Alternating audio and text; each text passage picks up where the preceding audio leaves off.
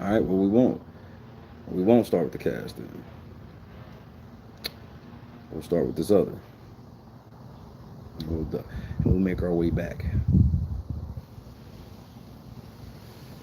I'm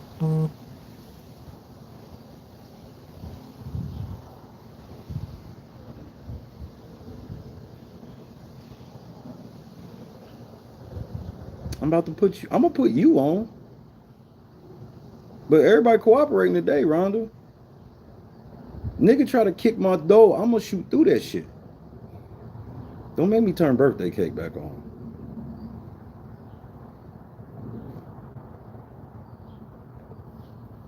Hey, Sherry, when you posted your article, the first thing is you were hoping I was asleep. I was not. I was not. By the time Mish said something, I was already done.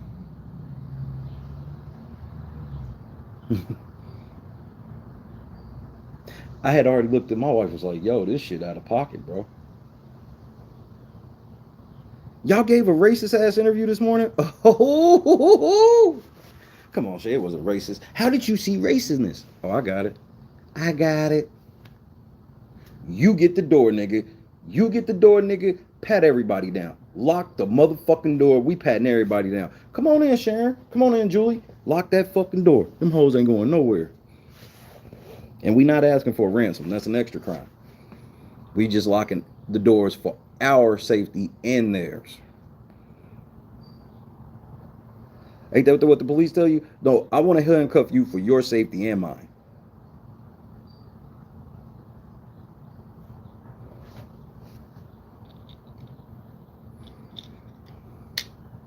First of all, this season's going to be trash. Standing on it. Now, obviously, we gonna make it the shit. But the non-LNC version of Big Brother, that shit gonna be garbage.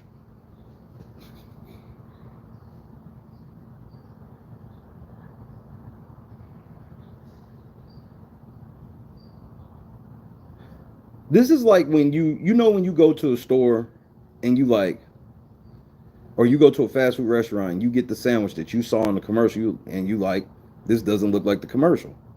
Well, a lot of times it does. You just didn't put both of your hands on the little sandwich like they did in the commercial.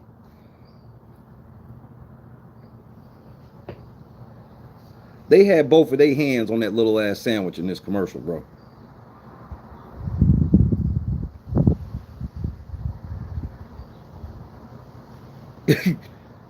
First of all, these niggas can't even decide on a theme and try to make that sound like it's great. It's a great idea. They made that shit sound good, but I want y'all to know what that means. That means that motherfucking Big Brother house can be any and everything at any given motherfucking time with or without explanation.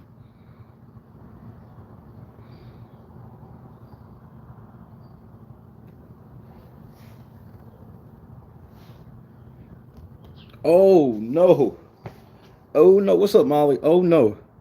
This shit bad, bro. This interview, man, and I know Sharon woke up beating on her chest, nigga. Well, am I allowed to say that women beat on their chest? I don't know all y'all woke women rules over there in the feminazi land. But I'm pretty sure she was doing what's the equivalent of beating on her chest this morning. Cause bro, she thought, nigga, you should have threw this motherfucking interview in the motherfucking dumpster. remember, they was pumping Sharon Tharp up like, man, thanks to Sharon Tharp for giving us absolutely nothing during the preseason. Without you, there wouldn't have been all these lies and shit.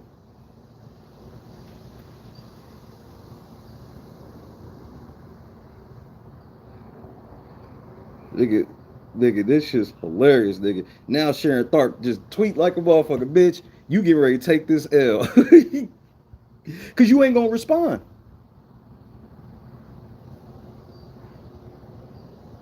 But I thought you was an ally. I thought you was who we could look to. Well, they did. I never thought that shit. I told you who you were. That's why you don't like me. Y'all don't like me because I'm the nigga that walks around the community with a mirror on my face. So every time you motherfuckers look right in my eyes, all I'm able to do is show you yourself. That's why you don't like looking at me. That and I'm black.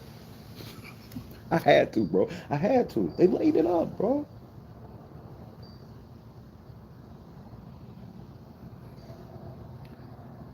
Okay, let's do the cast right quick. Because the cast won't take nothing but a second. Then we'll read this.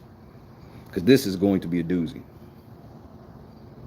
So, after all this wait, CBS Big Brother, what do you have for us?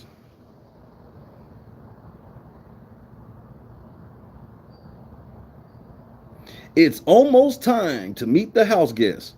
How is it almost time, nigga? It's today, and you didn't tell us what time. Okay, cool. Can you guess who will be your favorite from the voices alone? The fuck? Hard and dramatic. So I want you to know they took my 2-minute Twitter video idea, cut it down to 22 seconds, and didn't put pictures of the cast in it. They just put their voices. Describe myself in 3 words. I definitely say Driven, adaptable, a little out there. very sarcastic, Outgoing, cunning, genuine, unpredictable, bubbly, charismatic, competitive, confident, intelligent, athletic, resilient, feisty, outgoing, passionate, bold, smart, and dramatic. Describe myself in 3 words.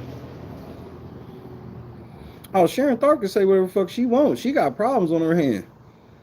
That her white zaddy ain't gonna be able to get her out of, because I'm getting ready to let all your little pro black contingent know what the fuck you really be on. Which one of your favorite house guests do you like from that 20-second audio clip?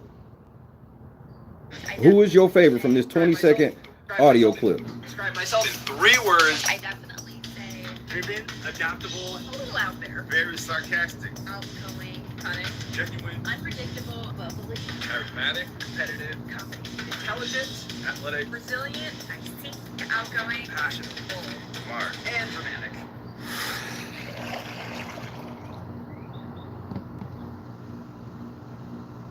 Nobody sounded like Petty Pat Pat, for the record. What? Why are y'all fucking doing this, bro? Why are y'all trolling on this level, bro? And I'm gonna tell you why. They thought they won today. They was like, well, when Julie drops these interviews and shit, then everybody's gonna understand, and then that's gonna make it. Man, y'all made it worse. That's because y'all stupid.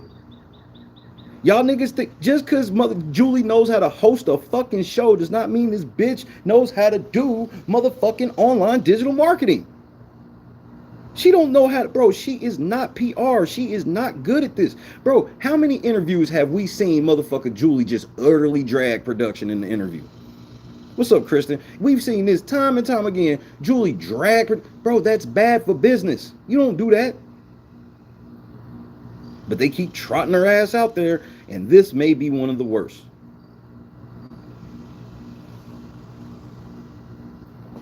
LB.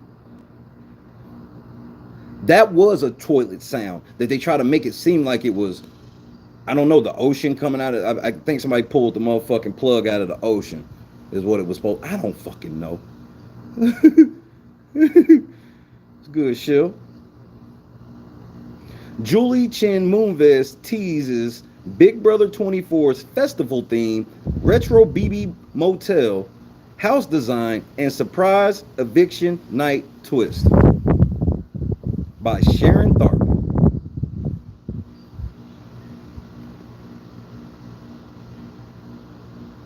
That shit was a toilet flush. It was. They're stupid. Flush this whole cast down the toilet.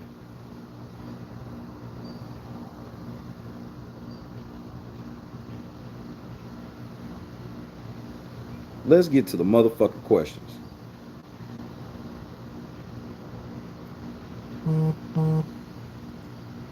Out the gate.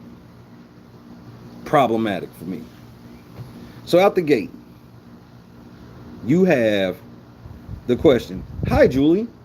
So what can you tell us about Big Brother 24? All right, let's stop right there. She ain't getting ready to tell us the cast, so what the fuck are you asking for? So, I mean, let's just, we are. Here we go. And for the record, I don't like Sharon Tharp. See, I can admit shit. I'm not like the rest of them. I don't like her. She's a motherfucking pander queen who just be sitting out here trying to soak up all this fucking clout because she thinks she's 20. Bitch, you ain't 20.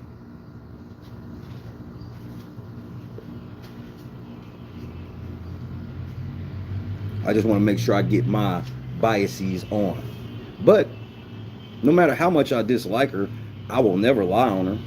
I'm not her. I'm not the rest of them. They're liars. That's why I don't like them.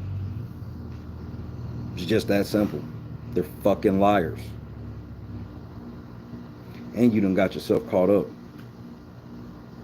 Because I'm telling. I told you niggas, I'm you niggas fuck up this season. I'm snitching on everything. Hit the fucking like button. If we don't get to 40, this stream stops, bro. I ain't going for the shit today. Take your ass over to Twitter and go sit on Sharon Tharp shit. Go sit on Entertainment Tonight's website. They fucks with you. They fuck with you heavy. They do exactly what you want. They will even talk to you.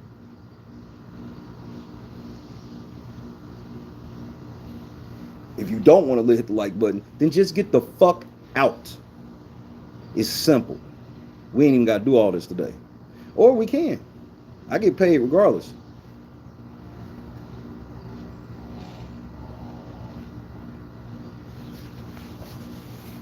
Y'all got the game fucked up. Y'all are going to recognize that the Real Late Night Crew is the #1 source in all things Big Brother. All things. And respect will be paid. One way or another. Because where the rest of your podcasts at? Are they on?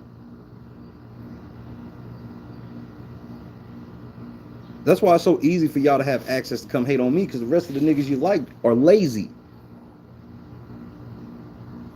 They got real shit to do. They ain't worried about you niggas.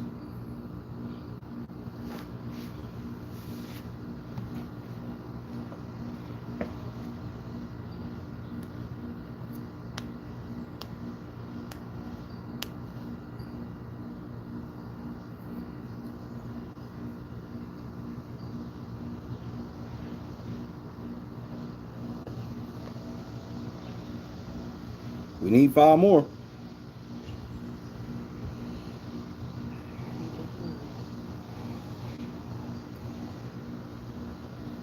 I either need 5 more likes or I need 6 people to leave. Y'all can pick.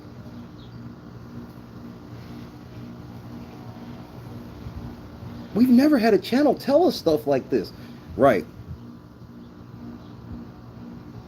You've never had a channel as disrespected as this one either.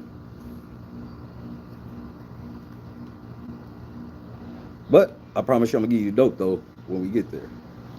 That's what I do. This is what I do. This is the time of year where it goes down. This is what the fuck I do.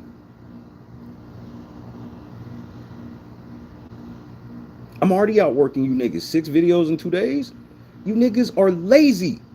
Get off your fucking shoulders and get to work. Taryn, Rob, get your lazy ass up. Where's the deep dive on this bullshit? It's kind of hard for you to deep dive on this bullshit though, because you don't know what the fuck you don't even know how to navigate any of this shit. Now that we have 40, I appreciate all 40 people. The other 13 people, fuck you. I'm starting off very combative this season. I wish you well though.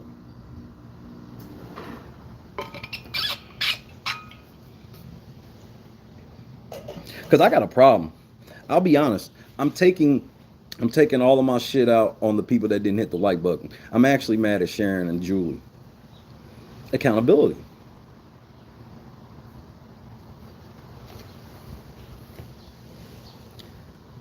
Hi, Julie. So what can you tell us about Big Brother 24? You're going to see 16 brand new house guests on premiere night. Let's stop right there. Ooh, you worded that very carefully. Not we're going to see 16 brand new house guests this season, but we'll see 16 of them on premiere night. Keep that in your pocket. That could turn out to be nothing, but Julie has a direct script because they got a direct script of questions.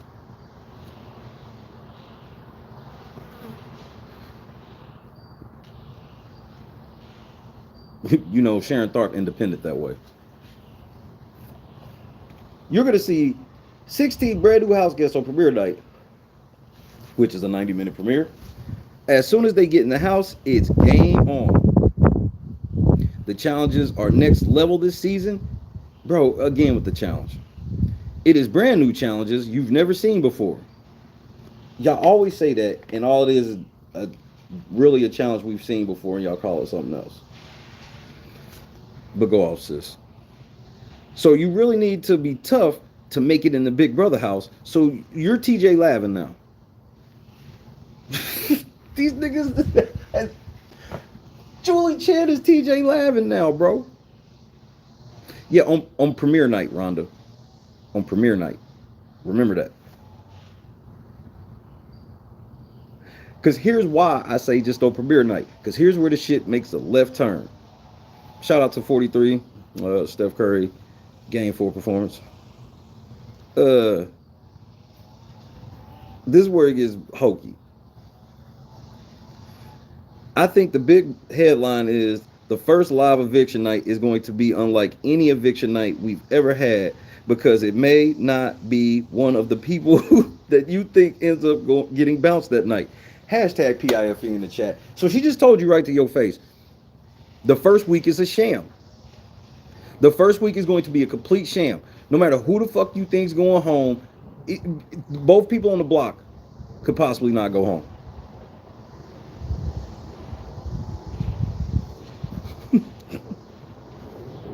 Out rip, nigga. So again,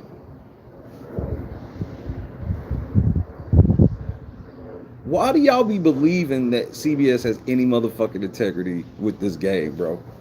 These niggas is dead ass, like, and then they try to always make it sound like it's about to be the greatest thing ever.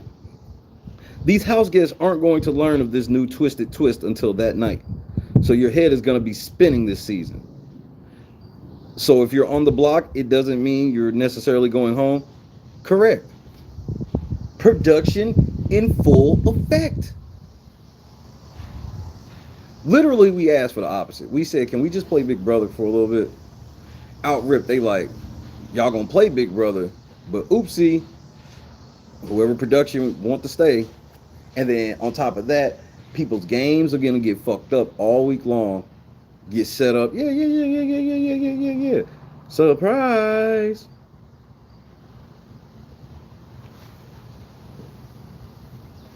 This is already bad. Is this going to be revealed on premiere night or at the first eviction? No. I don't even think to the audience until probably earlier in the hour of live eviction night. So they're not even going to mention this twist to the casuals until the night it happens. Ooh, boy.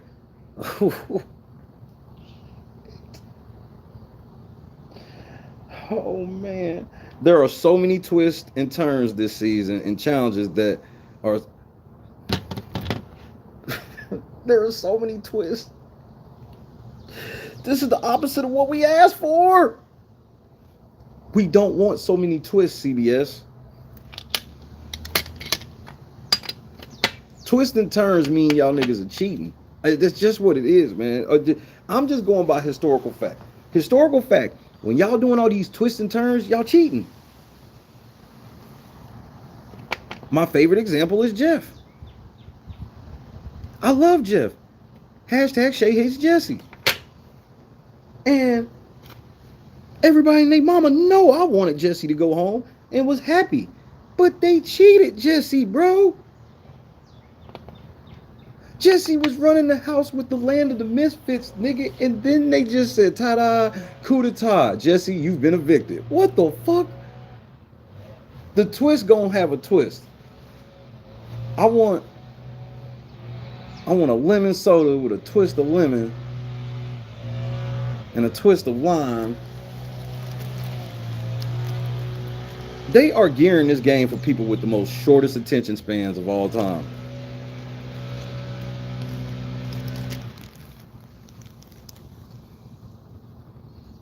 And they think this shit sound tight. Yes, tight. We gotta take it back to the 90s for that one.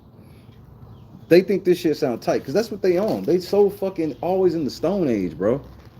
They gonna start saying stop the cap in probably about 2027. 2027 BB gonna have a stop the cap thing. You're like, I remember we used to say that.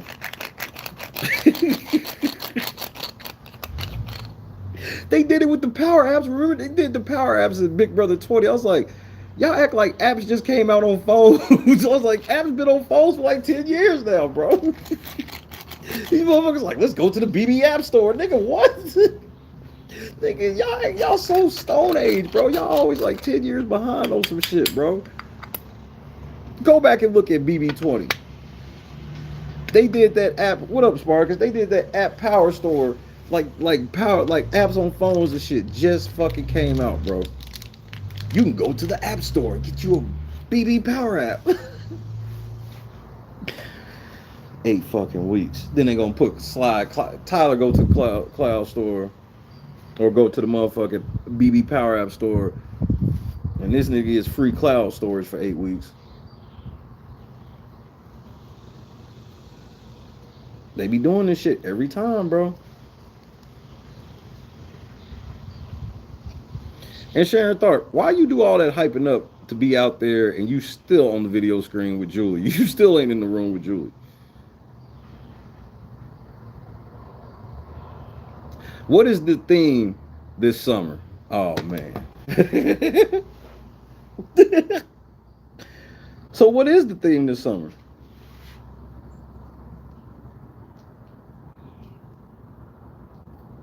The theme this summer is, here's the quote from Julie.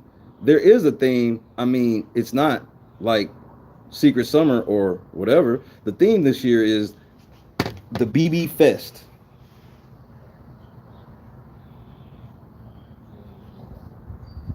What was the name of Travis Scott's shit? What was the name of his fest? Because y'all getting ready to just start walking into Julie's mouth right now, bro. The ambulance is getting ready to come through the crowd and they go, Astro World. The Astro World Fest. So now they want to do a BB Fest. Again, they behind. Now these niggas is doing a Woodstock thing. Woodstock was legit 60 years ago. Festivals are all the rage. What? He said short for infest. Yeah, definitely short for BB infestation. Every week throughout the summer, you're going to see different themes like a music fest, a comedy fest, a Renaissance fest.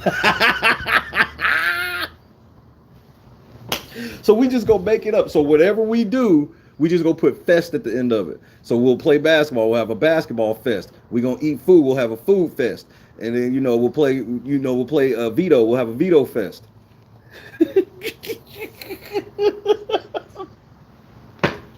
These niggas suck at this, bro. Woodstock 99 was lit. It was. Especially when Green Day performed. These motherfuckers said they just go put fest at the end of everything, nigga. Fest, nigga. It's a fest. Who sat around and thought it was like, nigga, I got the idea, nigga. We'll just have multiple fests all year. Meanwhile, what is predominantly at all fests? Alcohol. There will be no alcohol at any of these fests. They gonna give them niggas seven beers to split between 16 people. Even the Renaissance? At least gotta give them some at the Renaissance. Oh, they'll give them some sparkling wine. Fuck it, we'll do it live. Exactly. These niggas said they go to. So understand, there is no theme this year. It's just whatever we decide to do that week, we just go put fest at the end of it.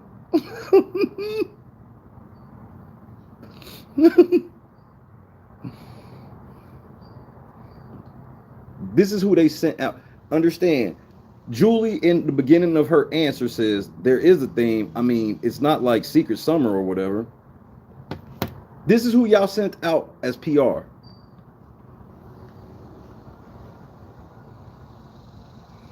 Nah, they don't need to be on Demon Time. They can't handle Demon Time. They can't handle, Gen Z cannot handle Demon Time. Every week throughout the summer, you are going to see different themes like a music fest, a comedy fest, a Renaissance fest, but my personal favorite, I think most people will agree, is going to be the Zing Fest. Man, you corny.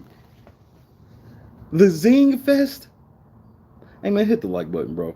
What's going on here, bro? Y'all niggas is gassing this shit up, and this shit sound trash.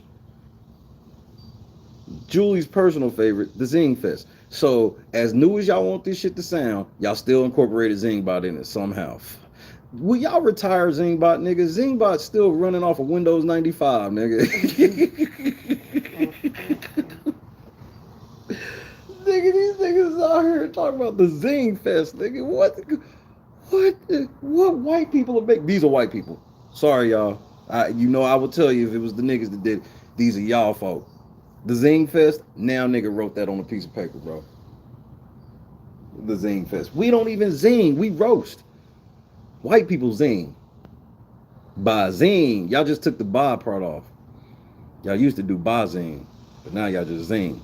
And now y'all having what's called a, quote, Zing Fest.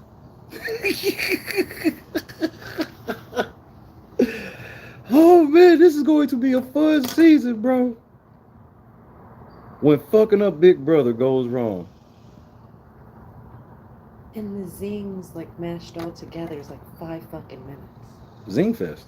That's a fest. 5-minute festival that we are going to make. So are these festivals going to be a complete hour of a festival? Like, will the show be like, okay, so tonight is Comedy Fest night? Is it going to be Renaissance Fest night? Or is that just going to be the shit y'all just said in the... I don't even know. I don't even think y'all know.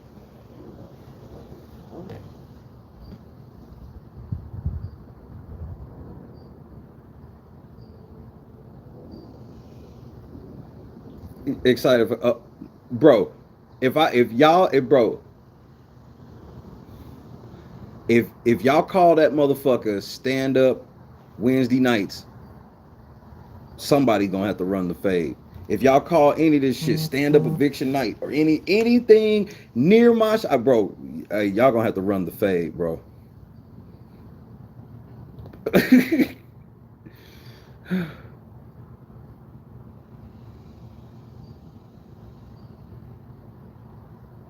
What about the house? We'll get to that. I got y'all. We got a lot to go through. What about the house? Have you seen it? What can you tell us about the design? No, I haven't been to the house yet because of COVID protocol. So let's stop right there.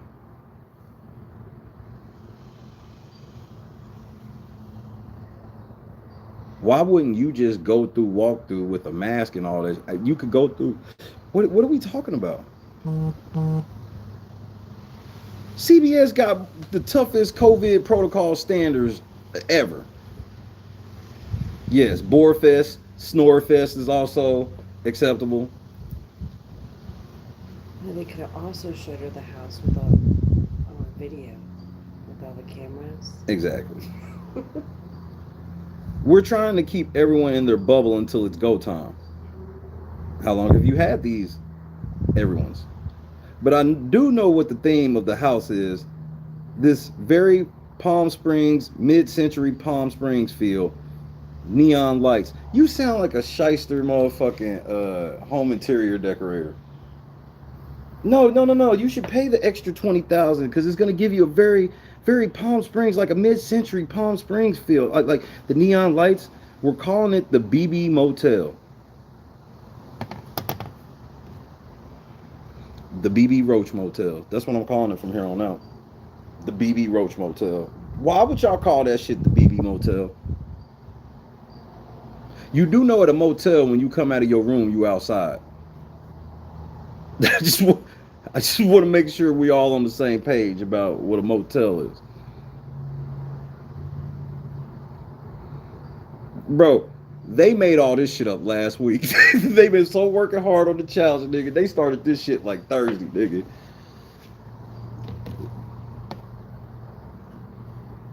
We're calling it BB Motel. You know, you can check in, but you can't check out. Well, that's literally not the truth because Every week somebody will check out. What, The Shining?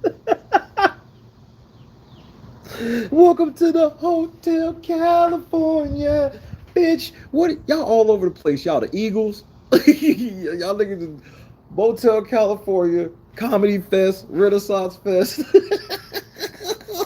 How are you running? Palm Springs. Palm Springs. What? These niggas is doing it all, nigga. And y'all think this shit is going to be executed perfectly, nigga. These niggas is going to do it all, nigga. The BB Roach Motel, nigga. Y'all are out of pocket, bro. Who the fuck is in charge of this? Allison. If this is you, Allison, we've reached it. This is Fonzie jumping over the shark, nigga. This is it. Oh my goodness. So you can check in, but you can't check out. Nigga. I know that's the song, Julie, but it's only funny when you use songs that actually apply to what you're saying. Like, you don't use the opposite side. Yeah, you can check in, but you can't check out. Bitch, you just said somebody checking out that thought they had a longer stay the first time. You don't want to get evicted. Dynamite drop in, Julie. You want to stay in the BB Motel.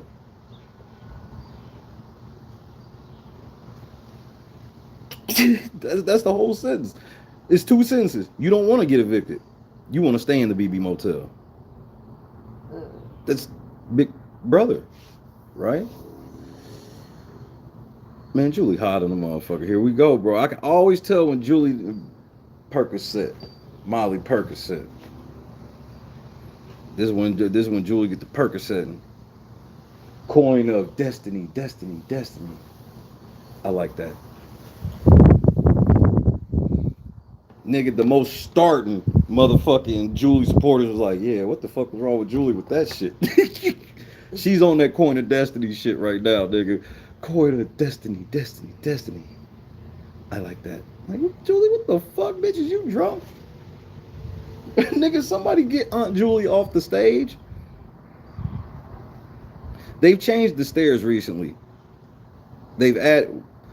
Sharon, you gotta learn how to type. They've added a door to the bathroom. Any other major structural changes like that? How the fuck would she know, Sharon? She just told you she ain't been in the motherfucking house. She just said, I ain't been in the house because of COVID. All right, so can you tell us about shit that's changed in the house? Bitch, I just said. Yes, we're going to have a tiki bar at the bridge upstairs outside the HOH suite. So y'all going to have a non-alcoholic bar. Because understand, when they say it's a tiki bar, understand by week 3, them niggas going to be standing there playing chess. They have a tiki bar outside the HOH. So it's Palm Springs / Hotel California / Mid-Century Palm Springs / Comedy Fest / Music Fest / Renaissance Fest.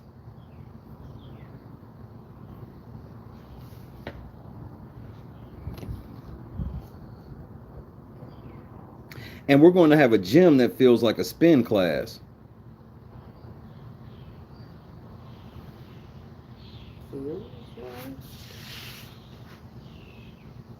Huh? What do you mean feels like? Is it spin class or what? There's lots of bikes and a row machine. So y'all taking out the weight machines and giving these niggas exercise bikes and a row machine. So you know these Big Brother house guests need something to keep busy. So what's going to keep y'all niggas busy is some exercise bikes, a row machine, and a tiki bar.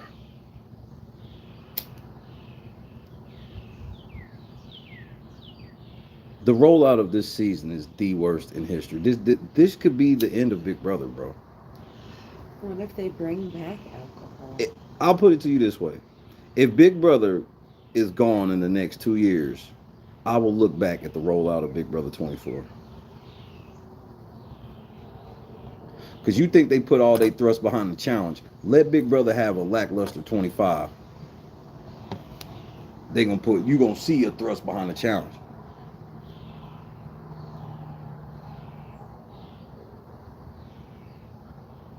Because the challenge did 32 on MTV. At the end of the day, if this CBS shit don't work, they can just go back to the crib. Nigga, Big Brother goes to MTV, it's over.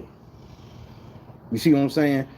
The challenge got somewhere to land if their CBS shit don't work. We don't. You mentioned the twist for eviction night. Is that something that will be popping up more, or are we just doing it once? Julie answers, well, that's a good question. I don't know the answer to that. I think it's something that's going to be a twist, if you will, that will last for like the first half of the summer, because the twist, I don't think you can do based on numbers until, you get past like the halfway point or almost the halfway point of the summer. That's literally how she wrote it. That was a direct quote from Julie. That was not me stammering and stuttering over. No, that's what she said. So understand, for the first half of the summer, whoever you think is on the block getting evicted, it's subject to change on eviction night. Julie just told you that. Hashtag PIFE.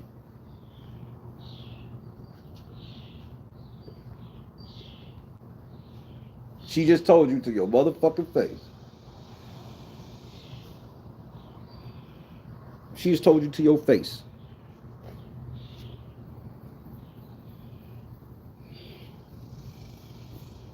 Oh, TJ Lavin coming at some point, Alan.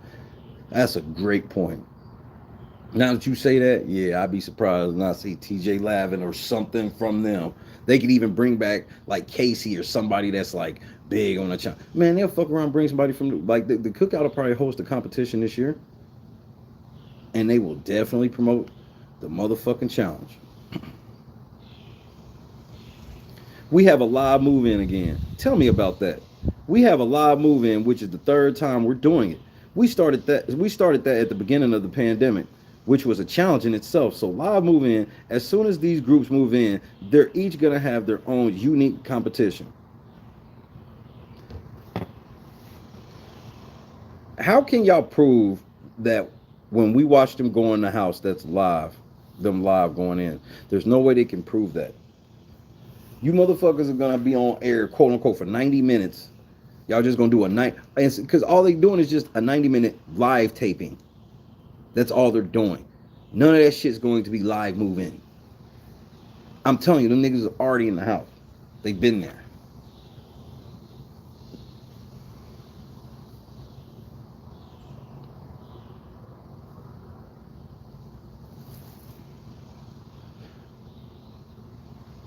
I do say one thing. I think that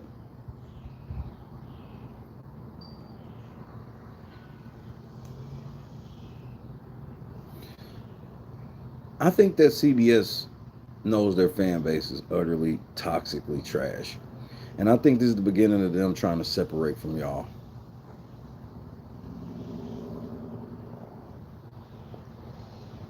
They gave us a 22-second voice clip of all 16 house guests. We got to hear all 16 house guests in a 22-second audio clip.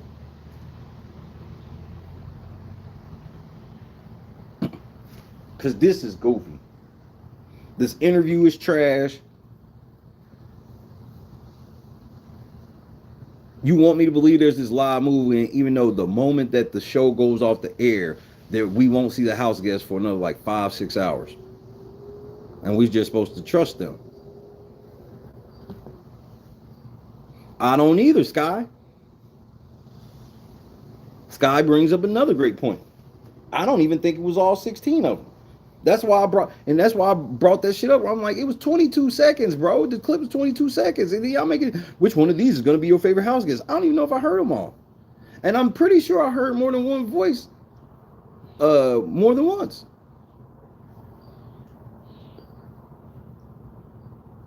So are they separated into teams? So far, no, kind of, with teams. What do you mean so far? Oops. Julie let the cat out of the bag. She says, so are they separated into teams? So far, no. What do you mean so far? You fucking morons. Hashtag Shay was right. Told you them niggas been in the house.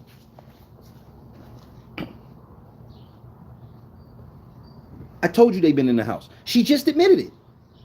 She just motherfucking... Thank you, Sharon. Sharon Tharp with the breaking news. They been in the house.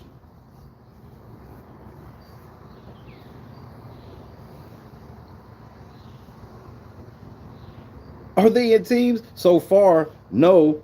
Kinda with teams. Duos. They're in the duo shit. And they're already playing. So they're not live moving in Wednesday. They're fucking lying. Timestamp where it didn't happen.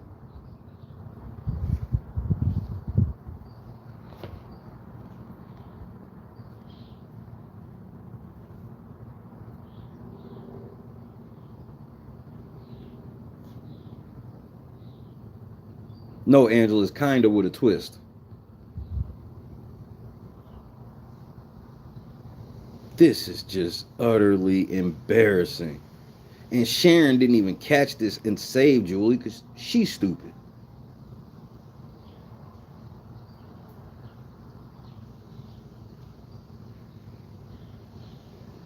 As soon as I read that, the page crashed. Devil, you can get mad all you want.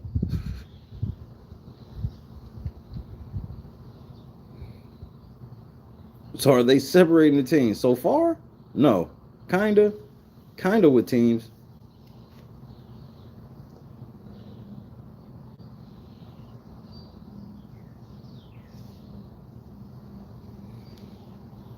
Julie Chen, Moonves, Owens.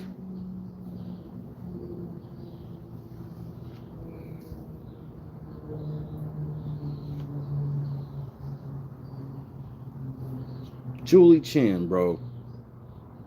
You let the cat's out the bag. By moving groups or no. I know not by moving groups because we have to kind of give them the choice to make.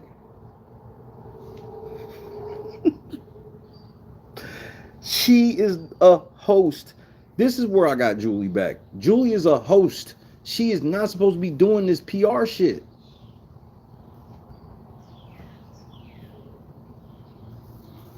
And we don't have a live audience for this premiere, right? Right now, it's not a live audience. So we'll never know for sure. We just got to trust CBS that it's really a live movie because there will be no witnesses as well.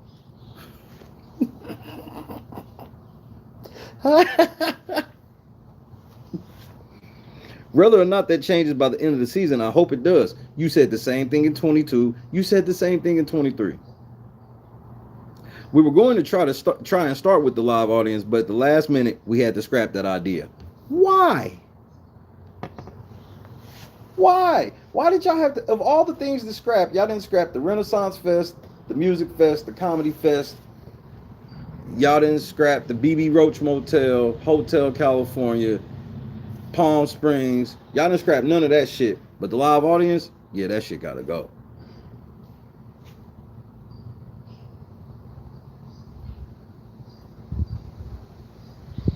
And I love this ad that's under it. This is how we Vegas. Exactly. These niggas is, everybody's outside. We back outside, back outside, back outside, bitch, we back outside.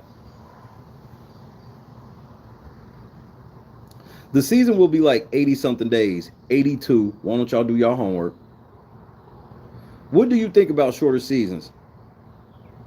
I don't have a preference. You're right. It is shorter because of the live load in. Excuse me? Man, pause. And we're premiering in July as opposed to we used to not do a live load in and do it around June like 19th, 18th, something like that. And then make you guys wait. That's what you're doing now. and just lying about it. You've already admitted it. We would let the story develop in the house and then present the premiere and kind of go from there.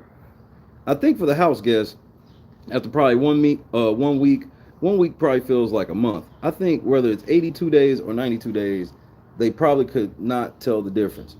Bullshit. Because if it's 92 days, they're not getting ready to have to worry about a triple eviction, nigga. Jeez. I know you mentioned it's an all newbie season. Have you seen the cast? Any casting twists? I have seen the cast. I know you have. Ain't seen the house, but she's seen the cast. Make it make sense. They can show her pictures of shit of the cast, but they can't show her a live video feed of a house with 2 million cameras. Like, that's exactly what Chris says. Like, why don't you just turn the fucking feeds on for Julie? Exactly. But she's seen the cast, though. And I'm excited about this cast. So you've done more than just see them. What I love is seeing how they present themselves when they're trying to get picked to be on Big Brother. You be watching casting tapes? And then seeing who they really are once the season starts. You go in and you think, oh, I love this one, and this one I'm not so sure about. And then you have to expect the unexpected. People, you never know what they're selling. And if they're really selling who they are, and then your opinion changes of them a couple weeks in, well, some people will disappoint. But some people will be pleasantly surprised. Man, Julie hot in a motherfucker, bro. But that's always exciting, getting to know these new personalities and seeing how they're. Watch out, nigga. Landed on you. What is it? Is it on me still? Yes.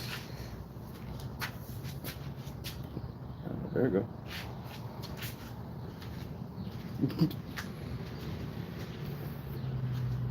But that's always exciting, getting to know these new personalities and seeing. That's what she said. And seeing how their chemistry, what develops between people, and hopefully showmances. There goes the showmance push.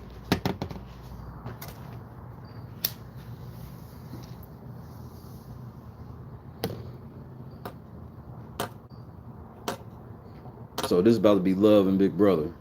Here we go.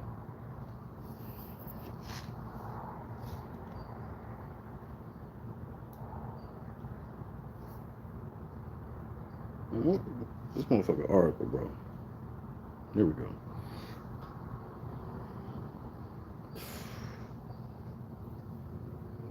She didn't even answer about the casting twist. Just so you know. Just put that out there. What up, Boston? She totally stepped over the casting shit. I asked fans, pay attention. I asked fans what they want to know from you. They're curious what you think about big alliances that tend to run the game. Is there any way to combat that? Do you ever find yourself frustrated watching them and rooting for the underdogs? Let's stop right there. What fans have been saying shit to you about a big motherfucking alliance? These fans wouldn't have a problem with the big alliance known as the Cookout, would they?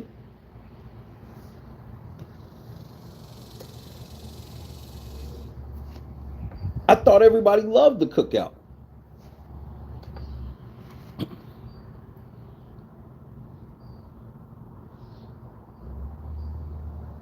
I thought everybody loved the Cookout. What the fuck is this?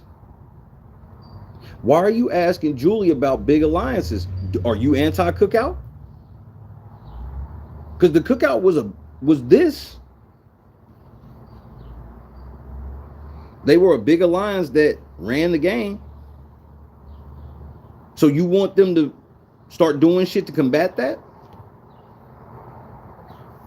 Of all the game changes and shit in the world that could have been asked for, why are you now at this juncture asking about fixing big alliances running the game. Uh-oh. Julie, they setting you up. I suggest you tread carefully. Because I did read this article today before I came on the air. And spoiler alert, this question and the next question, this bad, bro. And why I told you niggas not to do this stupid shit. First of all, they're already talking about rigging it against us now. Because of you motherfuckers. You hear me? You hear me, Derek Frazier? You hear me, Tiffany? You hear me, Xavier? You hear me, Kylan? You hear me, Ozzy? Do you hear me, Kamala Chada? Now they're talking about rigging this, all the big alliances. Then as soon as y'all niggas come through, you fucked it up for everybody. Because now they're talking about we got to do something to combat that. Ain't that right, Sharon? The fans have told you that something needs to be done about that.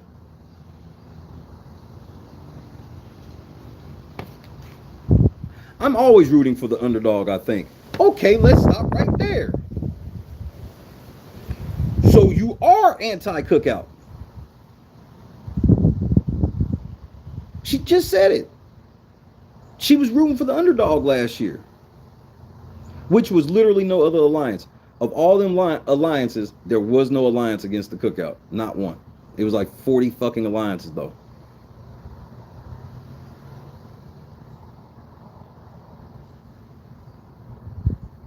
Julie just told you she wasn't rooting for the cookout.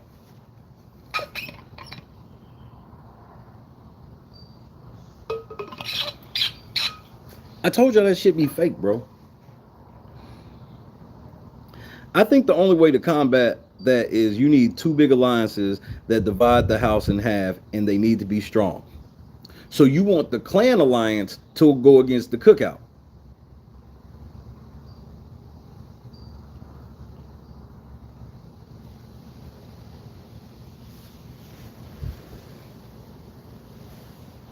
I can't believe you just said that.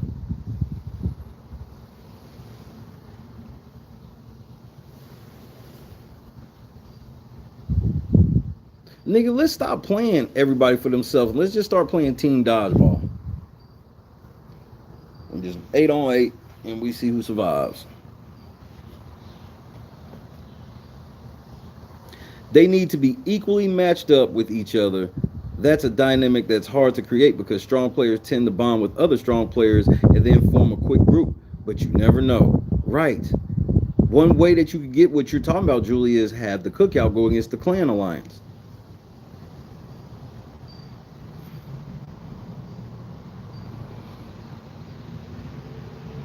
I mean, look at what happened on Celebrity Big Brother.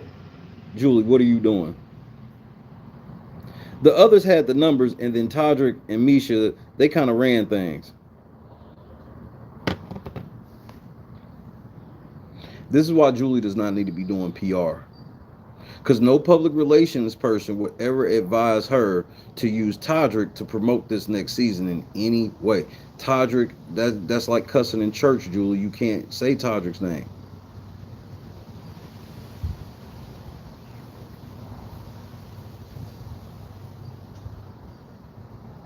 Y'all are really bad at this, bro. And then y'all wonder why y'all don't have success. Y'all suck at this.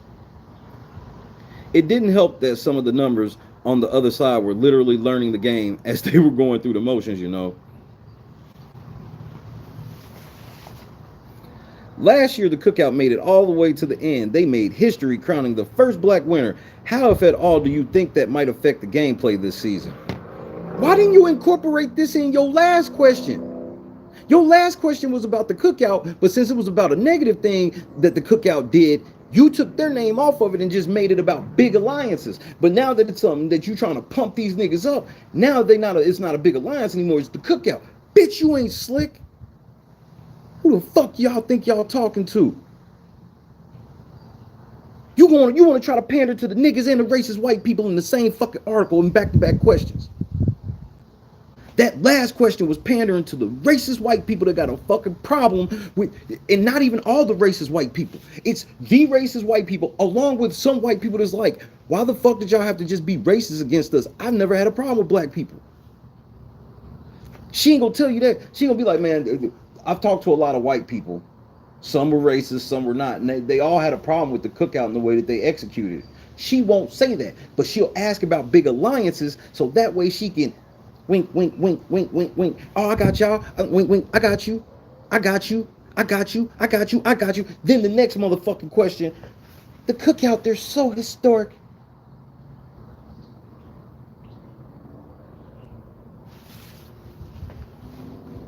You motherfuckers are not slick.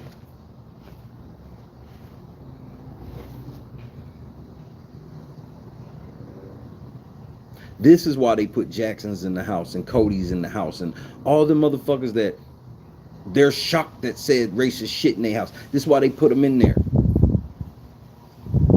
Because they going to argue both sides. Yeah, we're hearing the complaints about large alliances. What do you do? Book the cookout. They weren't even smart enough to space these questions. But go off, Julie. How, if all, do you think that might affect the gameplay this season? Let me repeat this question, because Julie says something I couldn't believe she said. Last year, the cookout made it all the way to the end. They made history crowning the first black winner. How, if at all, do you think that might affect the gameplay this season? Well, I think everyone's going to try and model that.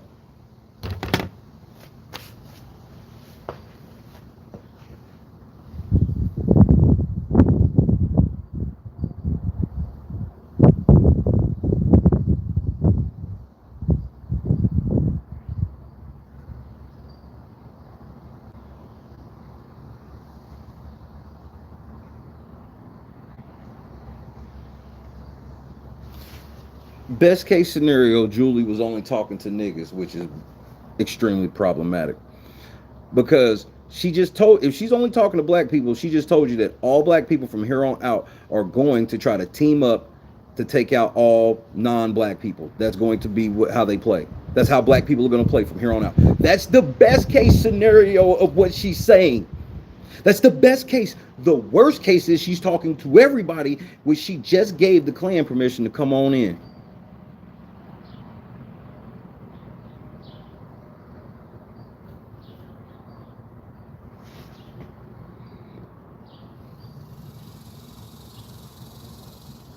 Oh, I think all the niggas when they come in the house are gonna be low integrity and just put white people out because they white.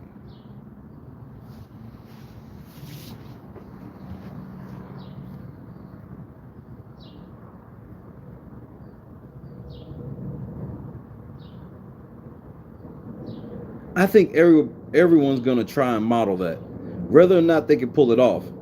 The cookout almost didn't pull it off.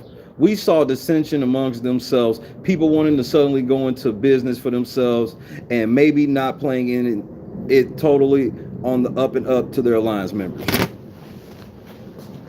Game over. Told you. Julie said it, so we're done here. Julie Chen Moonves said it, so we're done here. There's no more argument. I don't have nothing to say to you bitches. We're done. I told you niggas this shit about these niggas from day one. Julie just said it.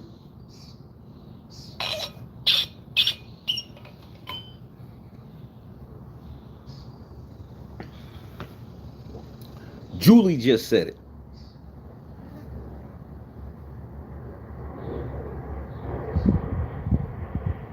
The cookout almost didn't pull it off because they wasn't even about that action.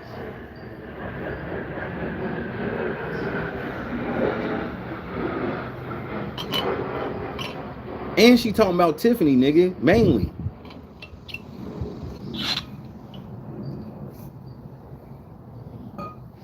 Okay, Derek, come out now and drag Julie. Say that Julie lying. Say Julie don't get it. I dare you. King of the Sevens in the building. Nigga, what? Nigga, I didn't want to just put that shit on the wall. You know what I'm talking about, too. I didn't just want to put that shit on the wall. I thought I read it wrong, bro. Nigga, I'm so motherfucking proud of you, nigga. Fuck the dumb shit, nigga. You already know where you know where me and you lie at the end of all of this shit, bro. I'm so motherfucking proud of you, nigga. I words just can't even describe.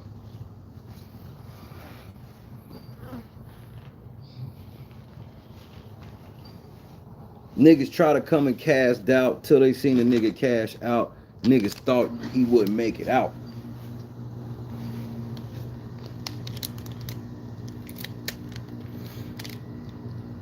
Let me say this, Sky. I'll say this about it.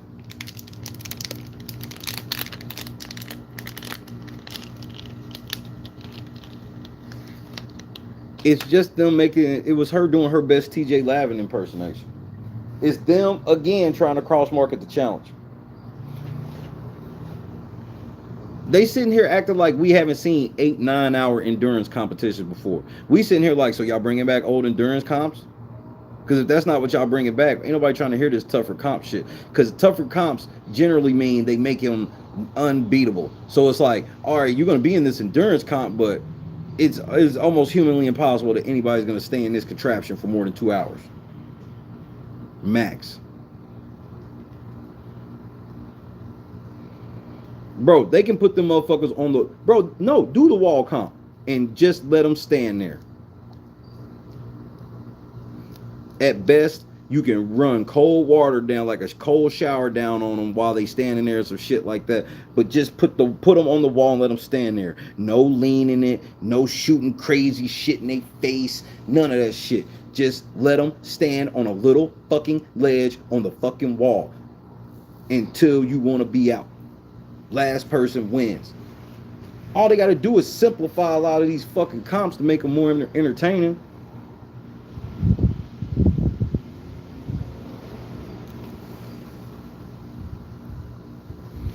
Everyone's going to try and model that. You hear that, Marcus?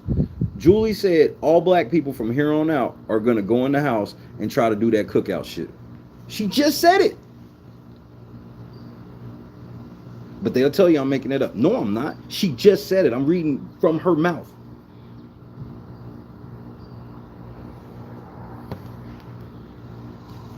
At this point, with this low attention span having fan base, they might as well just do Summer Big Brother on a motherfucking... They might as well just start doing that shit like the challenge and have it just on a motherfucking... like a Celebrity Big Brother schedule where they damn near have 12 houses in 1 year. 10 to 12 houses in a seat in 1 year. Because, I mean, the attention span of this shit is just ridiculous. The cookout almost didn't pull it off. We saw dissension amongst themselves, people wanting to subtly go into business for themselves, Tiffany, and maybe not playing it totally on the up and up to their alliance members, Tiffany. Can that be recreated? I think people are going to try, but all you need is like one fly in the ointment. You just need one person who goes rogue. That's really hard. And I mean, for so long, for 3 months, good luck. We'll see. Expect the unexpected. AKA, hey, all you white people that were mad about the cookout, you got your wish. They're not doing it this year. And she let it be known that if they try to do it, it ain't going to turn out like the shit did last time. Because the shit didn't really turn out that way last time. Because the cookout wasn't as loyal as we made it look on TV. Told you.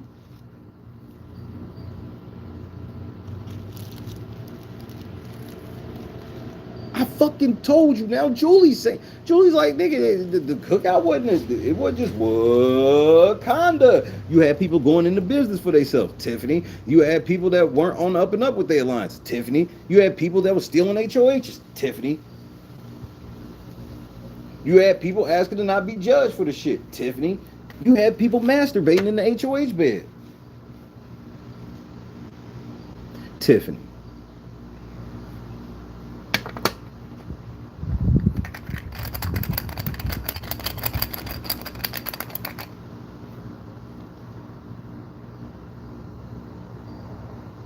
I do have a pitch for you, We know finale night is live and we're short on time, but as fans, we love to see the jury segment be longer and for them to get more questions. We'd also love to see the final two not be super rushed with their speeches. Can we make that happen? That is by design. They don't want them to talk because the more they fucking talk, the more they'll tell about the truth of what actually happened in that house. Y'all so dumb. Y'all niggas are right next to the source, and y'all don't realize that that's why they fuck with you, because they know how stupid y'all are. Y'all so dumb.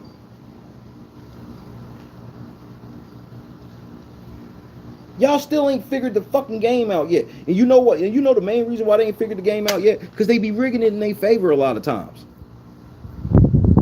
They like, yeah, well, if we do these longer jury segments, then your people are going to get exposed, and it's going to make it harder for us to just let them win. That's what they want to tell you.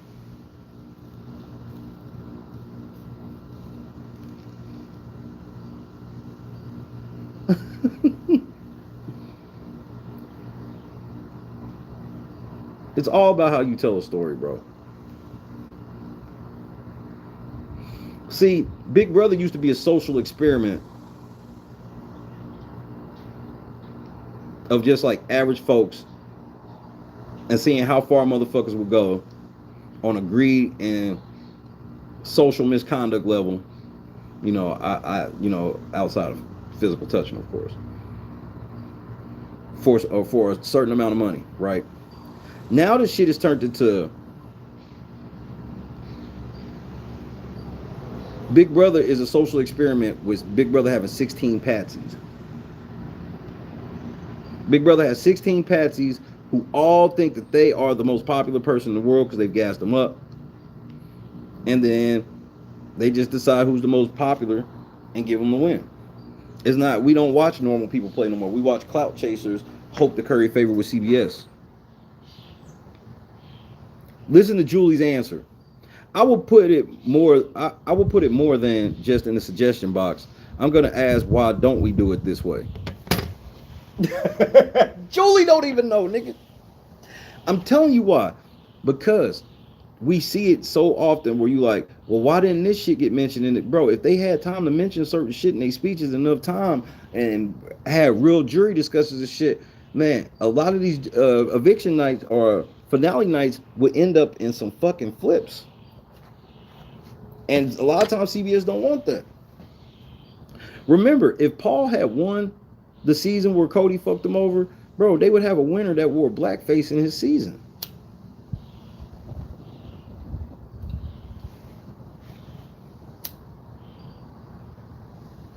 And so I don't think that they directly go and tell the house guests you have to do this or blah, blah, blah, but they will let certain information that they know would push you towards it go. Remember, they sit and pick your brain for 3 months, man, so they know how to push you in a certain direction by the end of it.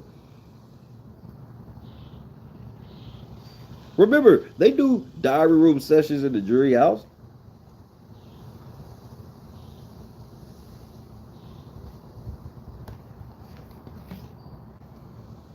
I'm going to ask them why we don't do it that way. AKA, they're not doing it. I'm going to do more than put it in a suggestion box. I'm going to tell them. Julie, they just told you what to come out here and say. Now you're going to go back and bark orders at them? Good luck. Just a little longer for the finale. So you want more of the live jury asking. We usually pre-pick out who gets to ask, and as a group, they agree on usually 4 questions, right? You want more than that?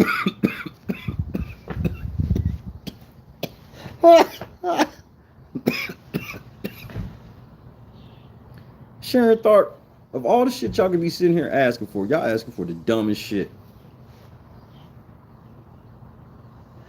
They always be pretending like they want more gameplay, but the way they be wanting more gameplay is, oh, we don't want to make, we just want shit like, let them talk a little longer during the jury shit.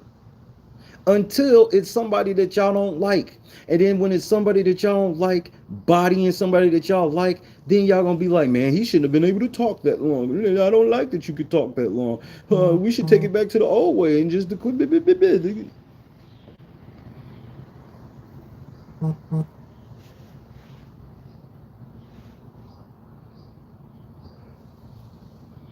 That, yeah, and then hearing from the final two. We love for them to answer questions and really be able to explain their games to the jury after 3 long months. That is against the mission, though. I'm going to ask. I don't disagree with you and the fans.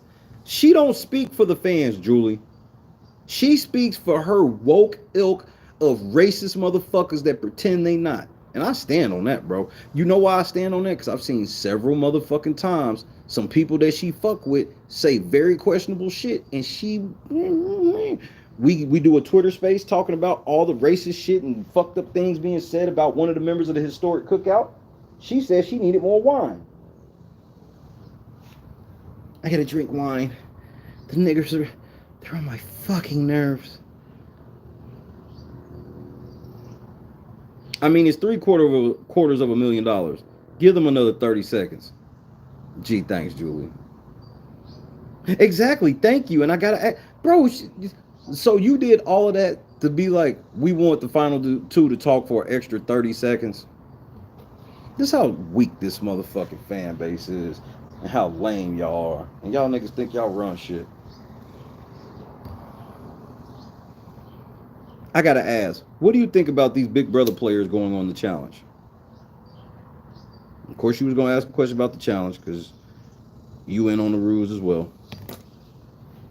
I'm very proud of them. I'm impressed. I think that they're gonna represent well because I don't think there's any other reality show that is quite as grueling as Big Brother, because it's not only physical. These challenges have gotten tough, but it's mental and there is no escape. Well, TJ Lavin disagrees. He says the Big Brother motherfuckers have been outright embarrassing. What's up, Mary? Survivor, you can like hide away in a bush and like decompress. Spoken like just the most entitled motherfucker in the world. Yeah, I mean, you can just decompress in a bush. Have you ever decompressed in a bush, Julie? What are you talking about? They just so disrespectful, bro. They really think Big Brother is the hardest shit in the world, bro. They literally think there's nothing harder than playing Big Brother. Even though we sit and watch day after day, motherfuckers not doing shit. Motherfuckers ain't stressed out. There's a lot of people that play that game without getting stressed out. But all eyes are on you at all times in Big Brother. No, they aren't. Bro, there's only 4 cameras up at a time. And then y'all turns them off whenever you feel like it. So what are you talking about?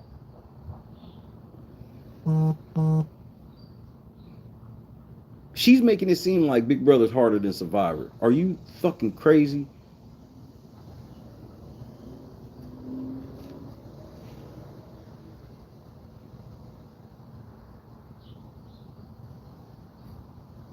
So I think it's flattering that they asked who they asked. And I think they're going to do well because of what they've been through on Big Brother. Yeah, I guess we'll see, Julie. Even though I already know the answer. I guess we'll see. What's up, Tammy? What's up, Rob? I know we have to wrap up, but any other final teasers for Big Brother 24? Anything you're excited for fans to see? I'm just excited for fans to see these new twists and turns and challenges. AKA all the shit we don't want to see. Twists, turns, and challenges. Oh, and don't forget the Zing Fest. Hashtag Zing Fest. Bazing. KS.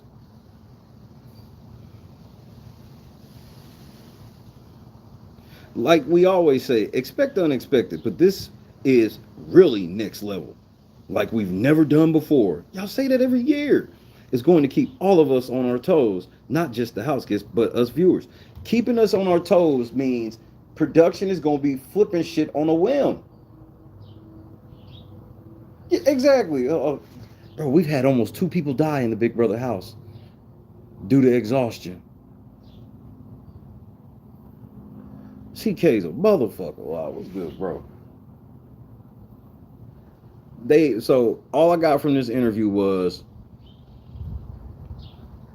all black people are going to try to do the cookout when they go in the house, but they need to do something to combat large alliances. They're getting ready to have festivals at the BB Roach Motel, where you can check in, but you can't check out except when you get evicted.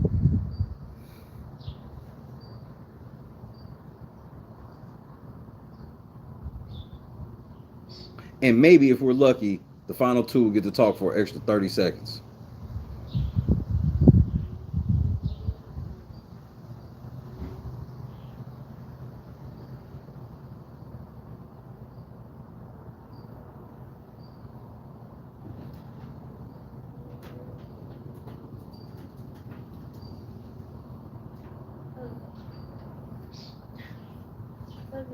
Love you too.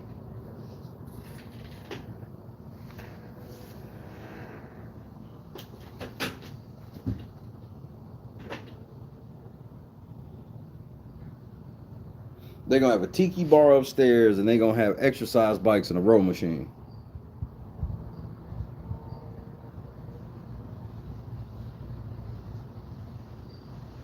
Oh, and niggas, when you try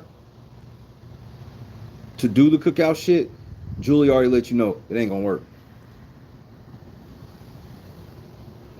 Like she said, it only takes one fly in the ointment.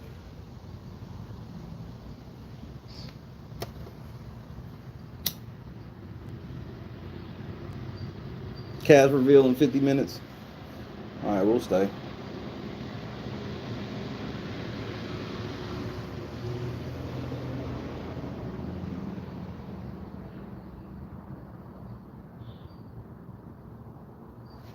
Matter of fact, we may go inside.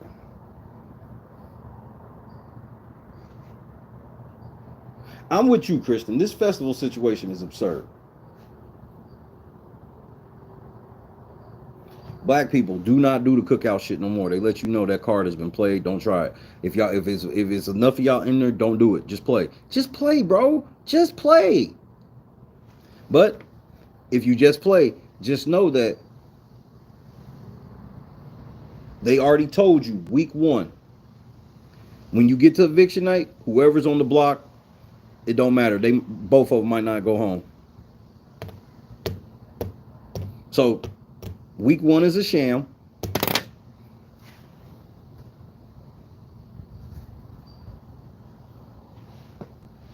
I should damn near boycott Premiere. Motherfucking feeds ain't come on like 1 in the morning. Then after that, motherfucking no episode till Sunday.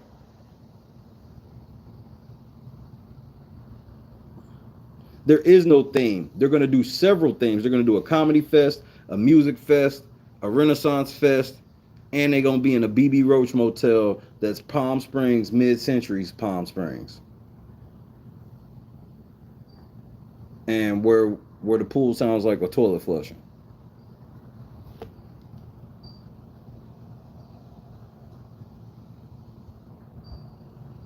I can't believe that, bro. Let's go back to this shit again. This is just terrible, bro.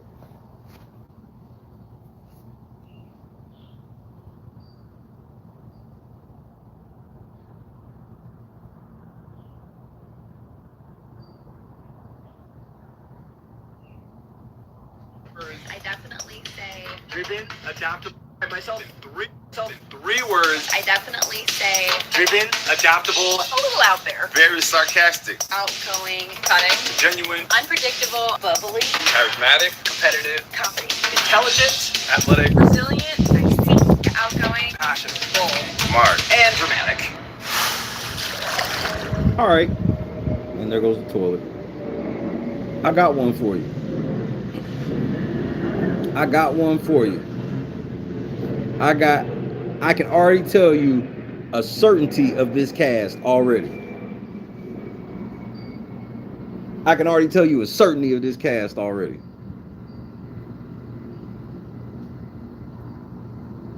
Ain't no real niggas on it. Ain't no real niggas on it. So, at best, we can get at best, I think I heard of Lord David Alexander. Shit. Now, he could be Xavier. Marcus, it's confirmed. RNS is not in progress this season. Confirmed. Damn, Jalen, I want to say you wrong. Bro, Julie just told me y'all try this cookout shit, y'all getting burnt. So don't even try it. Even though she expects all black people to try it.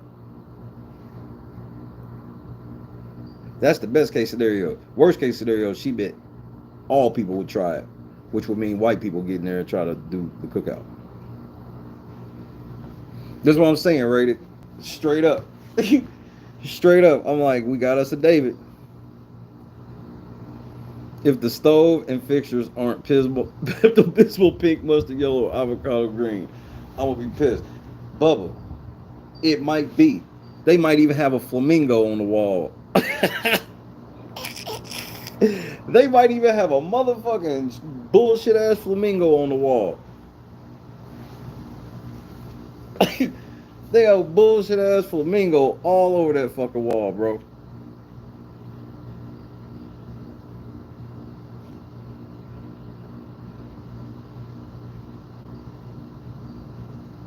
Hold on, man. Let's listen to him one more time. Let's get on our crack sloop. Hold on, let's listen. Describe myself in 3 words. I definitely say Driven, adaptable, a little out there. very sarcastic, Outgoing, cunning, genuine, unpredictable, bubbly, charismatic, competitive, confident, intelligent, athletic, resilient, feisty, outgoing, passionate, bold, smart, and dramatic. Nigga, I'm gonna tell y'all how they filmed this promo. They sat in the room with him and was like, we gonna put note cards in front of your face and we just want you to read the note card as fast as you can.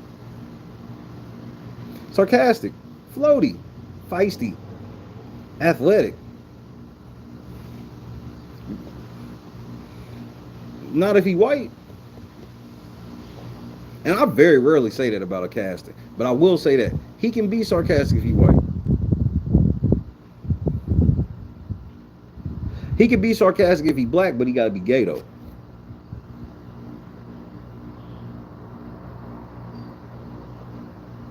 Production, per Andy, when you get the gay guy in the diary room, do not ask him what men he's attracted to. That's offensive to gay men.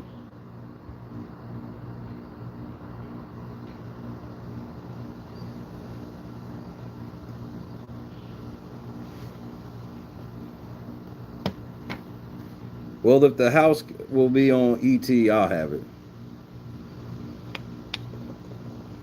We may post up in the bathroom for the last time before curtains up tomorrow. But I kind of need the computer. If I had an outlet out here, I would just bring the computer out here. You know what? I might just go get me an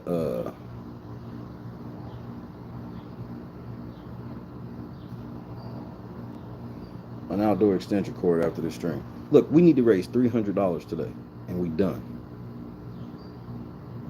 Let's do it today, so we ain't scrambling piecing together for Sunday. 3 bills. Let's do it today. They took a bet off of Vegas. Vegas took down the bet of if a house guest is returning.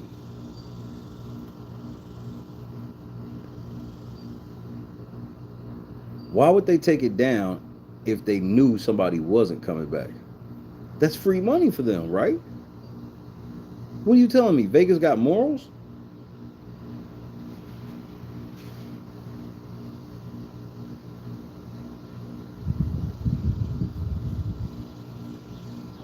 Chill in the cup one time. Let's roll, let's roll. Happy 4th of July, the flag it blows. I see you. Shout out to America. Y'all ain't getting none of this though. Y'all already take y'all whatever y'all take out of my shit. That's what you get. I might ask the gay guy what toaster he likes. I think that's more offensive. I blew my mind. I was like, that's me, the heterosexual guy. I'm supposed to be offended by you asking me what man I'm attracted to. Because if you ask me what girl I'm attracted to, I'm not gonna be like, hey man, that's offensive. You don't ask me what girl I'm attracted to. You only ask me that because I'm straight. You wouldn't ask me what girl I was attracted to if I was gay. Right, I would ask you, never mind.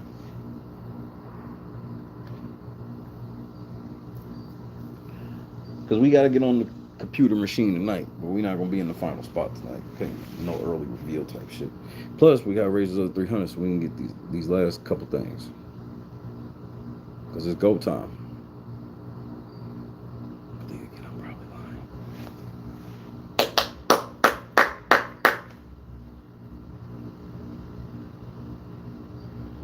lying. Andy never thinks shit through. I'll give you that, LB.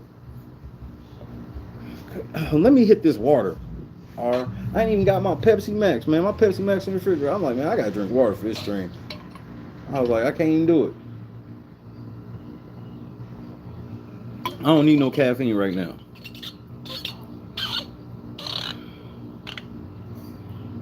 And then KS, he gonna tell you, well, all gay people aren't culinary cooks.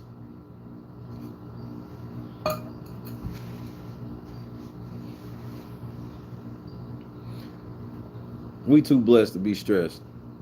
But when we in, bro, fix it, Jesus. He's like, this is what you there for. He was like, Jesus, like, the best I can give y'all for representation is Shay. And they like, dang, that's it. Lord, we don't like to question your will, but the only beacon of light you giving us in the Big Brother community is Shay. Yes, we got more important shit to do. He got it. Fuck.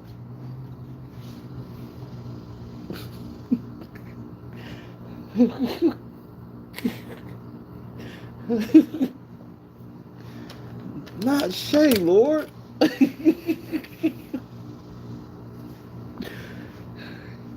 He means so well, but it's still him, Jesus.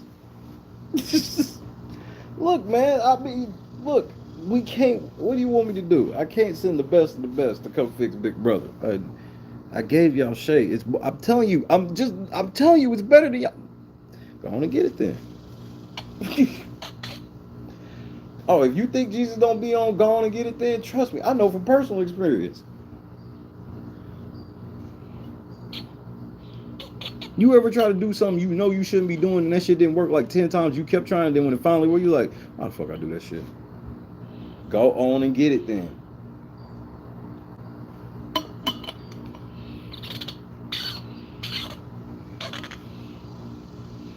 Allison Groner ain't going nowhere, bro. That's like that's clearly a non-starter. When they let Kaz go and the shit got worse. And when I say they let her go, they didn't fire her, she left.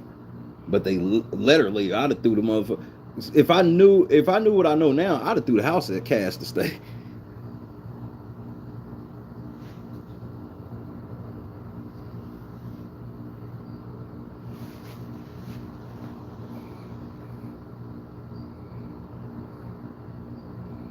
They just told us it's about to be a million twists and the challenges are going to be harder. Which, harder in what way?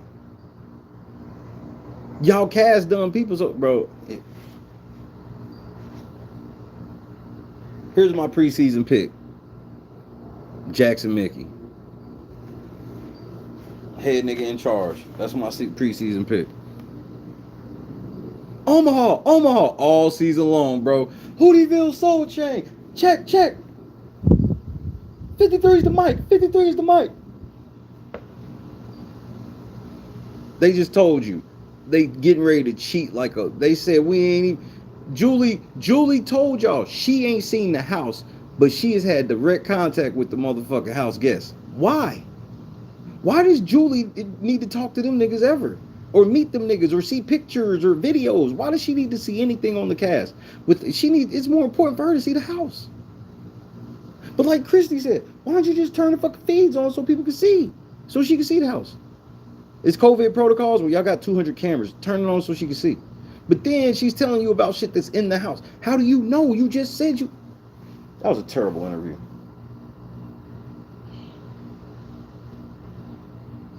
That was terrible. She literally told us, you can watch premiere night, the nomination episode, and the veto episode, and then when you turn on the eviction episode, somebody else could go home. And she lets you know that nobody's going to know about it until the night of. So now they getting ready to make everybody so paranoid that it's gonna backfire. Cause you're gonna build all these relationships and then fuck around and some shit go left on fucking eviction night with 16 people in the house. And then she asked her about casting twists, and Julie danced fully around it.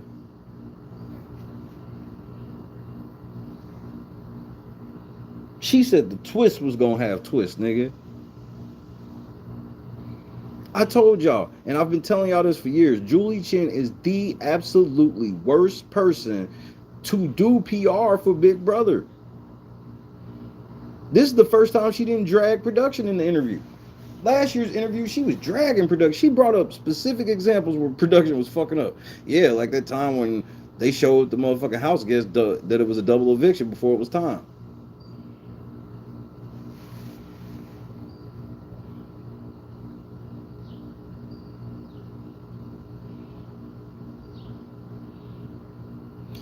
I mean, I get what you were saying, Jalen, but they're not comparable.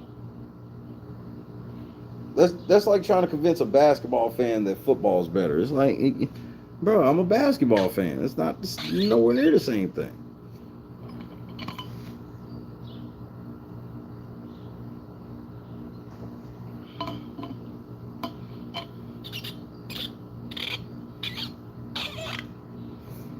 Outrageous. CBS, you fumbled. Yet again.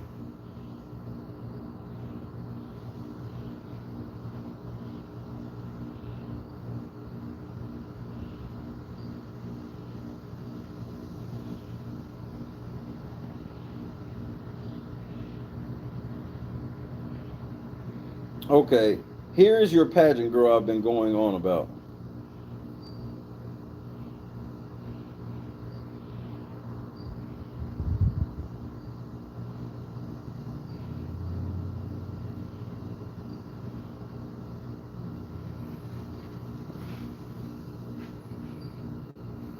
Spoiler girl, what are you doing? Didn't I tell you to stop lying, bitch? You fucking idiot. Didn't I tell you to stop lying?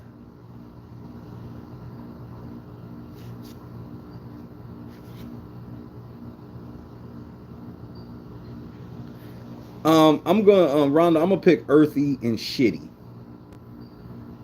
Whichever one said earthy and the other one that said they were shitty. Those are the two I'm picking. Spoiler girl.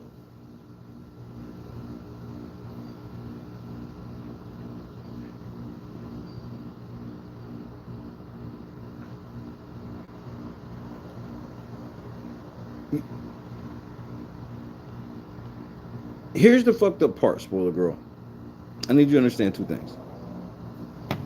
There's no win in this, because even if you win, you're wrong.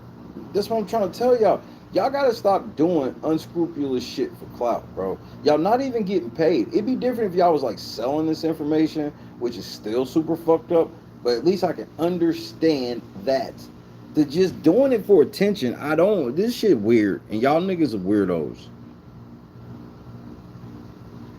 So she's a cop and a chef, and she's getting ready to take off of work of all of this shit to go be on Big Brother. I mean, I guess.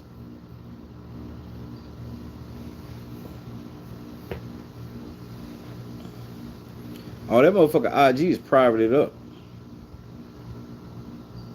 But they've done this to people before. Okay. Let's say the cast comes out what? In 37 minutes, right? Which we'll have live here.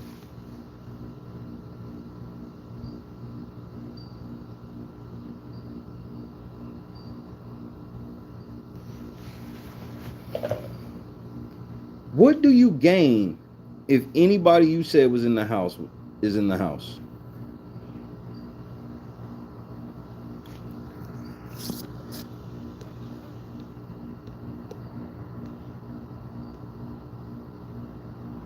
All right, R.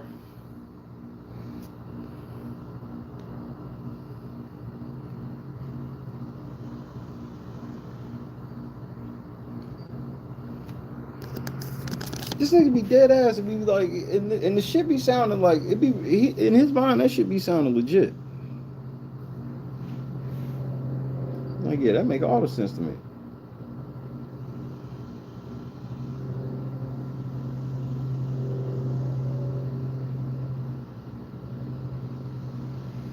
So we staring down. The next half hour we'll have the cast.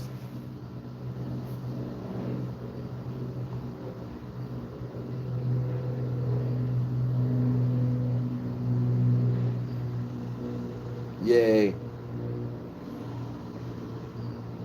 I have never been this least excited to see who the fuck is gonna be.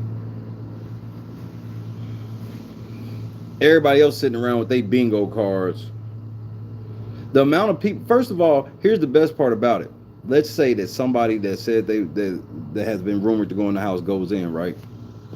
The funny part about it is, whoever really uncovered it will never get the real credit. Because it's going to be about 200 people that swear that they were the first one to say it, and they've been said it, and they going to have doctored motherfucking Instagram DMs and all, bro.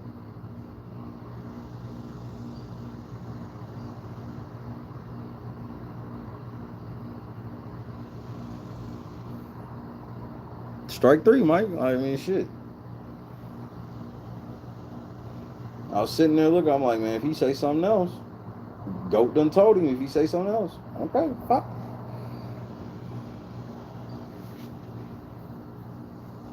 Angela, you said Shay wasn't gonna do nothing, nigga. Did he time me out? Told you that nigga wasn't gonna do nothing to me. You, different story.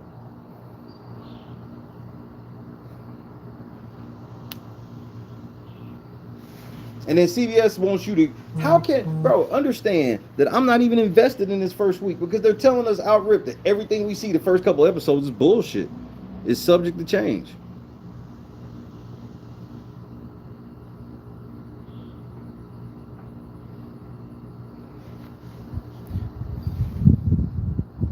Sharon, you man, shout out to Mish. Put the newspapers in the chat. Yeah, this is what real time for Mish look like. Sharon Tharp, warning, this cast video isn't going to be fancy. I only had a few hours to turn around a lot of footage, and I wanted to get it to you ASAP. Also, I didn't want to cut down any answers since we've gotten essentially nothing otherwise. Told you to temper your expectations.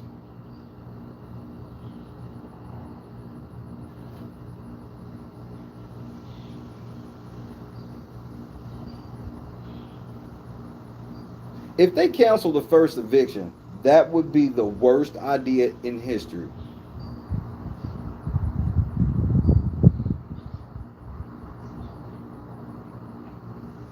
So they doing a coup d'etat the first week.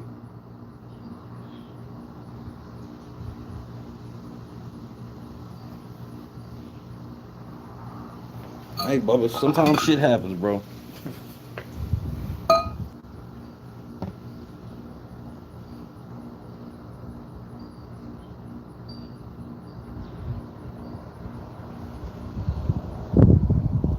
Sharon Tharp's like, I got a whole lot of footage, but I'm not very good at what I do, so I'm only giving y'all a little bit.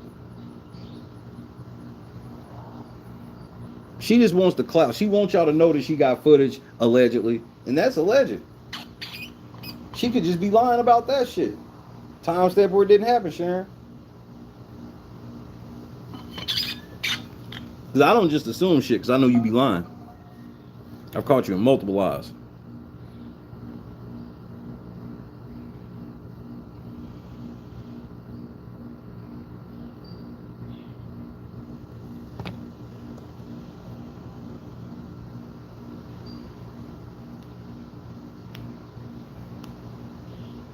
This shit about to be corny as fuck.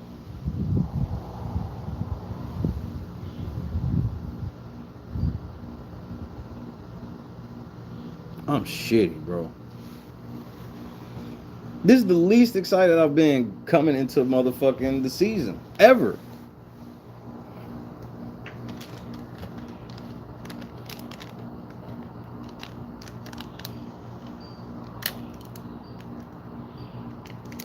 I would imagine CBS shit is the same. I imagine CBS will drop their tweet or whatever, and then she'll be right behind them, basically.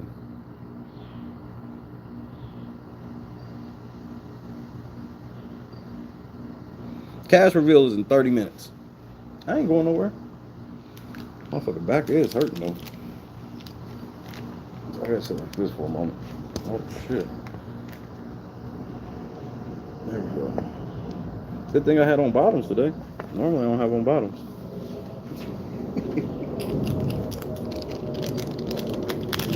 So on four push, no bottoms.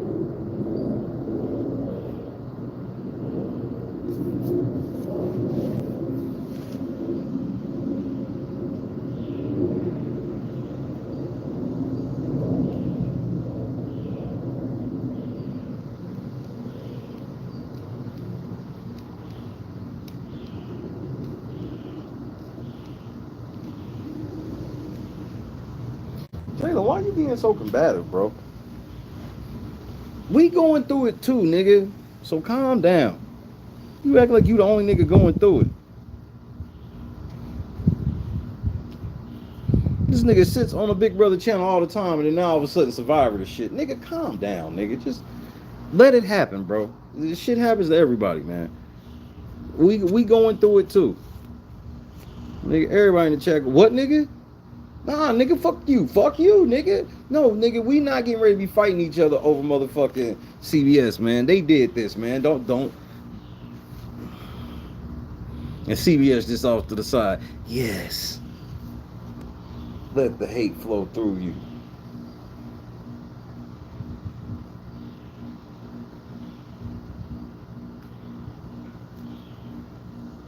And KS high strung too. They both wound tight on two different sides of the map. Both you niggas shut the fuck up. I'm about to just start timing people out. We got a half an hour. Everybody will be out before this motherfucking cash reveal. I'm getting ready to just start socking niggas. I mean, because I need to take my... If y'all taking y'all frustration out, I need to take mine out.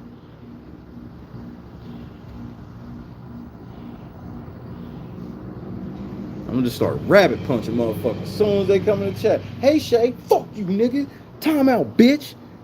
We sitting here waiting on this funky ass cash. And you gonna come in here talking about some hot Shay.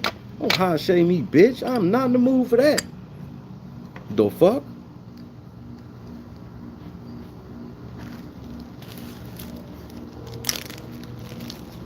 See what you did, CBS?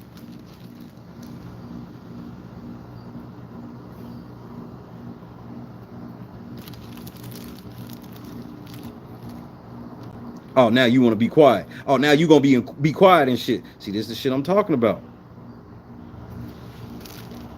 Get the strap. Hey, man, lock the door.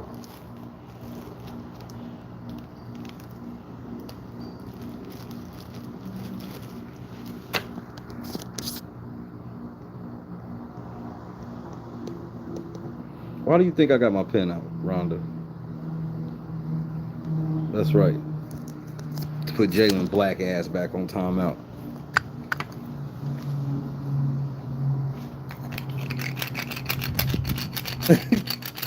Nah, it looks like it's only gonna be one person, Rhonda. It's not the talking that gets you timed out. It's the saying the shit Jalen be saying. And it's open season on black men, so what else was I supposed to do? This is Xavier's fault.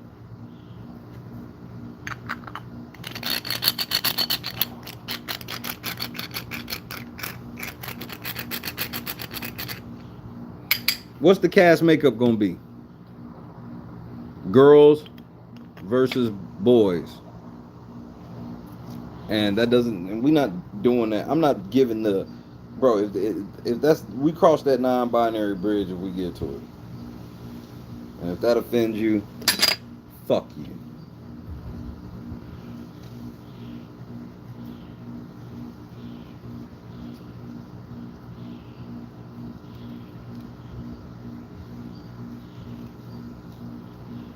Taco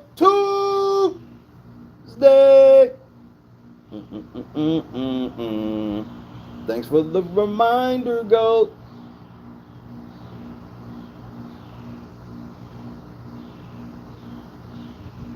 LNC, we gotta raise $300 before the end of today. I don't want to come back in the morning trying to raise money before premiere. I want our premiere to be litty. I want the season to be litty. KS, that thing I was telling you about earlier, it is on. We should be good to go on that. We'll dub it the LNC server. We have a server now. Then again, I'm probably lying.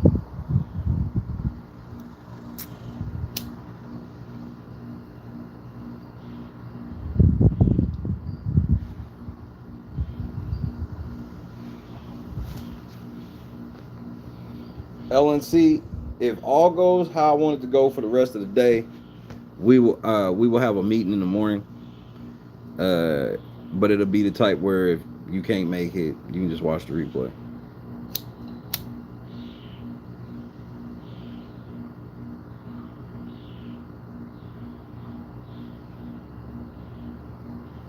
But I'm hoping you can make it. What the fuck? Oh, like something's crawling on me.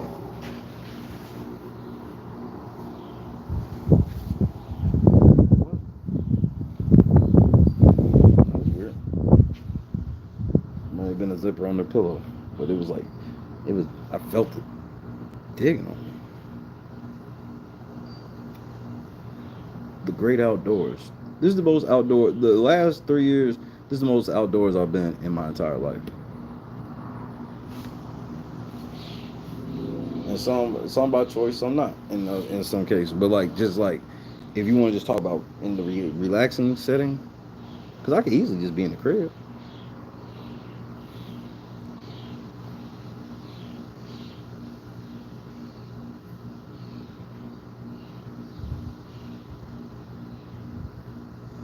What? Wait, what happened? What happened, Rhonda? That other thing was like a big ass like dragonfly or some dragonfly-esque. What it was? If you go back to that moment, you can see on screen. I saw it fly past on the phone, so you can see what that big ass motherfucker was. That motherfucker was lugging, flying, but it was like a 7-foot bug.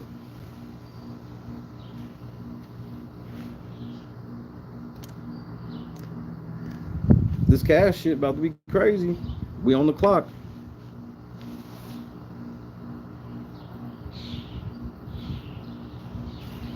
Yeah, I do. But sometimes I find a reason to say it when I'm not getting ready to sign off. So, you know, I'm not about to sign off. I goes nowhere. Cash coming.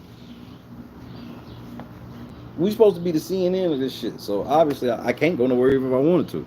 The best I can do is go inside and give me a snack, which I might do.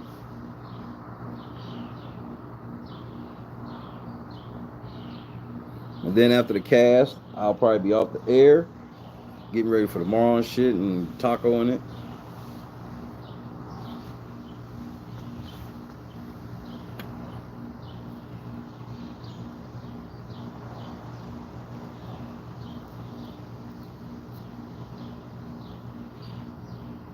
Marcus, can I get you to make a drop for me, sir? Nigga, if you want to get on last word shit, you know who getting ready to win this fight. Marcus, if you make a drop for me, we just need 300 left. Nigga, you know you not going, you know you got to be on your best behavior now. You can't be dissing Big Brother in no type of way now. At all. If it's boring, now you got to go lay down and take a nap. No, Jalen don't want to battle with, bro. I've been wanting one of these. I ain't had one in a while. This is an old gunplay battle. And with less wit.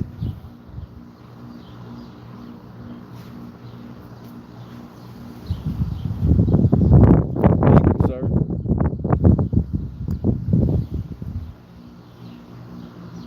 And for the record, Marcus in the cut one time. Ladies, break out the Methuselahs.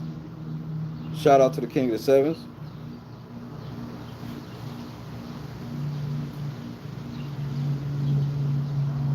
Hey, cuz you didn't even have the bitches pop the Methuselahs, nigga. See, that's the shit. Nigga.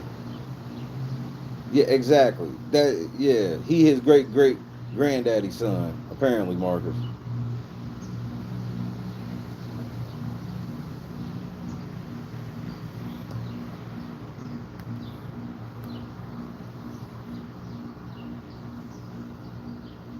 I'm so motherfucking proud of you, nigga. I can't stress that enough, bro. Have I laid off your head the way I was on that head? You know I have, cause I'm proud, bro. Cause you ain't stupid. That's why I was on your head in a certain way on certain shit. Cause you ain't stupid. I'm so fucking proud of you, my nigga. They tell us that we can't do this shit. They tell me all the time. I can't, bro. They tell us this. You see it, and bro. So I from the bottom of my heart, I'm fucking proud of you, my nigga, on everything. That's all I'll say on the matter. I ain't gotta go into detail. You know what it is.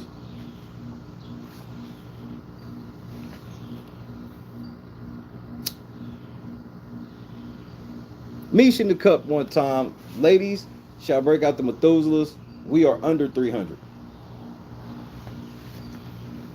Okay then, Alan, it will be straight ass then. Since you don't want it to be mid, we going for straight butt. Alan gonna be here 20 minutes from now like, nigga, I wish this cast was mid.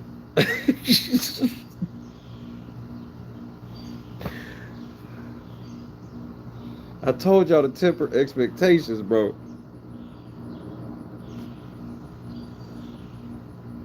I'm dead ass, Angela. And you can ask Chrissy what I said this morning, bro. I was like, I was never going to quit on my nigga because I knew better. That was me 10 years ago. I get it.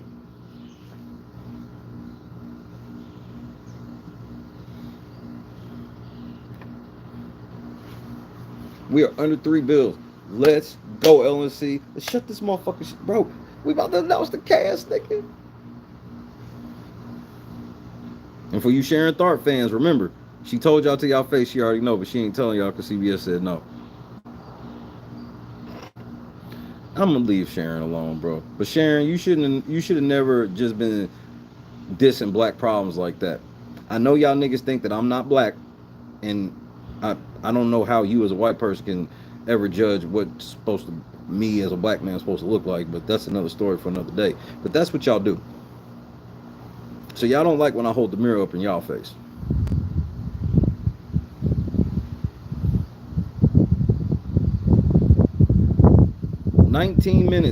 Under 19 minutes.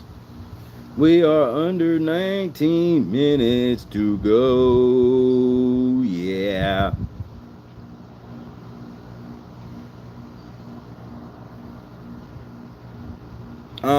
Marcus, update the goal to 270, sir. We are at 270.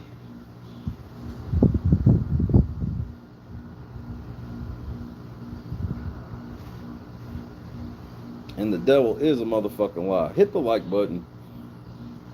The devil mad.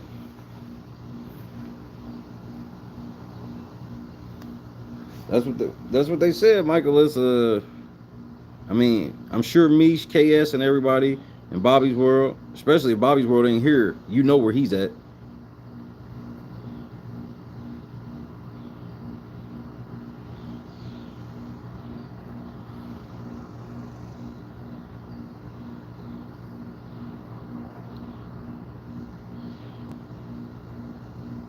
That's better, Jalen. How you doing, sir? Good to see you, bro. I love it when you have a smile on your face. When you get kind of bored and shit. Man, it is what it is. The devil's in full effect. He's clearly getting ready to drop his cast of minions.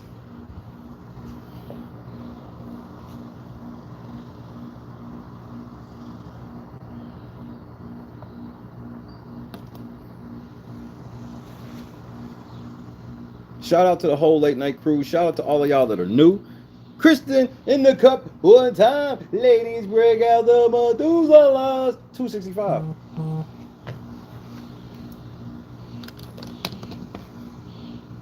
Unrivaled coverage due to unrivaled research.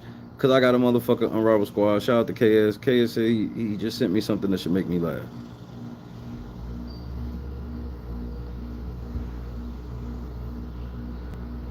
Okay, one more because I'm bored. Someone was cast in their career as a hypnotist.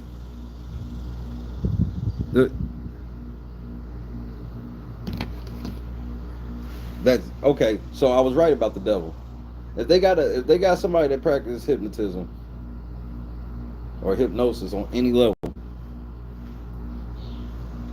witchcraft, not the shock master. This cast is about to come out.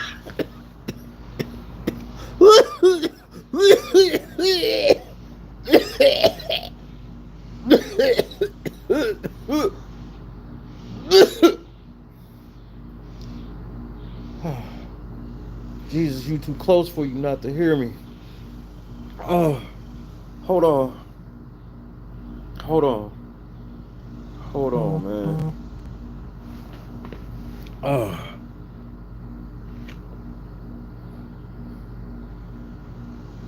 As promised.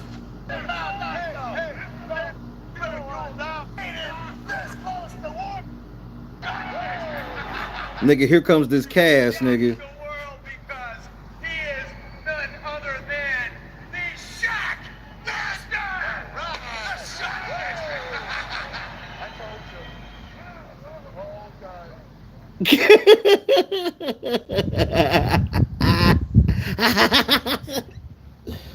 Nigga, when that I'm playing this shit on the show today. When the cast come falling out of the wall of fire, nigga, from the pits of hell.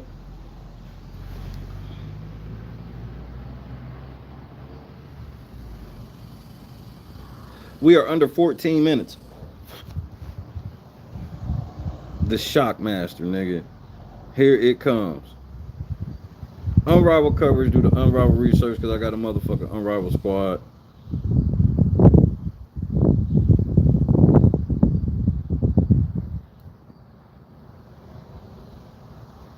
I'm not going to announce that. I have refused to name anybody's name pre this cast release because these niggas be lying. And then I will be responsible to help in the spreading of false information. I don't need the clout. I can wait these 13 minutes. Come on, Kristen. We about to go crazy. Make sure y'all follow Bubba on TikTok. Link is in the description. I think and on YouTube. Both the links are in the description. Follow Bubba on everywhere. I think he just dropped a video that just dawned down on me.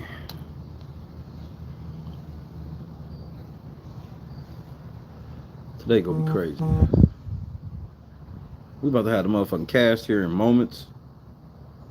Let's see what BB24 is talking about.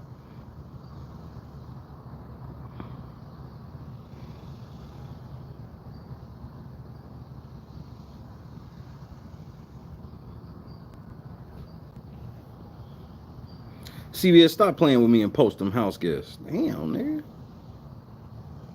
Seriously, though, Big Brother makes my summers. Agreed.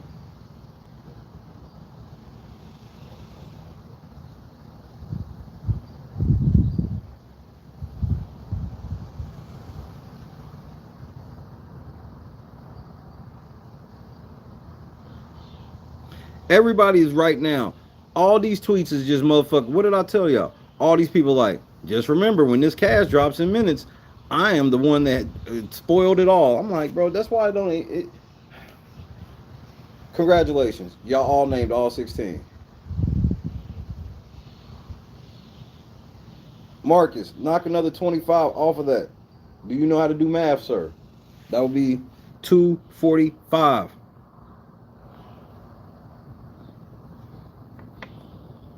If you with me, you gonna eat. You'll starve if you not.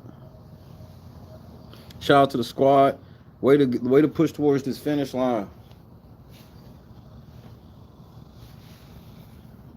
We gotta eat tacos today. Tomorrow, man. Curtains up. Shay go full speed tomorrow. Don't worry. You remember the feed clips that brought you here for celebrity? Yeah. They'll keep you here for BB24 as well. Remember, I have to present them in a way that is allowed up under fair use, and I will do my best with every pertinent piece of information in that house.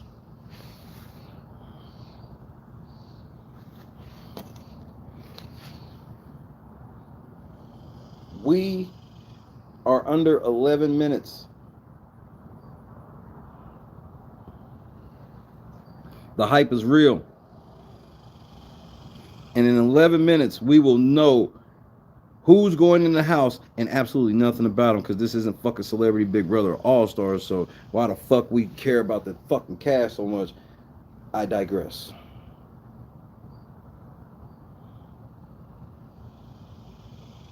But they don't be believing me. I'm high.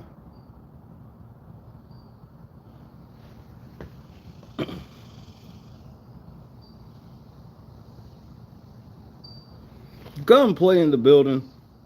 And Gunplay also ends the cut one time. Ladies break out the Methuselahs.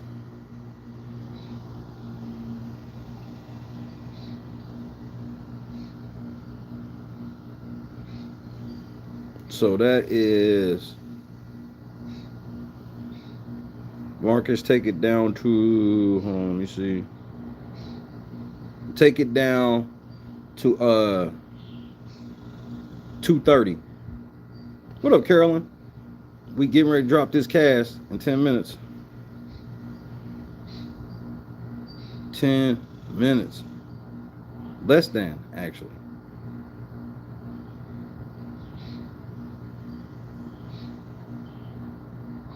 It's a great day for tacos. Hey, Google, broadcast. What's the message? Taco Tuesday! Okay, broadcasting now.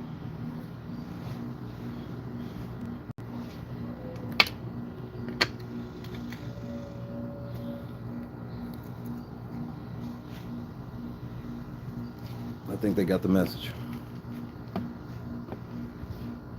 Alan, we're under 9 minutes. We are under 9 minutes. And watch they be late. Bro, I'm telling you, they gonna have hate messages at 59. Bitch, why didn't you do it at 59? You know we've been waiting.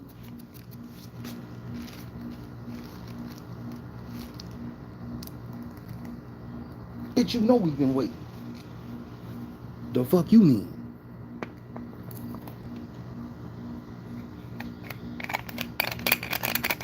We having steak. I didn't order the taco kits. Taco kits? What you be fucking with?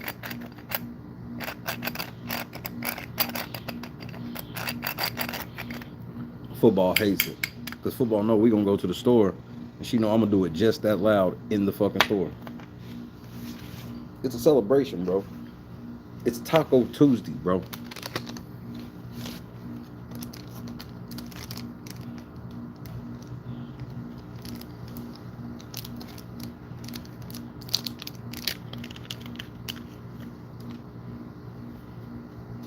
Taco Tuesday. Y'all don't get excited for Taco Tuesday? What's wrong with y'all, man? I don't even fuck with LeBron. But I was with him until that nigga tried to trademark it. And I was like, bro, how you gonna try to trademark Taco Tuesday? Nigga, you didn't come up with Taco Tuesday.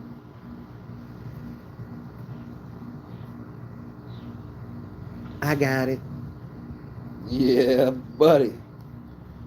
We are under 7 minutes. I'm gonna do this cast reveal. I'm gonna talk about it best I can from what I see firsthand, and then I'll be back tonight, and then we'll, fully break it down and do some Big Brother 23 funeral work.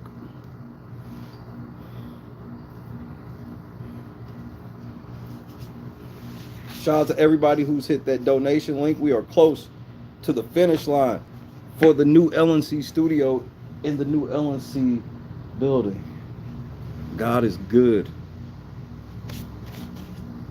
He's great. Don't believe me? Just you watch.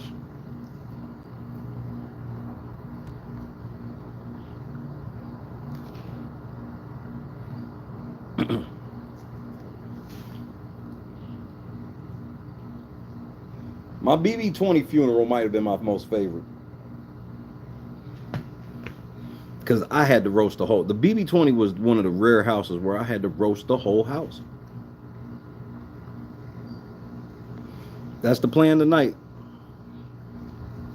That's the plan tonight, KS. We shall bury. Tonight will be the funeral of Big Brother 23. Their clout chase officially ends tonight. It technically officially ends in the next 20 minutes. You want to talk about some niggas? I'm surprised they not tweeting to death. They should be just tweeting up a storm for the next 20 minutes because they tweets won't matter after the next 20 minutes unless they say something they can be canceled over. That's the fucked up part about this shit is when you hit that level where it's like, oh, your tweets become irrelevant, but you still relevant enough that if you say something you can be canceled over, that's when everybody will pay attention to what you're saying again.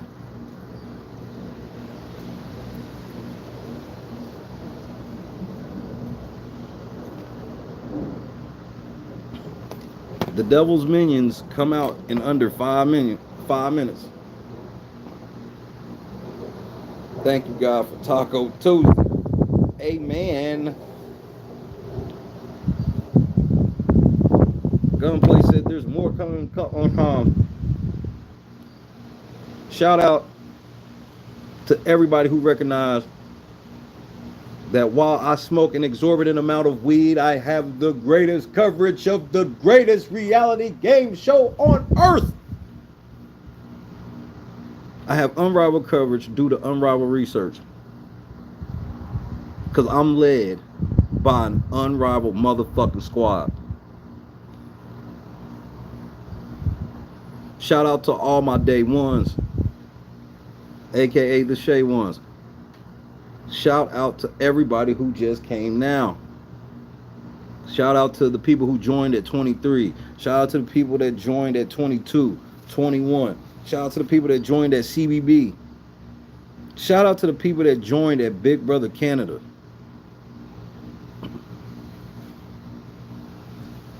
Don't tell me we don't know what we doing. Don't tell me we ain't growing, squad.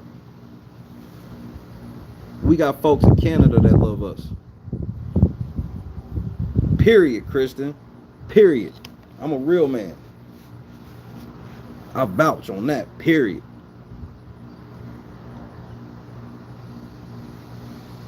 They can try that Walking Dead shit. And then I'm calling in the tactical nuke. I'm not doing all that. We having five seasons of some shit, a comic, and then 7 more seasons. Nah, nigga. We just one nuke, blow everybody up. Kaput.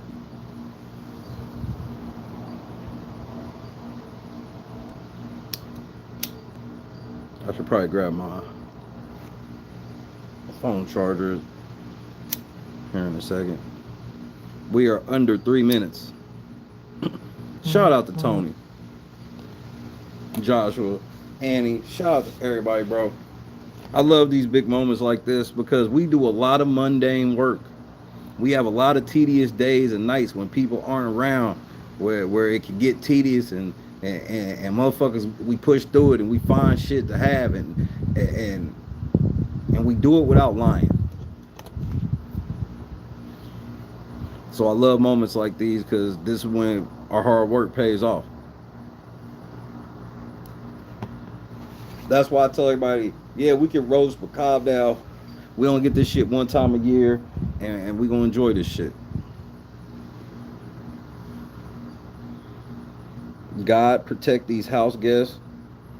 Let everybody stay off their back, bro. It's just a game. Protect these house guests, Lord. Whether I like what they did in there or not, I don't want anything to happen to them. I want their safety to be of the utmost importance. Do not call these black men coons. Do not fucking think that just because black people are talking to each other, they're going to be racist in certain ways that the cookout were. Don't assume that you're allowed to now impose racism blatantly against black people because of what the cookout may or may not have done. You cannot punish black people who were not in the cookout last year for the sins of what you perceive they did or did not do or should have did or should not have done. Will you niggas listen to me? No. But I'll say it anyway. We are under 60 seconds before the release of Zcast, unless they were lying.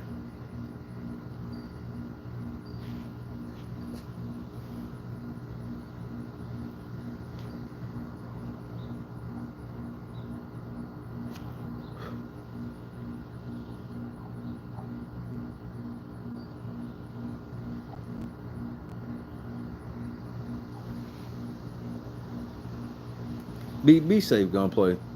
It's you first. We got it, and you know you don't lose no place in line. I hope that ain't no goofy shit you be being on.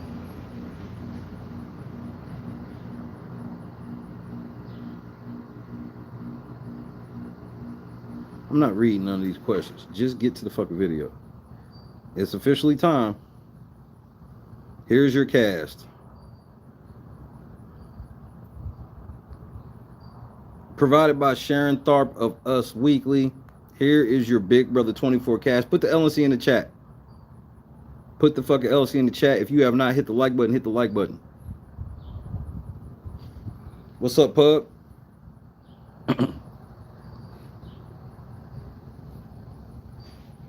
It's time to finally meet who will be competing on Big Brother 24 this summer.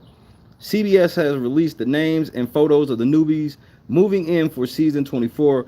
Among the players is a thrift store owner, a private chef, an attorney, a Vegas performer, a hypnotherapist, a chemical processing engineer, an interior designer, a bus operator, and more from all over the country. 2 of the house guests are originally from outside the U.S. in Nigeria and Brazil.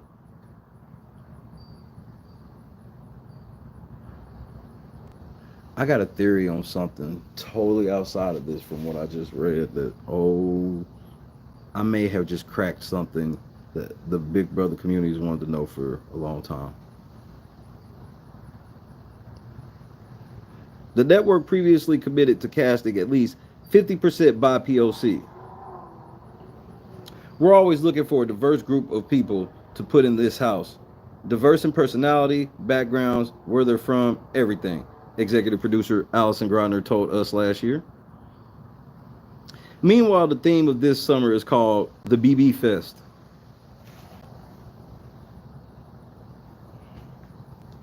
Host Julie Chen is exclusively revealed to Us Weekly, explaining every week throughout the summer, you're going to see different themes like a music fest, a comedy fest, a Renaissance fest, but my personal favorite, I think most people will agree, is going to be the hashtag Zing Fest. Yeah, okay, nigga. Fuck all that. Just get to the cast. These niggas is living in a BB motel. We get it. First person.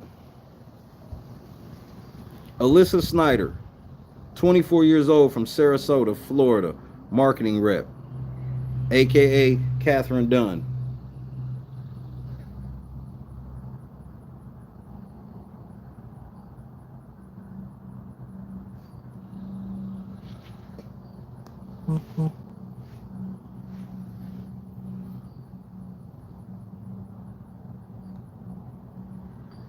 Amira Jones, 31 years old, from Westminster, Maryland. More Baltimore in the building.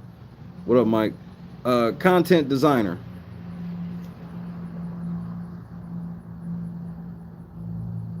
What is a content designer? I'm trying to get this glare out as much as possible. That's Amira Jones. She's 31, from Westminster. Then you have Brittany Hoops, 32 years old, from Atlanta, currently in Austin, Texas. What up, Wild G? She is a hypnotherapist.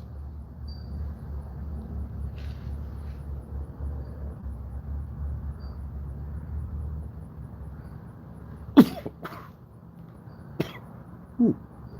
Gas.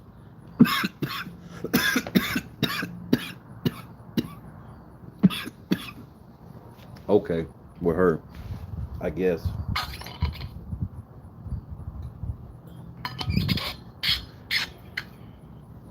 Next up, what the fuck? Daniel Durston.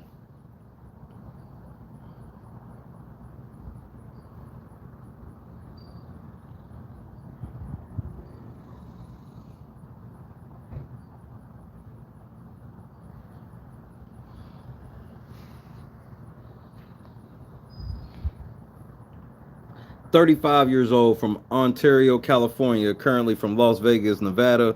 Occupation, Vegas performer.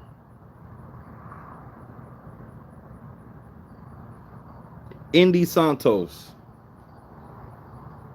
31 years old, Sao Paulo, Brazil, currently in LA, corporate flight attendant. Here we go with that shit. She's a flight attendant. Bullshit. Bullshit. I call bullshit. Jasmine Davis, 29 years old, from Terry, Mississippi. Current city is from the A. Entrepreneur.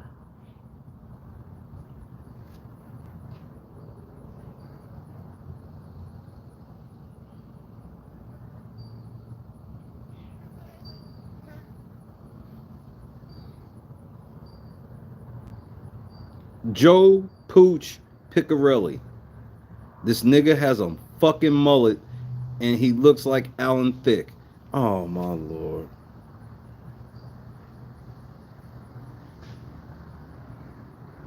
This nigga got a baby mullet, nigga, and this nigga look like AC Slater, nigga. No. Pooch Pucciarelli, 24 years old, from Staten Island. Oh shit. Currently in Boca Raton. Oh shit. Assistant football coach. Up next, we got Steve Moses.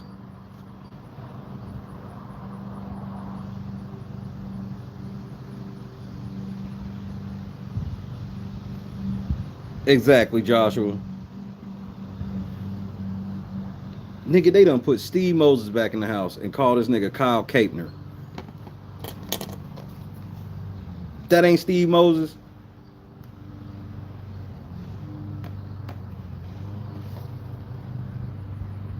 Kyle Capner, 29 years old, from Bountiful, Utah. It sounds like ain't no niggas there. Hey, I want to somebody look up the demographic breakdown of Bountiful, Utah. There ain't no niggas in Bountiful, Utah, bro. The devil is a motherfucking lie. Bountiful, Utah, nigga.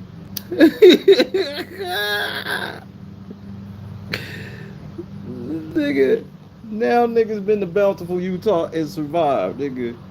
Bountiful, Utah, nigga. You can't make that. Current occupation, unemployed. Okay, let's stop right there. Would y'all cast a black man that's unemployed?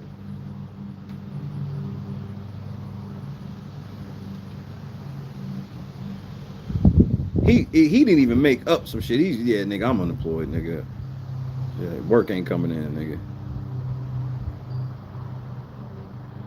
Next up, we have Lord David Nas X.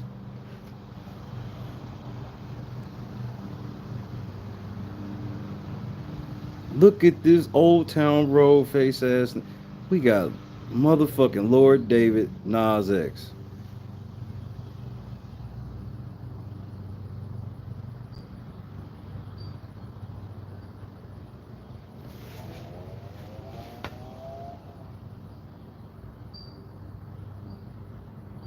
Marvin Achi, 28 years old, River State, Nigeria, currently in H-Town, chemical processing engineer. Yep, that's the voice I heard. I know exactly which voice was yours. I do, sir. I'm racist that way, buddy. But unfortunately for you, I'm black, so I can't be racist, remember?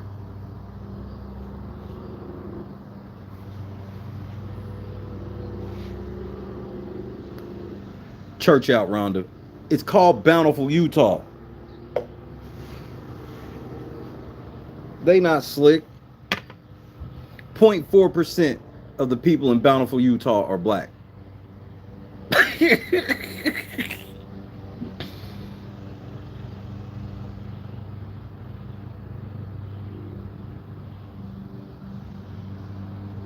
That ain't what he said, Angela. Matt Turner. So McCrae. So now we have McCrae.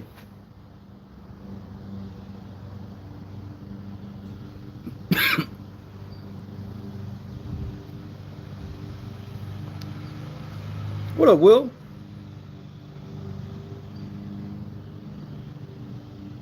Matt Turner, aka McCrae. He's 23 years old from North Attleboro, Massachusetts. Current city, New Bedford, Massachusetts. And he's a thrift store owner.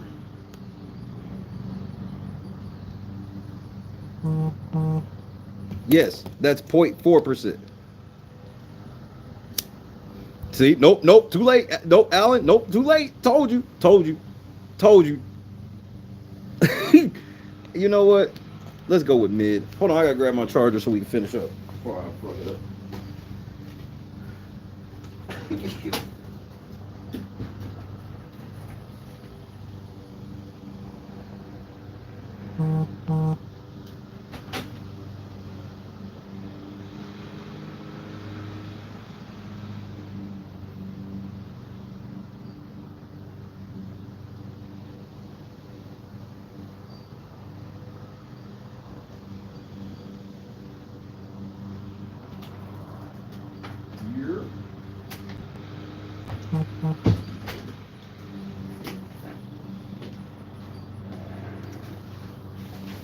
We black. This motherfucker set up appropriate. Ta-da. All right. McCrae's a thrift store owner. I think I possibly have found the gay dude. I'm gonna go out on a limb. Michael Bruner, 28, hometown St. Michael, Minnesota, currently in Rochester, Minnesota. Occupation, attorney.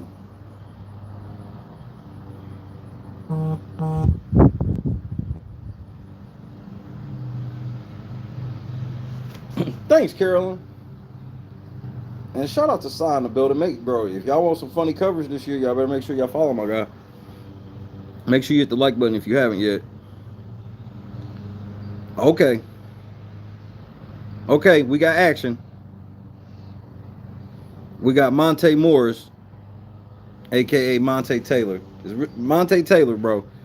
27 years old from Bear, Delaware. Fuck. Can I get the demographic makeup of Bear, Delaware? Pretty please. Personal trainer. He's either gonna be that nigga or he gonna be a fuck boy. Bro, it's a coin flip. This could either be Xavier or this could be Swaggy.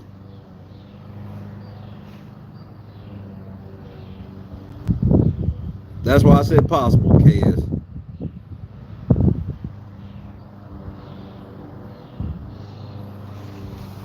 So, and even Xavier ain't even where I wanted to be. That Xavier still is on the simp side. But he a personal trainer. And he probably only trained females. If I find out he only trained females, I'm off him. I'm off him. Exactly, Si.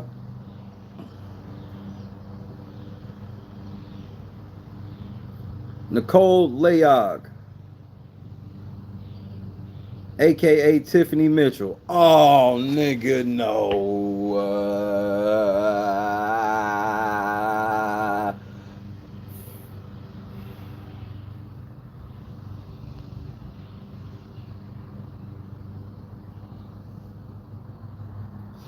I didn't even scroll down all the way yet.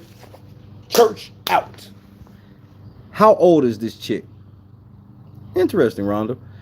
How old, the chick that I just said's Tiffany, I said it from looking at her picture. How old is she? Take a guess. Take a guess. Just take a guess. Bingo. Nail on the head, LB.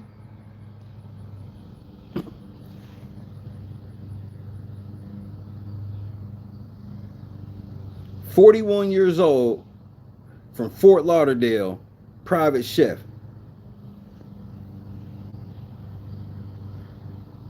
Looks like a Tiffany replacement to me. Hold on, get that focus, girl. Looks like a Tiffany replacement to me. Matching tattoos and everything, nigga. This is Tiffany with her braids out. That's Tiffany with her braids out.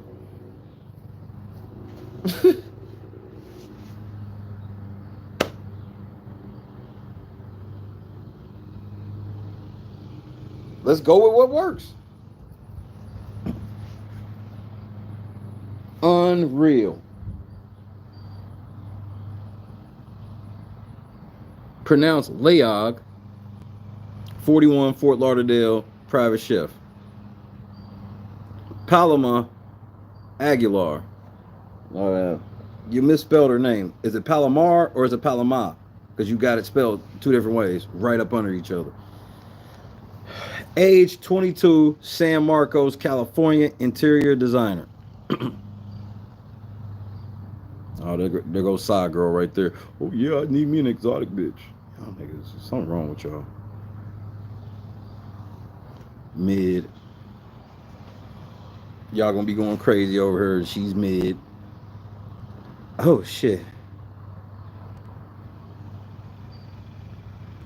Oh, she's gonna get on my nerves. But this bitch is fine like a motherfucking, like a dough, nigga. And that's with her making this fucked up smile, nigga. Inappropriate.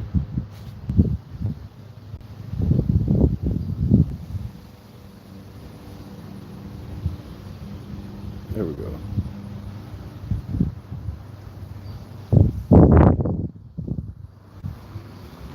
Whew. Taylor Hale, bro. Shit.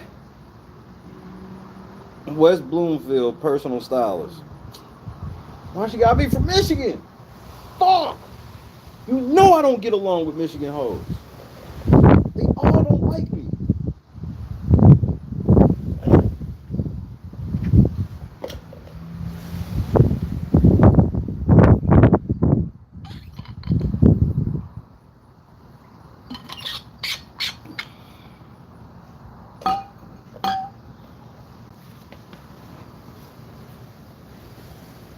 Ryan, we're gonna talk about that tonight. I know what happened.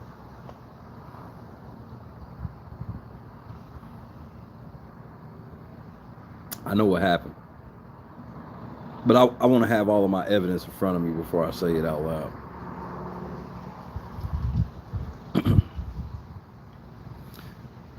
We got Uncle Terrence Higgins, 47 years old, Chicago, Illinois, bus driver. So is he the bus driver that uppercut that bitch? So we got the nigga that uppercut that chick on the bus.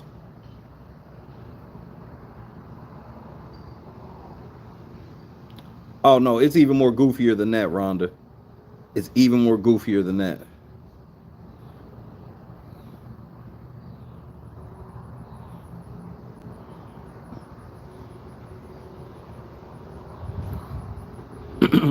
That's Terrence Higgins. 1, 2, 3, 4.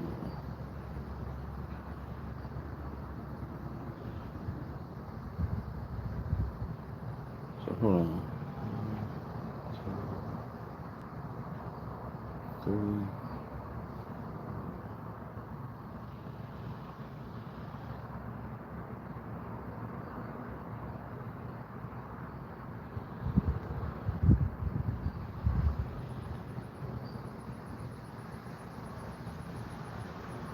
don't want this much. Go back up. That was the end of them.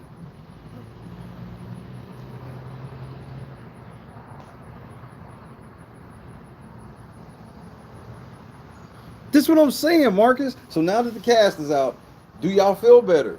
No, because y'all don't know none of these niggas. And all you gonna see, I'm not even going on Big Brother 24. Because all it's gonna be is everybody saying, we knew it. I had the cast right. I had the cast right. I had the cast right. I had the cast right. Bruh, nigga, will y'all stop it?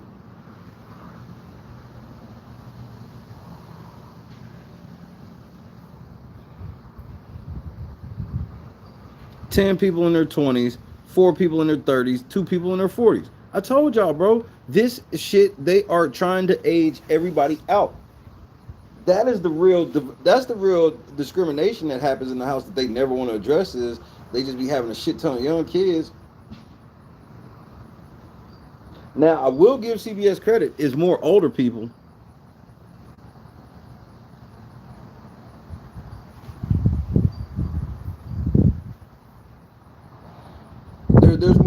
And when I say older, from the front, like that chick is a Tiffany clone, bro. And I'm like, here they go. This is how disrespectful CBS is. Yo, they really like Tiffany, so we need to get another type like that. So I'm like, so now y'all greatest effort to try to get diversity, y'all have already made it so it's harder for other black people to get on because they're looking for a certain one. They just so happen to get a 41-year-old black chick with fucking tattoos that favors Tiffany in a way. Get the fuck out of here. No, that's the thing. It's proven on both sides, Rico. There's super young people, and then the person that's the old head in the house ain't even 50. They don't even be having the 50. The old head is not even 50. Uncle Kevin was 50. They don't even have the old head be 50. That's insane to me. I think, bro, the old head should be at least, bro, Jerry proved it. Bro, again, these woke circles, they love discrimination. They love it. They just don't see it as discrimination. They go, well, you don't count because you're mean and bad. That's discrimination, nigga. I don't feel like it is, though. Jerry was 137 years old when he went in the house, bro.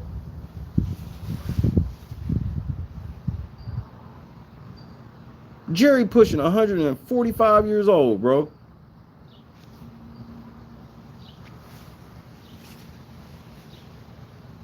They trying to make the show younger. They're squeezing everybody out where it's like, remember, you could have a real dream. Bro, you could start loving, back in the day, you could start loving Big Brother at 30 and felt confident that like, well, shit, when I get my 50s, I can still try. Bro, if you make it to 50, you've aged out. It literally is, if you're 50, don't try to go on Big Brother now. You telling me they can't find no fine ass black women or white women over 50? They can't find no good guy. Bro, we've seen it. That's how we know it can happen. We've seen them do it before multiple times. One of my favorite characters is literally the oldest person to ever go in the house. And he wasn't no bitch, and he went to the final 3. It wasn't just like, oh, he was just there. No, nigga, his presence was felt, nigga. Fuck you mean.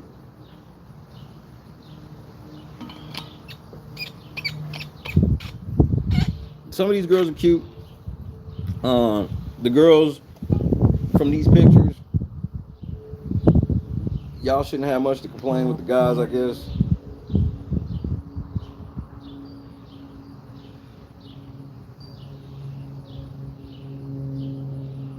I mean, but the Marvin dude was on America's Got Talent as well, which I'm like,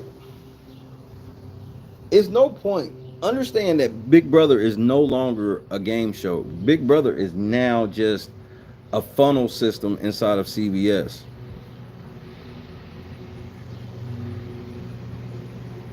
It's all just a funnel system. I mean, CBS is part of a corporation that literally has turned MTV into the ridiculous channel and have Nick Cannon coming on VH1.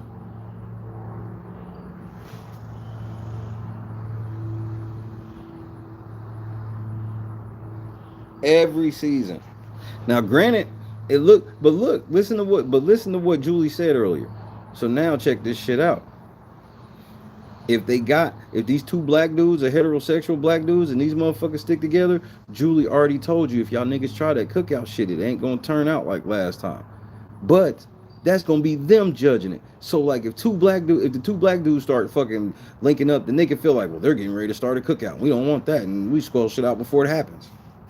I don't want them making that decision either. I don't want y'all making no decision. How about you just turn the cameras on and let the niggas play? But they already told you it's about to be a million twists.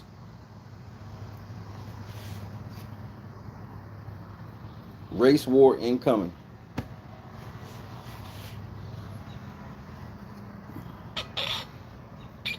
This is the season of Omaha.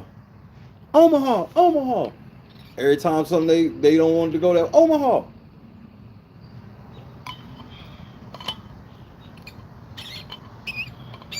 We will not see no real strategy. Listen to me. I guarantee no real strategy. Hit the like button. How can I do that? Can we, Devin Booker rule in effect? How can I guarantee there will be no real strategy? Here's how. They already told you that on eviction night, the two people on the block could theoretically not go home. That's going to scare the fuck out of everybody else from that point on. From that point on, everybody will play in fear. Because let's say that it's the scenario where they just canceled the eviction. Okay, cool, you canceled the eviction. So now the motherfucker HOH is standing there with the I eat ass face. So now I could have possibly had to put up 3 people on the block and not one of them went home. Week 1. Thanks, production. Thanks for giving the people what they want to see.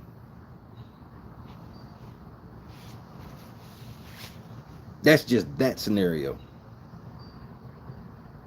I won the first HOH and got utterly punished for it. You think motherfuckers ain't gonna play scared? You think motherfuckers gonna start instituting? How can you institute real strategy when bro? Imagine Dan going through all of that shit to do the shit to Michelle. He did that shit to Ollie, and then they came in at the end and said, it's a twist. Some of our greatest game moves wouldn't have happened if they rolled up with a twist.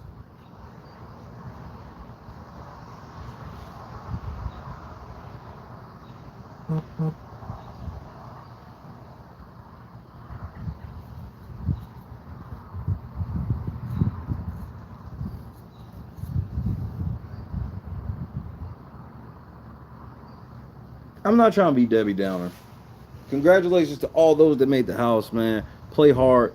Don't play for Twitter. Don't do it. Don't do it. Because what's going to happen is, regardless of how you play for Twitter, they will decide who they like and they will decide who they hate and fill in the blanks from there. So your actual behavior will not matter. Because you can go in there and do some of the most fucked up shit and say some of the most fucked up shit in the world, and Twitter will not care if they like you. Hey, it might be coming for somebody soon. They said eviction 1 expect a twist. That could make it so somebody that the 2 people on the block don't leave.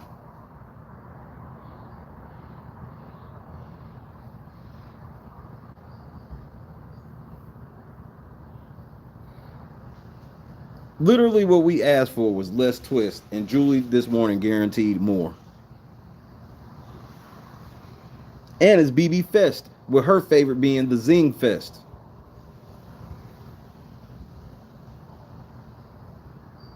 Why didn't they just put Jerry O'Connell in the house? That'd have made more sense to me.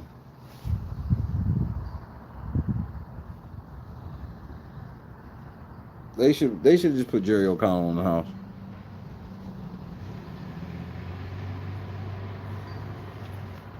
Take Zingbot out. I don't want to see Otev Fest. It's Otev Palooza. Welcome to the festival, BB Fest, Otev Palooza. So we still running up this slip and slide Yes.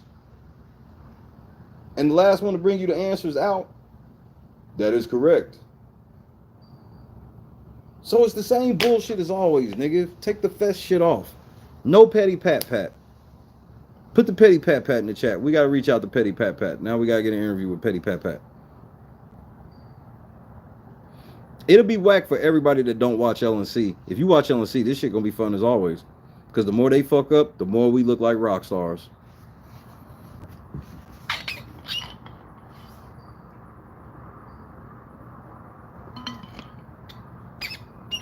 House guest. Fuck Twitter.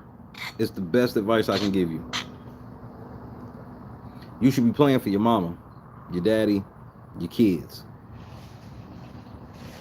If you got some homies that's in your circle, you play for them. Your homegirls, like in your real circle, you play for them. These Twitter niggas don't know you. They not trying to get to know you, and they just use you just like a video game character for their amusement. They're like the kid that whenever they play the game, like driving the car off the cliff, it's like, bro, but you're losing when you do that. It's funny. I like when the car drives off the cliff.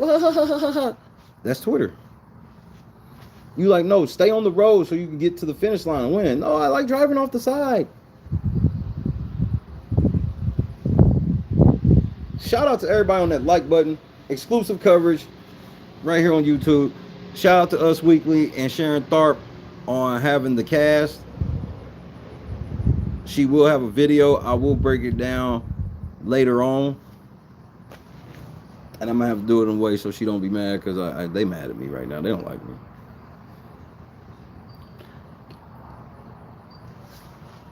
And I was mouthing, I don't give a fuck, because I ain't scared of you hoe ass niggas.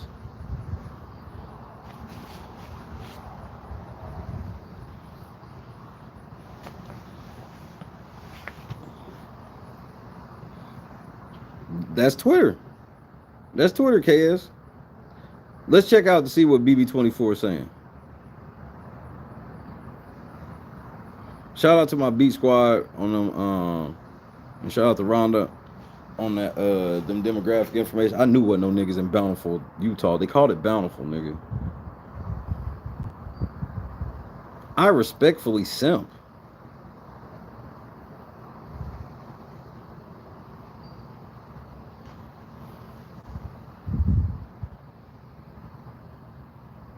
That's the unemployed nigga. Y'all already they already hype over the unemployed nigga because he takes great unemployed pictures.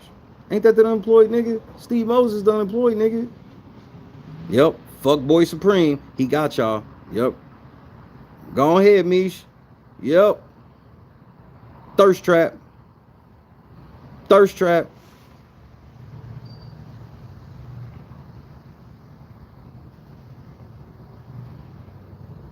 Thirst trap. The whole cast is Tyler Stans.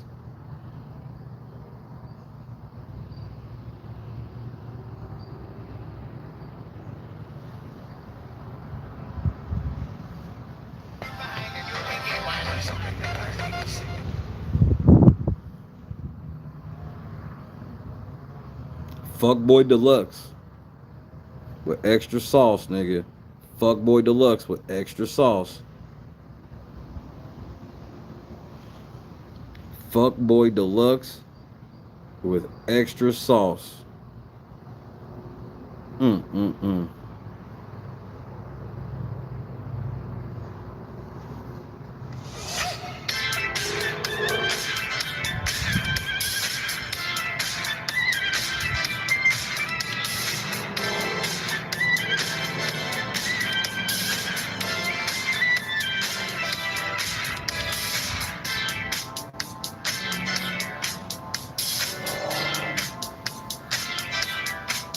Uh-oh.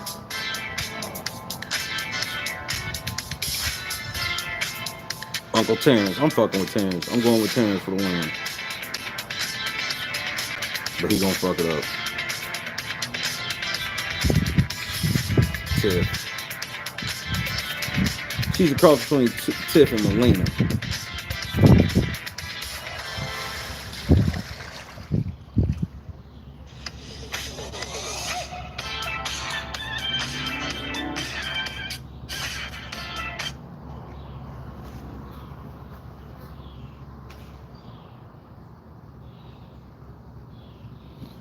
Louis, if you don't sit your young ass down, just like you young niggas, they need to get rid of slop. It's too hard. No, they need to increase slop. I told you it's Lord David Nas X. I'm rolling with Uncle Terrence though. Fuck the dumb shit. He did the Uncle Point and everything. I'm with it. Until he turned bitch, then I have to call him out. But I don't think that'll be necessary. But they made sure that if they was gonna cast multiple black men like that, one of them had to be old as shit. You know, they went for this is the I guarantee they're going for the Lamar and Todd angle. It's supposed to be him and one of them black dudes. It's supposed to be big bro, little bro type shit. Oh yeah, this cast look woke as shit outside Uncle Terrence, but that don't mean shit. He could be woke. They could cast him because he on some extra woke shit, simpy shit. So I can't. Me personally, you know, if you want to make a pick right now, just on some fun shit, I guess go ahead. But me personally, I can't make a pick on this shit until I gotta hear something. I gotta hear something from them. But right now, just on a raw look, I'm fucking with Uncle Terrence. Off rip. What up, Carl? Uncle Terrence does not look like he have a pronoun inside. I guess if he got uncle in his bio, I guess that counts as his pronoun. But that would be like more like his adjective. I don't know how this shit works. They won't send me a pamphlet. So I'm always out in the cold trying to figure it out.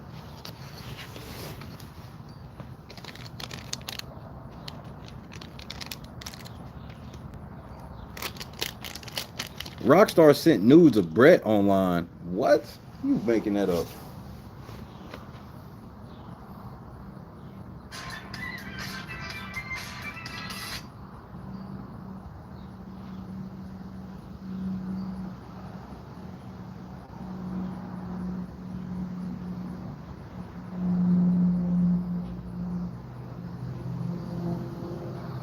Let's peep in on Sharon's interview.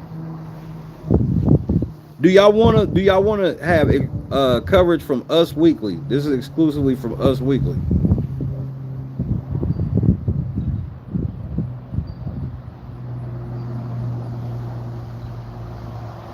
Oh, she got a big interview we gotta go through tonight. Ooh, she got a big boy. We got a big boy we gotta go through. How much we got left on the gold? I think we got like $200 left on this gold. Let's knock this 200 out. We getting ready to have crazy coverage tonight.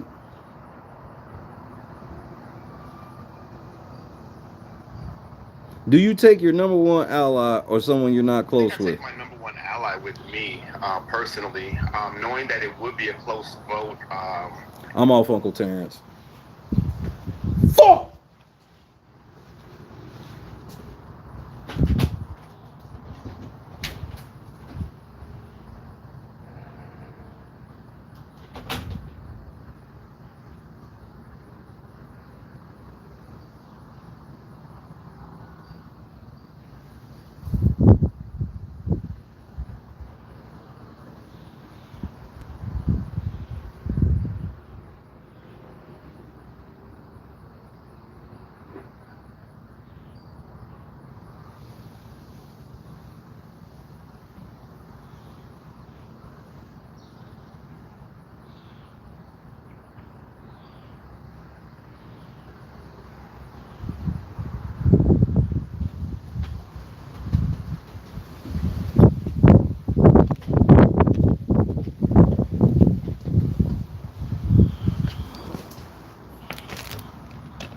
I'm off that nigga.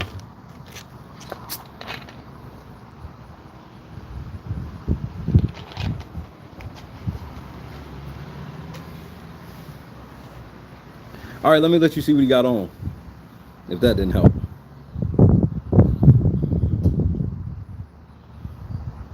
Look at his lips. Look at that shirt.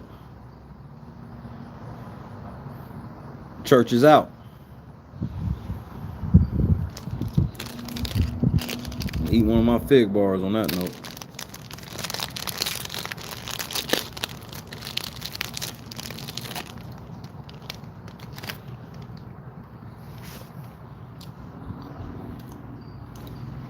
That's Lawan, bro.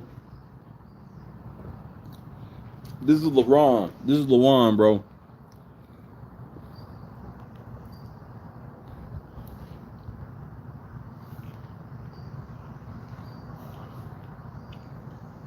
I think I take my number one ally with me personally, knowing that it would be a close vote instead of a person that I can knowingly beat, who I feel I could normally beat. And the reason why I would take the closer vote is because when you play, you want to play the best. I don't want to play knowing that, you know, this is going to be, you know, more easy. I want to walk in that room and I want to earn.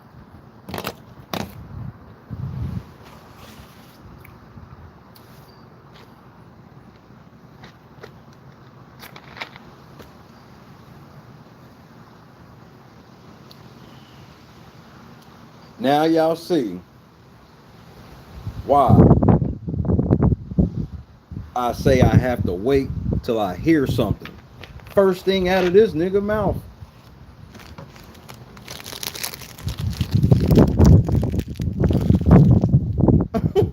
Talk plain, Ty. What are we talking about, bro? So he a loser. That's what I heard. This is the same shit that got Cody fucked up. I want to go in the house and be Cody. Wrong. Yeah, we breaking down this whole interview tonight. Because this motherfucker, it is 38 minutes long. And we gonna break down every motherfucking second. And not from the porch. We gonna be on the computer for this one. Y'all gotta see what's going on for real.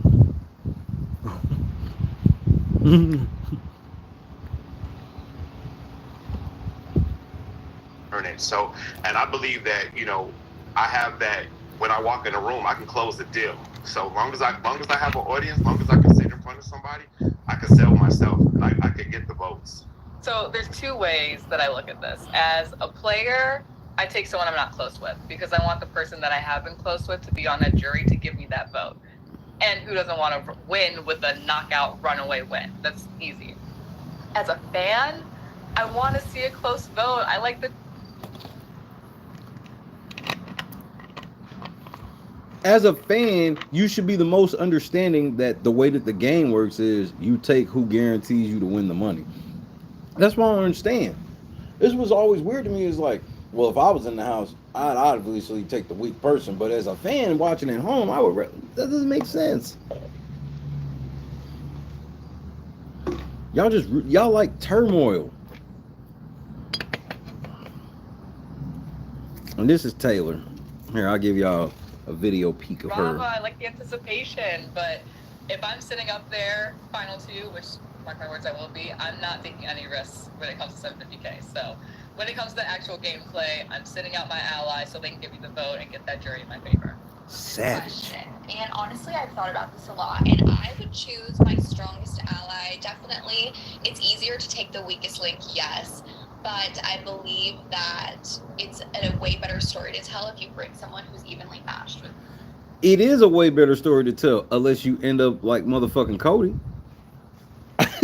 It's a great story that you could tell of how you took your best friend and won anyway, but that ain't what happened to Cody. How come everybody claims to watch this fucking show, but don't even know that happened to Cody? That's what I said, Mish, and that's what I said, Marcus. I'm getting Bailey vibes, and here's the fucked up part about it. She is not as fine as Bailey, bro. Not even close. Not Bailey be pushing, especially around that Big Brother 20 time. Bailey was pushing 10s, bro. 9s, 10 on the reg. Let's go, LNC. We got 70 bucks left on the goal. What up, cut? Well, Carl, you know they are. Carl, you know they are.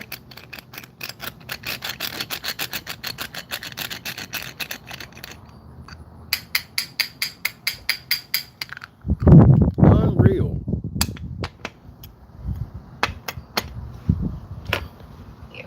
I would bring the best. I would definitely take my biggest ally. I'm huge on integrity. I believe that it's a way better story to tell if you bring someone who's evenly matched with you. So I would bring the best. I would definitely take my biggest ally. I'm huge on integrity, and I want to make sure that I'm playing the game against the best player. Depends on how close I am with that ally. Like, if we've been tight since day one. Nigga, this nigga sound like Xavier, nigga. Is this nigga wearing a dashiki?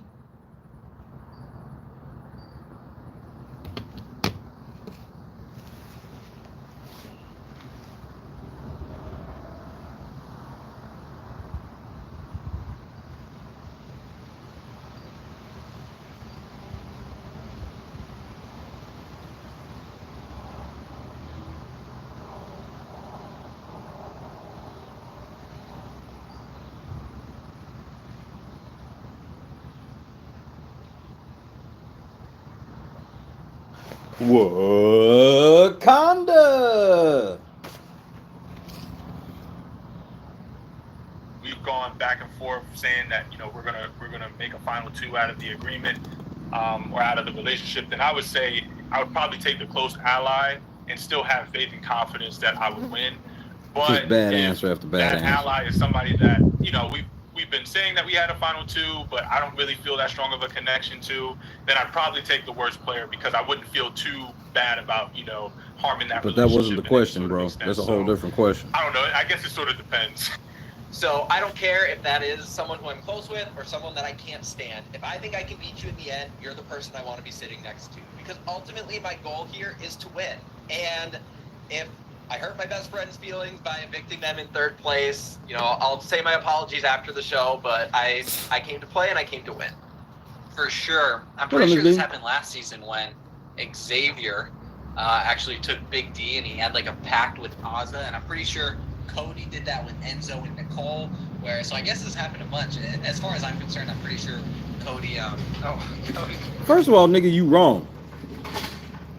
Xavier had a pact with Derek Frazier from day one. What are you talking about? Man, McCray don't even remember what happened last season. And he had like a pact with Ozza.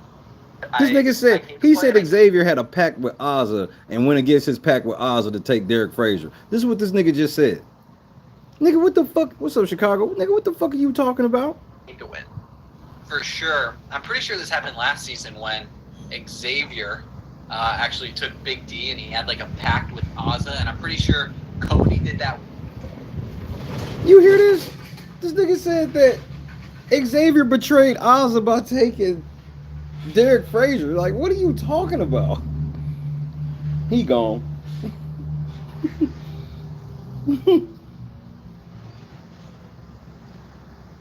They about to get his woke ass up out of there. He's definitely gonna be a casualty of the war. I see no upside. Enzo and Nicole, where, so I guess this happened a bunch. And as far as I'm concerned, He's the I'm pretty fake sure super fan. Cody, Cody, what's his last name? California or something. Caliafori. Nicole rather than Enzo, and or whatever. Sorry, I'm going into some into that. But I would totally 1,000% take whoever I can beat. Let's be honest. I think that's the most important thing. It would Matt Turner? He gone. be a little heartbreaking at I guess for like a minute, but then if you walk away with $750,000, like who cares in the end? So yeah, totally, I would take the person I knew I could beat.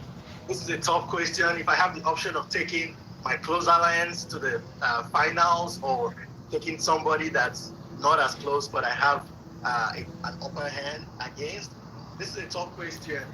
CBS, timeout, bro. Nope, I'm going there. Nope, I'm going there.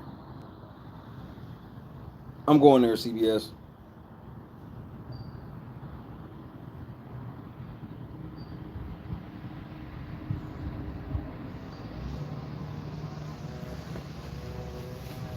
When I said I wanted y'all to pick different types of niggas, bro, I still meant for you to pick people from this country, bro.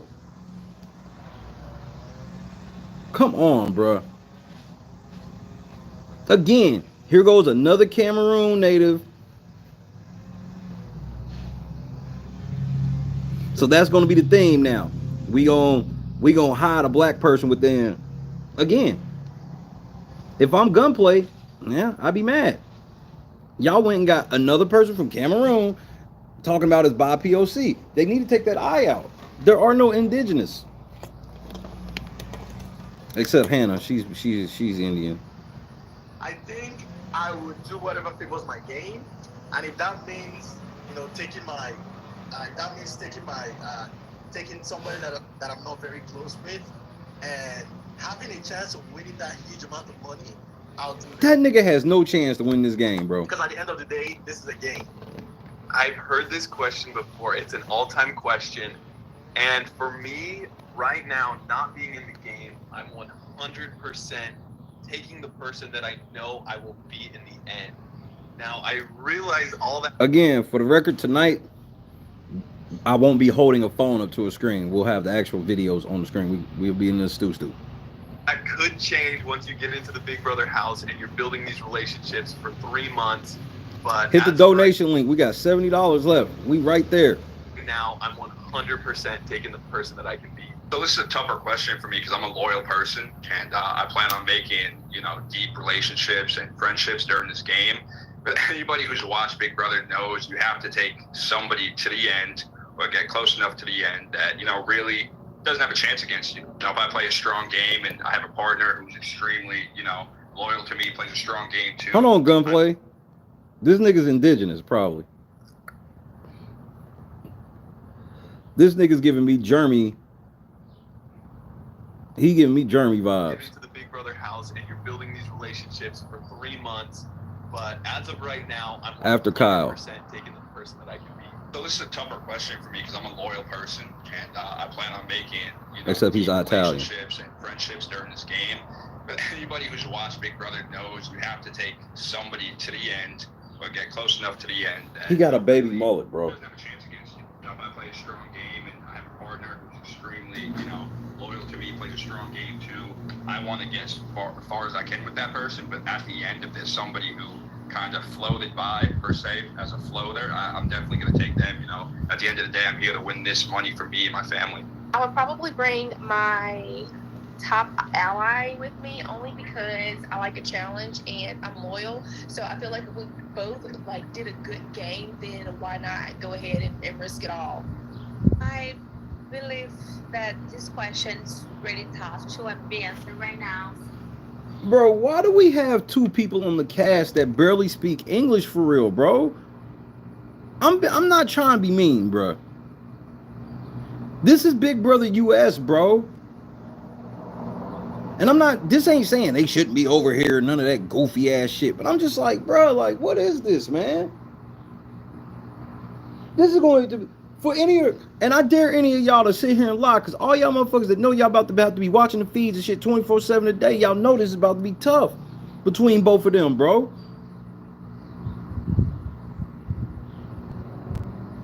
Things like I'm not in the house, I'm not living that moment, but for now, I think I would pick someone that I don't really like it and I know it I'm gonna win over by the end of the day. That's why I'm here. When it comes down to the decision of taking my final 2 or the 3rd place player who I will most likely beat, I'm definitely gonna take the 3rd place. Where is this nigga at? That at least is my strategy. That ain't no hotel room. Person, so I may change my mind as I grow closer, but I'm gonna try to stay in that game zone and know that friendships will always come after the show. I'm here to win the money, and I'm gonna vote out whoever is gonna try to take the money away from me. So I will take the less beta. Well, go sit your Nigerian ass down somewhere then, nigga. That's why they don't fuck with you. They think you a bearer bondsman, nigga. Go sit down somewhere.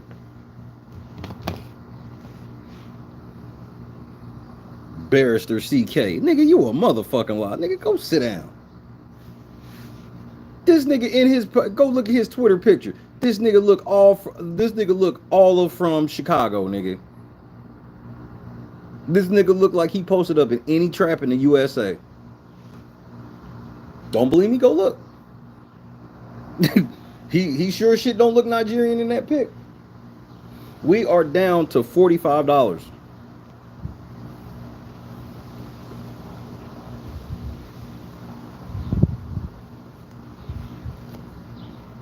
Now this nigga Wakanda. Here comes CK motherfucking ass, bro. I give it to everybody, bro. Well, one thing you won't be able to say is I don't give it to everybody. I give it to everybody because it's for fun, bro. Motherfuckers know, man. Like, what if CK came to me with a real problem about being discriminated as a Nigerian? That's the time I'm asleep. Man, go sit your ass down, nigga. You did it. What, you tried to sell him some watches or some shit, nigga?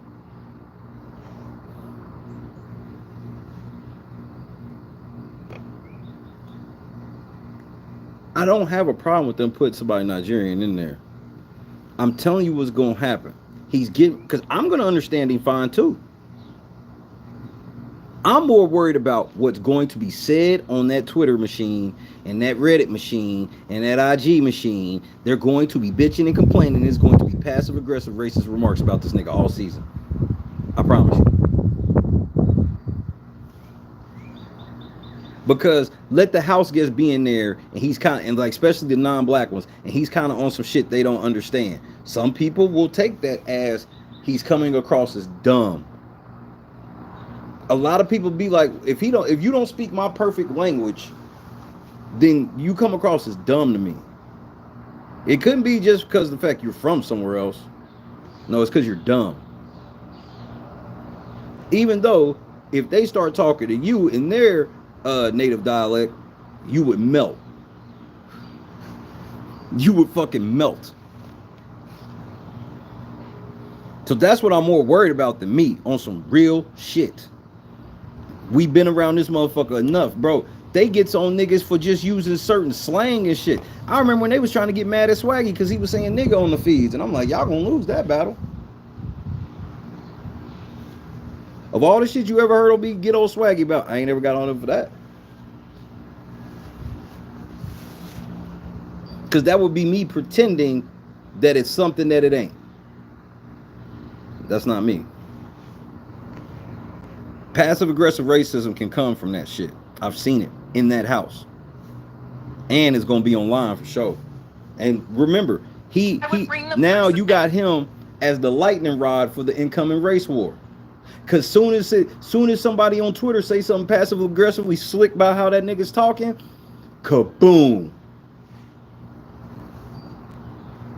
And I'm just, because I ain't gonna be able to say nothing, but I'm gonna report exactly what happened and be like, who's right, who's wrong, and I'm gonna move from it. But I'm telling you, I can already see it. I can beat. This is Big Brother. This is a game. I'll have the rest of my Brittany got a fat ass. life to be friends with the person that I'm close with. I will explain myself in depth.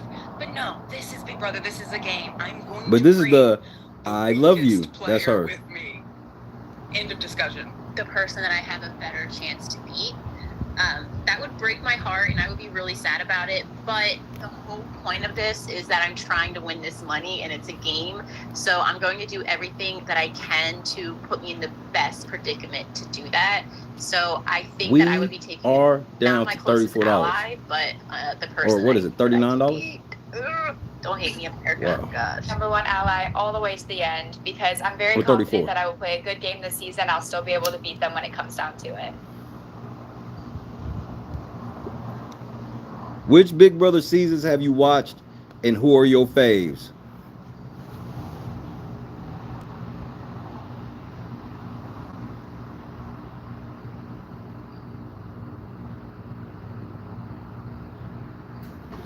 Tactical nuke incoming.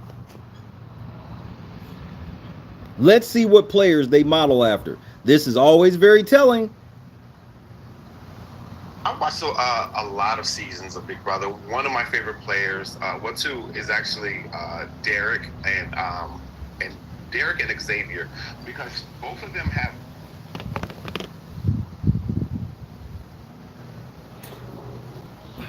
had a similar game to me, and they stand out the most out of everybody. I've seen a lot of good players, but them two, they stood out because they had such tunnel vision as to what they came in the house to do, what You just officially became Derek Frazier. When they hear that one of your favorites is motherfucking Xavier, you just got canceled in the community, nigga. Church out. And then you pick Derek on the other half? Oh, nigga. Y'all are not good politicians. This nigga said Xavier. That is unacceptable in this community, nigga. I know you didn't. Shout out to the first African American man to win Big Brother, Xavier Prather. Via the Big Brother community? Fuck you, nigga. Yeah, he's a final two candidate for sure. And they stayed the course on what was going to happen, no matter what. This is what's going to take place. I'm going to do this. This is what's going to happen. And you saw it through the whole season. And to me, that was like a flawless. I've never seen too many flawless, seasons. And those two people had great flawless seasons to me. So I watched season 20. Of course, I watched 23. That's actually what got me into Big Brother. And season 3 is one of my absolute favorites. Some of my favorite players would be Danielle R. Obviously, just an absolute mastermind who should have won her season. I'm glad we sequestered juries now because this is a talking point that's been going around the community the last 7 months. Because 7 months ago, nobody knew this. I can tell right now, she's about to be woke BB Twitter. Everybody's about to love her. And when she go home, it's going to be hell on this community. That's who I plan to model my gameplay after. And I love Janelle. I'm really obsessed with women in this game who are just full brazen and aren't afraid to go after what it is. Feminazi. So can I go in the house and talk about the men I like and talk about how I just really love strong men in this game? Bro, I would be called all type of misogynist. They want, what aren't afraid to go after what it is that they want. And I love how Janelle was not afraid to be a bubbly, girly personality while also dominating competitions. And also tearing down a gay black man on national TV by proclaiming that he dates older men. And I won't repeat some of the other shit she said. That's the one y'all laugh at, but she said some other shit after that was pretty fucked up. But go off, sis. That these women that I'm thinking of never sacrificed who they actually are and still played a fabulous game. I just finished watching season 6 of Big Brother Canada, which was pretty good. And I also watched Big Brother. Some of my favorites are Big Brother season 20. Last season was great too. I really do like Tyler C from season 20 and Angela. They're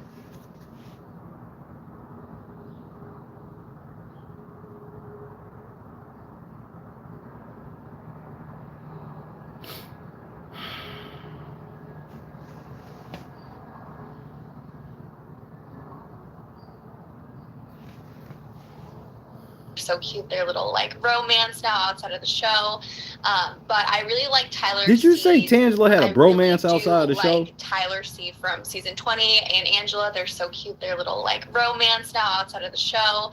But I really like Tyler C's energy and his character because I feel like it is kind of similar to me as a person. We're both get her ass out. Anybody that say they similar to Tyler, you need to get out immediately. They're a fucking liar. They're a liar. And they play victim a lot. She's going to play victim a lot. Now, this is where Shay's predictions start coming in. They come in fast. I stand on this one. She gonna play victim a lot, bro. Leaders, but then we're also super carefree and fun in the house. He was like a diplomat when people were fighting and arguing. So I feel like we're very similar in that way. My favorite seasons are definitely going You hear it? He was very diplomatic when the fighting was happening. He was like a diplomat when people were fighting and arguing. So I feel like AKA I'm not a villain like that.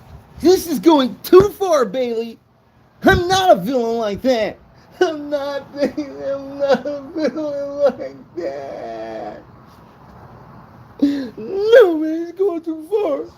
The black bitch gonna say I'm a fucking villain? Who the fuck is she? Are you gonna believe me or are you gonna listen to those monkey lips? I'm not a villain like that. Diplomat. Or how about my favorite diplomatic moment from Tyler? I'm gonna ask to go home for the cause. I want to be evicted because I'm tired of seeing this in the house. Xavier ain't the first black winner. Tyler is. We're very similar in that way. My favorite seasons are definitely going to be season 16, season 17, and season 23. I loved Derek from season 16. He was a sergeant in the police force, and as you all may or may not know, I was a police officer for 10 years, and that's... Told him fuck 12, fuck SWAT. So they gave y'all Tiffany, but she 12 now.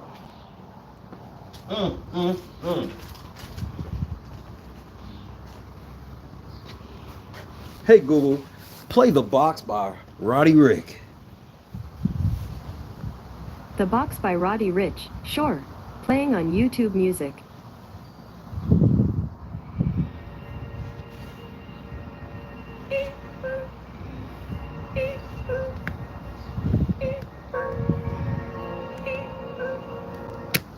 These motherfuckers, bro.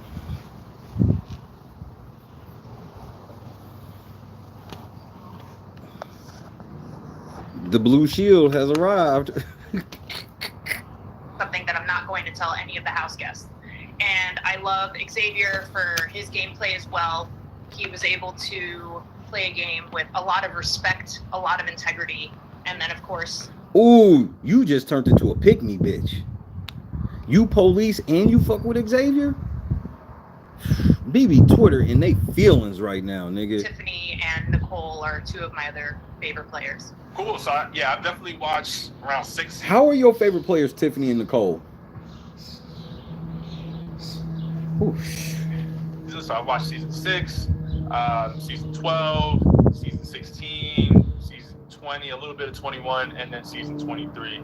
My favorite Big Brother players have been Donnie from season 16. I just think that he was such a beautiful personality, like a very caring person. But of course, Derek played the best game in that season. Hayden, of course, from season 12, played a great game and made sure and ensured that he pretty much won based off of the moves that he made. Out of season 20, Tyler was definitely my favorite, even though he lost. And then season 23, of course, Xavier held it down. So those would be my favorite players from those seasons that I've watched. So You don't want to know who that was.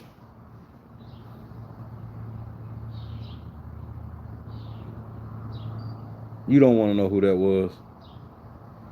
I think that he was such a beautiful personality, like a very caring person. But of course, Derek played the best game in that season. Hayden, of course, from season 12, played a great game and made sure and ensured that he pretty much won based off of the moves that he made. Out of season 20, Tyler was definitely my favorite, even though he lost. And then season 23, of course, Xavier held it down. So those would be my favorite players from those seasons that I've watched. So I've watched every season of Big Brother. That includes Celebrity Big Brother, Over the Top. I even watched some international versions. So I love this game. And as far as my favorite players go, I've always loved bold players who are willing to make moves, not afraid to go against the house. So Janelle is my all-time favorite. I love her. She's a comp beast, and she's given us some of the most iconic moments in Big Brother history. I also really love Kaser. I think Janelle and Kaser are my favorite duo. But I also really love and appreciate a lot of the strong, badass women who have played the game as well, like Rachel Riley, Danny Donato, Danielle Reyes, Nokomis from BB5, and as well as Rennie Martin for that entertainment from BB10. And Brittany Haynes for Diary Room sessions are unmatched. Okay, let's see. I've watched 18, 19, 20, 21, 22.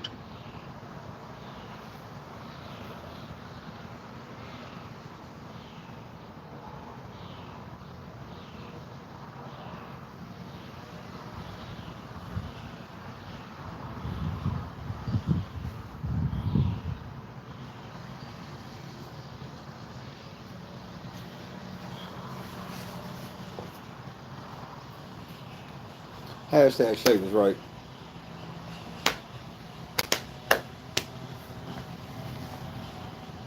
That's all I got for you. Hashtag Shay was right.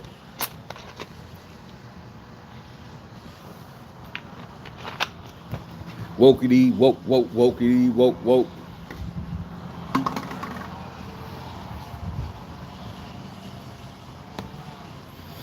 23. So I'm like 6 seasons deep, and then I've seen like a bunch of episodes from other seasons. But as far as my catalog goes, basically like those 6 core seasons, I think Rockstar is an absolute queen. I think the same for Chris.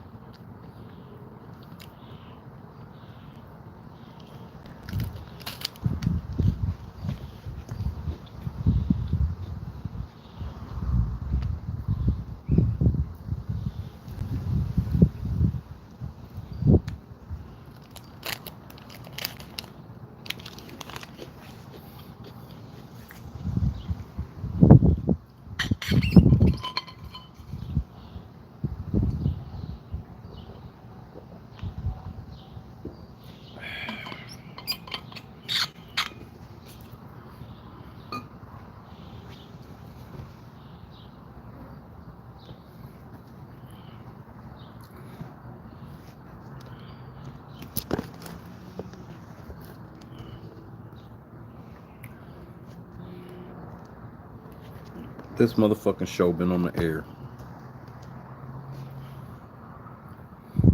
for 23 motherfucking seasons.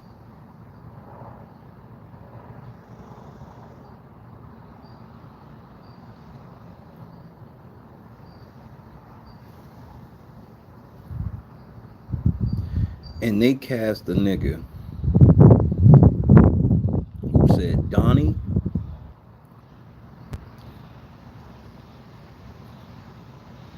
and Hayden.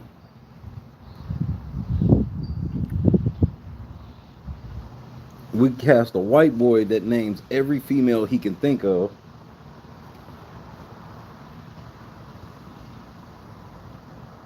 But in that list of all the women that woke motherfucker named, he managed to not say motherfucking Rockstar.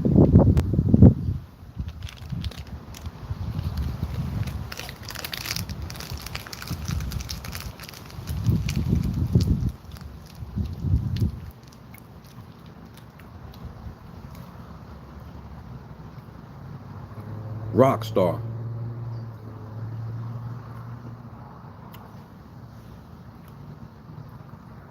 I can't wait to see how this was accepted, because I saw how it was accepted when her stock was the highest.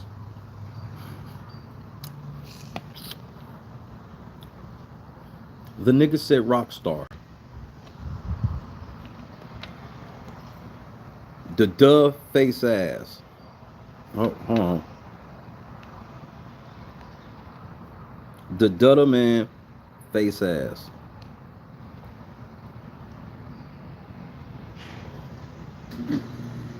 Rockstar the queen, damn it.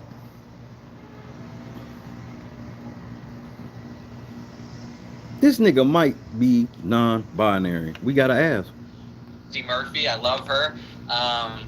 Let's see. Those are two keep. Oh, Tyler is. I'm probably the biggest fan out of anyone to play Tyler Crispin. That Crispin's last name, right? Yeah, he's like super cool. I totally look up to him. And then like Cody's classic. Nicole is like, she's pretty cool. And yeah, then the classic David Alexander, who is just an absolute icon in my eyes. So what the? Definitely.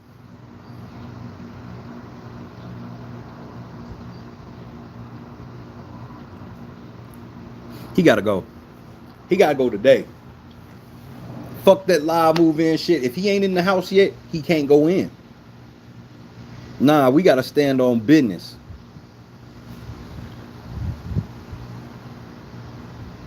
This nigga said Lord David Alexander is an icon, nigga. Is David Alexander an icon? Press 1 for yes, 2 for no. This nigga said David Alexander is an icon, nigga. This nigga said David Alexander is an icon, nigga. There's nobody in the community that says this. I don't know where they found this nigga. I can't even blame this on BB Twitter. BB Twitter ain't have nothing to do with this. See, I told the truth in all cases. I can't blame. I don't know where this came from.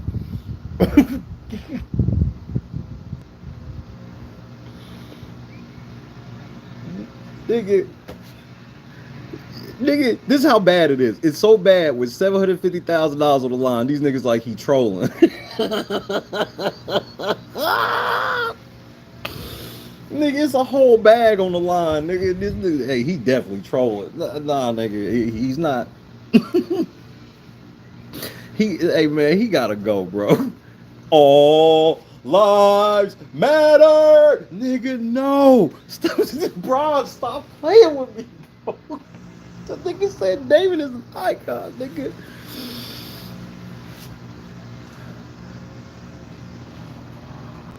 Hey man, hey, look, whatever Twitter's saying about him, I'm with.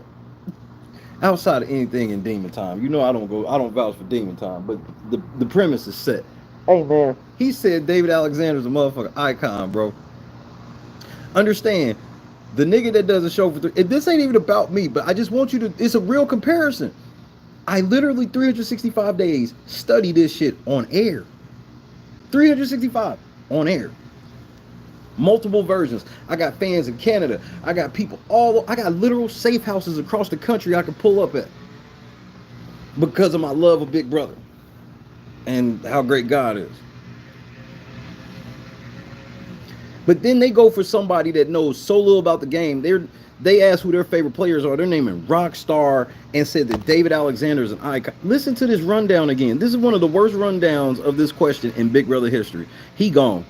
He gone. He gone. He has 0% chance to win. Zero. Who want to bet money? I bet you $1,000. Whoever want to step to the plate, this motherfucker has a 0% chance. I'll give you 5 to 1 on it. 0. The ballots are in. For that entertainment. The keys just came out of the box, nigga. The jig is up. Brittany Haynes, her diary room sessions are unmatched.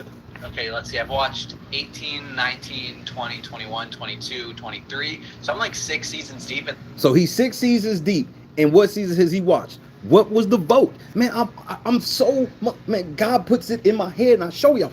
Bro, what did I tell you? What did I tell you? It's broken down from pre-15 to post-15. A lot of people that left at 15 didn't come back till around 20 and then they left again. So anybody from 15 on that's sitting here like, man, those are my favorite seasons. You know they're trash at this game. And all the things that we don't like about this game, they love and idolize. Everybody's sitting here naming Tyler as if he a GOAT. Nobody's named Dr. Will yet. Nobody's named GOAT Giesling yet. Nobody. They got people naming Xavier when the whole community hates Xavier as the winner. And I've seen like a bunch of episodes from other seasons, but as far as my catalog goes, basically like those 6 core seasons, I think Rockstar is an absolute queen. I think the same for Christy Murphy. I love her. Let's see. Those are 2 key. Rockstar and Christy. I'm probably the biggest fan out of anyone to play Tyler Crispin. That Crispin's last name. Rockstar, yeah, Christy, he's, like, Tyler. Super cool. I totally look up to him. And then like Cody's classic. Nicole is like, she's pretty cool. And yeah, then the classic David Alexander, who is just an absolute icon in my. That's just, I had to throw a nigga in. Yeah, Rockstar, Christy, Cody, Nicole, you know, Tyler, and David. He's an icon. Not Slick. Nigga, that's what that was. You got to the end of that long ass train. It was like, damn, I didn't name nobody black. Oh shit. Fuck, David Alexander's an icon. Is that your final answer?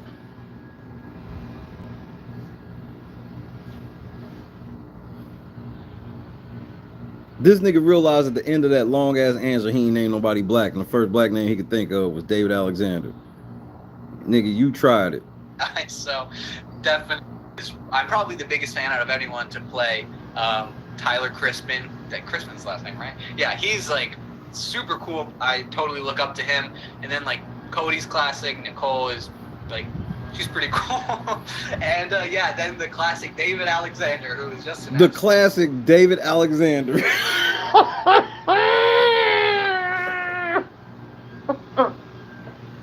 Lord David, aka the classic David Alexander.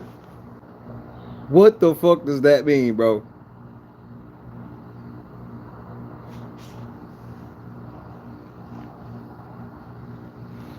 The classic David Alexander, bro.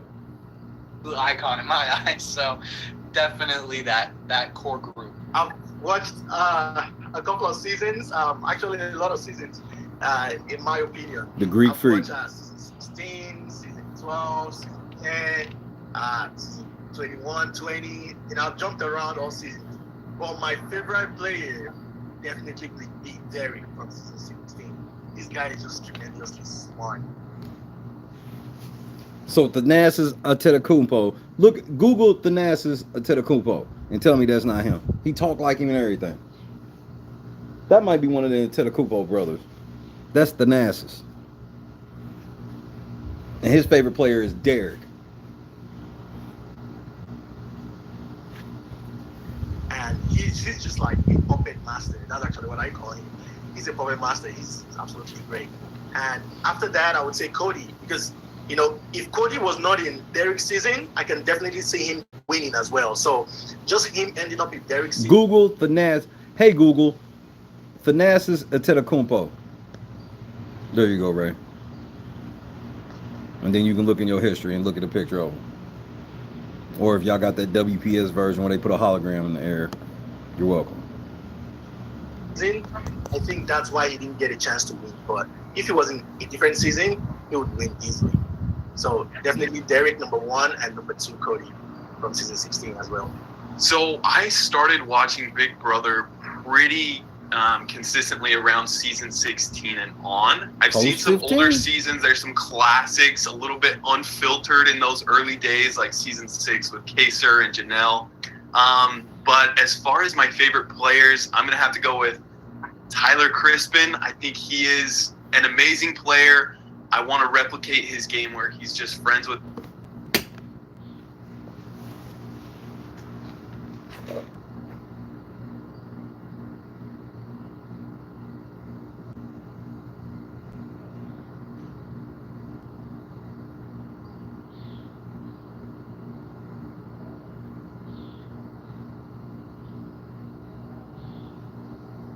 Hey man, y'all doing this shit on purpose.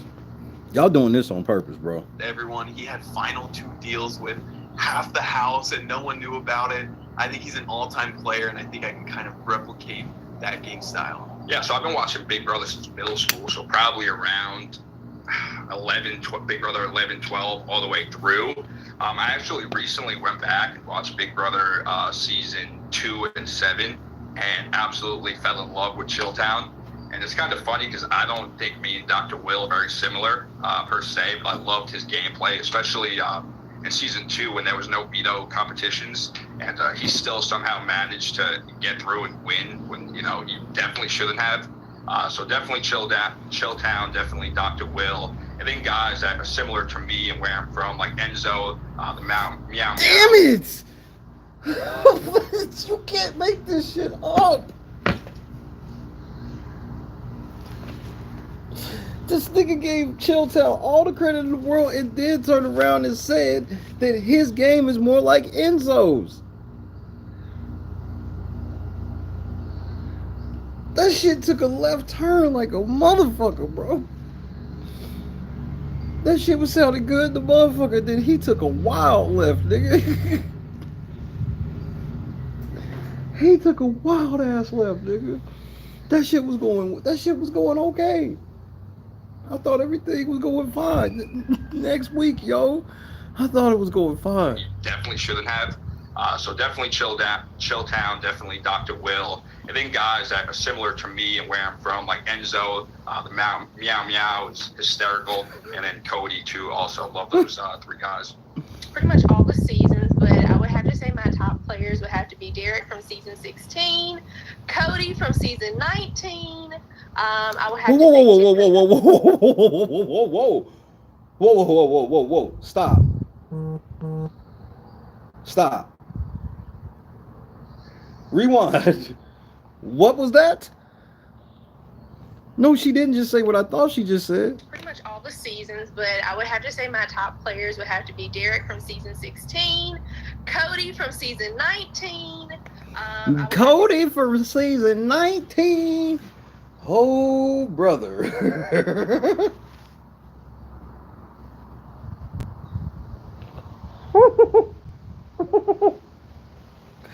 The race war is incoming, nigga. The race war is incoming. I told you. Oh boy. Oh boy. That's the pick me bitch. This is a bold move, Cotton. We'll see how this plays out. Y'all about to find out that there are women they will turn on, bro. I just want to put this out there, CBS. There are women they. Oh boy. She said Cody Nixon, bro. Damn, Carl. That's a bold proclamation. I'm not ready to go there off the. I can't go there off the voice, but I can go there. I can tell you that some racist shit may be said to her at some point. I'll just put it that way. Tiffany from season. Yes, she said Cody from 19, Cody Nixon. 23, and. But she's a fan of Tiffany. Yeah, that's pretty much it for me right now. She said Cody 19, from season 19. Those three guys. Pretty much all the seasons, but I would have to say my top players would have to be Derek from season 16, Cody from season 19. That's not Cody C. That's Cody from season 19. She was very specific in that. Cody Nixon. Don't try to say that, bitch. That must have been your little preseason pick. Well, the bitch like Cody Nixon. Deal with it. You tried it. I would have to say Tiffany from season 23, and yeah, that's pretty much it for me right now. I watched the last one, and my favorite player is, of course, the winner. It's Javier, Xavier. I don't know how. Xavier, you can get that exotic shit popping off. She with the shits, Xavier. Hey X, you can get this exotic shit popping off, bro. She ready, nigga. Hey X, she ready, bro. You can. Hey, that exotic shit is it's on deck, nigga.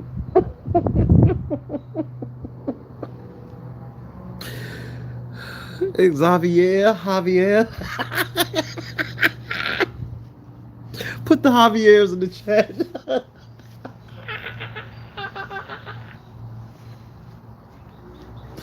You call this nigga Javier.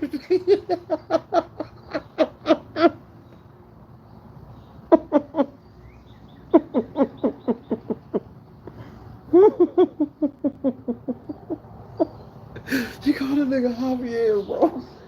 How do you pronounce his name? This bitch is going to be brutal on the feeds, nigga. Oh, who made this decision? She's not even bad.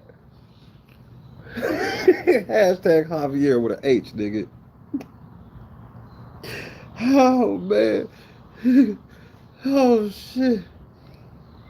Oh shit. Oh shit. I watched the last one, and my favorite player is, of course, the winner. It, Javier, Xavier. I don't know how you guys say his name. Xavier, like it's spelled. Because he's like, I see so much of myself in him, like the way that he treated people and the way that he did, like. X, you hear that? She sees so much of you in her, bro. Sometimes you gotta read between the X. You was talking that exotic shit. She said she sees so much of you in her, and she didn't say pause. Hey man, watch out, y'all, bro. Y'all need to stop cock blocking. I got you, X. They cock blocking. His name, but he was my favorite because he's like, I see so much of myself in him, like the way that he treated people and the way that he did, like the clear way that he did his game, like trading like favors, and I liked him a lot. I've seen every Big Brother season, even Canada. I've seen every single season. I've been obsessed with the show since day one. I was there watching it when I was like 14 in 2000, watching it. And my favorite players of all time, easily Dan Giesling, Casey Clark, Brett from BB20. Nigga, wait. Whoa. Skirt. Driver, with your right hand, turn off the ignition, roll down the window, and toss the keys out of the window with your right hand. Slowly. Now with your right hand, reach out the window and open the door and exit the car slowly.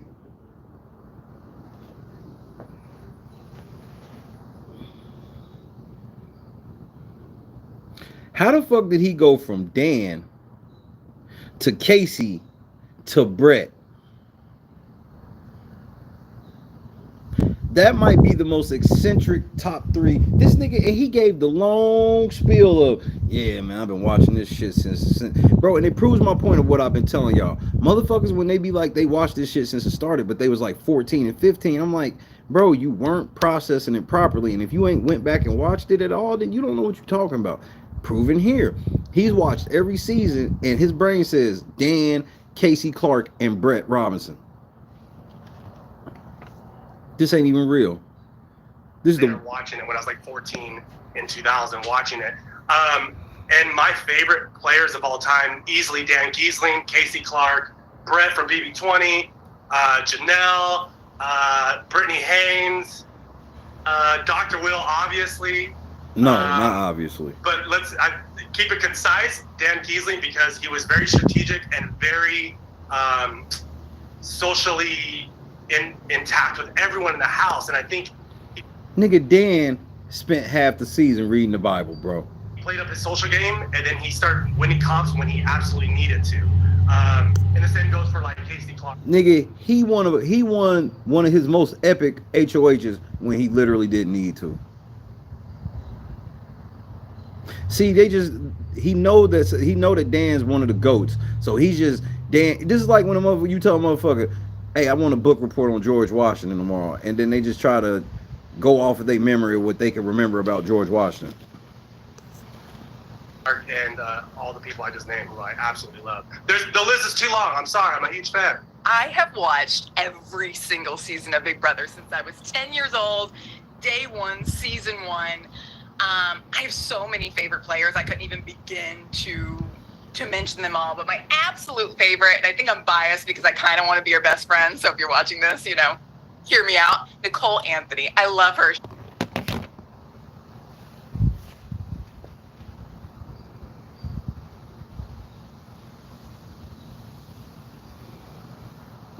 Okay, they trolling. This is a full troll job. They getting ready for 25. This is a troll job. This is a full-on troll job. I'm with y'all on it now. Yeah, they trolling. They hashtag Shay was right. They packed it up to 25. Yep. These are paid actors. These are all paid. Because I don't know any community. I don't know any part of the Big Brother community that says shit like this. I don't know all these. I want to be best friends with Nicole Anthony, which that's creepy. I told you this chick was creepy, like the chick that I love you. I told you she was creepy like that. She already said she want to be best friends with a motherfucker she ain't never met. She getting ready to play the game. These are paid actors, bro. All y'all niggas is sitting here rooting for. Oh, I want to play like Tyler. What the fuck?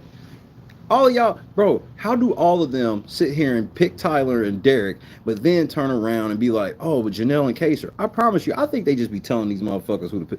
Bro, it's clear that they just give them certain. They got to watch season 6, clearly. They clearly got to watch season 6, clearly.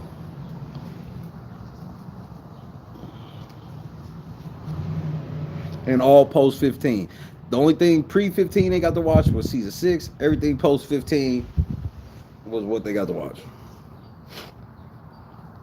They just pick it. It's almost like they got a card in front of them and they just looking in the card and like they never seen these people play and they just looking at them like, well, this girl with the glasses, she looked like she looks kind of nerdy. She probably is really good. What's her name? Nicole Anthony. So yeah, Nicole Anthony.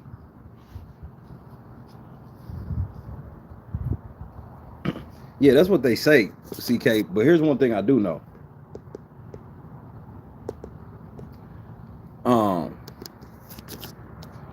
I found it fishy when Frenchie told me that, and the reason why I found it fishy is he was still under a production NDA.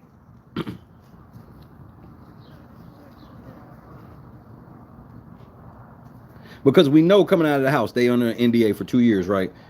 Why wouldn't you just add that one little thing in that NDA? Because come on, CK, we see this every year where it's like the group somehow they all like the same shit, but then we supposed to believe that they ain't watched the seasons. They all naming the exact same player, bro. I've not been in a group of this different of Big Brother players that all say that they at the end of the day are Janelle and Kaser fans. Kaser's had how many mentions in this shit? Way more than Kaser's supposed to have. Martin Luther King Kaser Jr. is not supposed to be in this discussion at all. We got a motherfucker that said rock star. That's a fucking paid actor. She has a heart of gold. She's fun. She was loyal. She just played an amazing game. In mainly her first season, but she did a great time on her All-Star season as well. She did a great job on All-Star. She did a great job. She did a great job on her All-Star season. She did a great job on her All-Star season.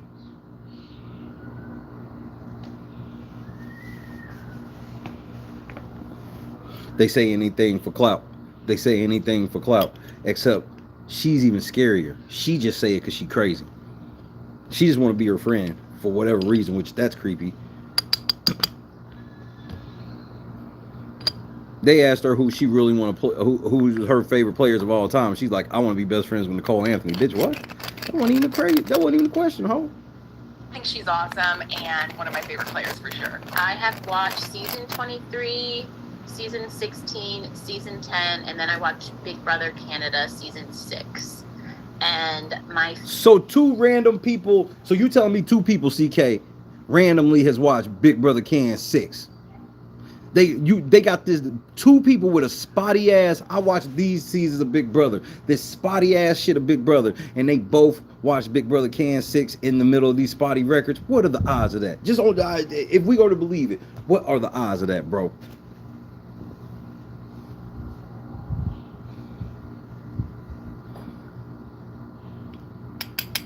And just so y'all know, when Thanasis was talking, motherfucking CK was here and he was like, man, I can't understand that nigga for shit, so I better just pretend I'm gone so that nigga's well out of the picture. Not slick.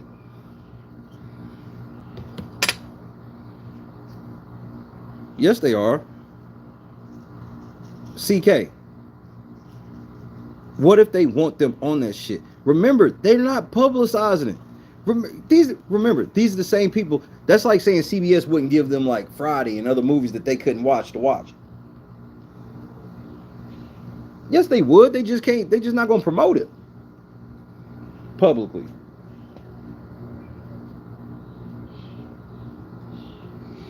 You right. When it's, yeah, they're not gonna publicly be like, yeah, we let them watch Canada. They're not letting them publicly say anything.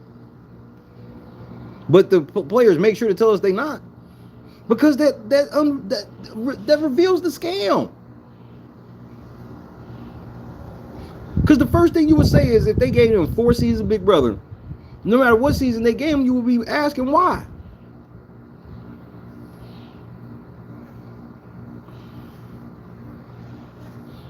But that's my opinion. Favorite Obviously. players, I really liked Nicole from season 16. I understand that a lot of people don't like her like after that season or something, but for whatever reason, I really liked her. I thought that she had a really strong social game. I liked her personality. I thought she was a fun person to have in the house. Another black chick that no, they are not gonna like. I need you to understand, Twitter literally hates people that agree with that. Lord, protect these house guests, because CBS is setting them up, bro.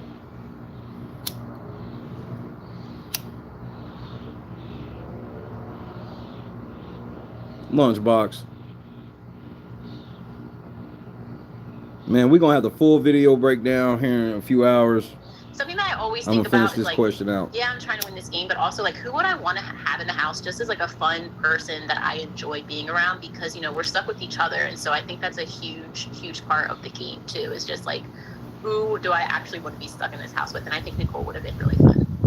She wanted to be, if she could pick one house guest to be stuck in the house with, this bitch wanted to pick Nicole. Fucked up.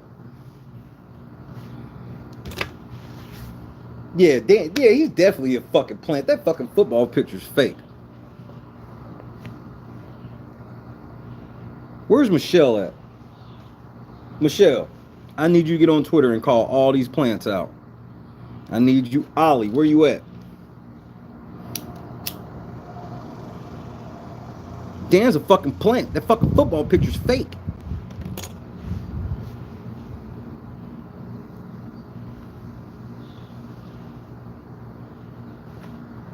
She want to be stuck in the house when Nicole fucked up. Season of Big Brother, and some of my favorite are very powerful females, and I would say it would be Janelle, Brittany, and Casey.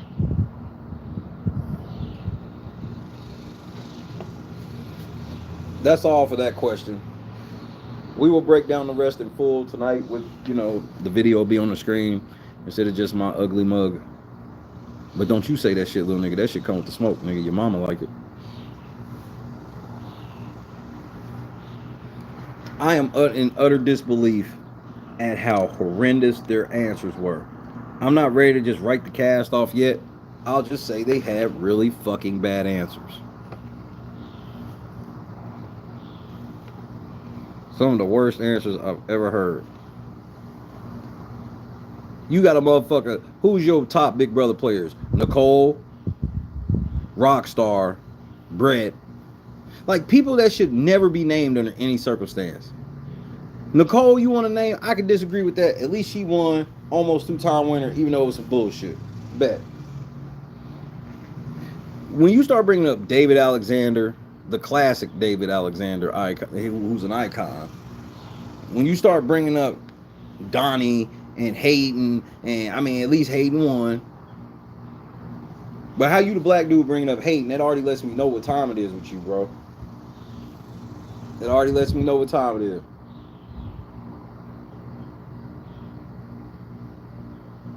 They got 3 black dudes in there. One of them's old, and he's probably one of the gay ones. And then then you got one dude that has broken English, which gives them a built-in excuse to vote his ass out. And then you got this other nigga that's talking about Donnie and Hayden and Tyler. All these people named Tyler. Tyler. You want me to believe it's a coincidence that it's Tyler that's being named a lot when his girl's on the challenge as well? Get the fuck out of here. This ain't, bro, I guarantee that Tyler gets mentioned on the challenge. Tyler will fuck around and be the house guest coming back. When's the last time y'all see Tyler Crispin? Man, Thanasis is not Giannis. You got to remember that, Rico. Yeah, Thanasis got a ring too, but Thanasis ain't Giannis.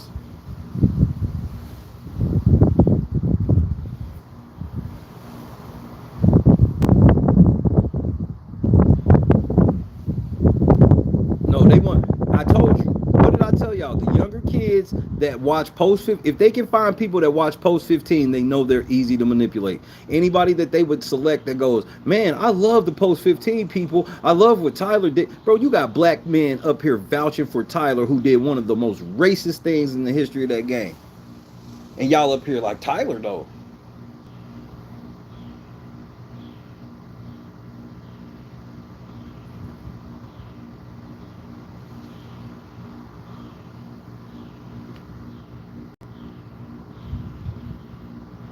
Thank you, Mish.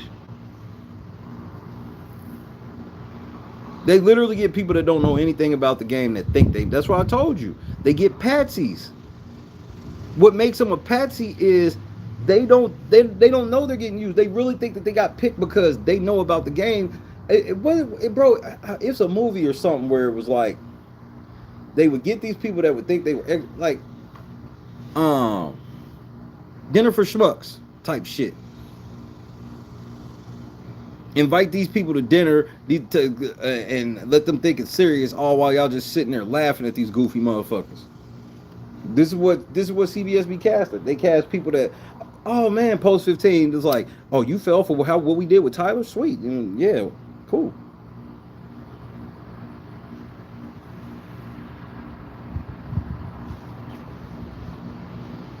But only one of y'all can beat Tyler. So when they put one of y'all in the cloud for 8 weeks, I don't want to hear the rest of y'all. Anybody that said they love Tyler, if they run into an 8-week power somebody had, I don't want to hear it. You love Tyler. And you love season 20. You love the App Store and all that corny ass shit. Why are y'all acting like Janelle won the game? The utter disrespect for all the women that have won the game and gotten further in the game than Janelle. To mention Janelle this many times in a row is downright fucking weird. Oh, right on. Taco toast. Don't scream it. I won't.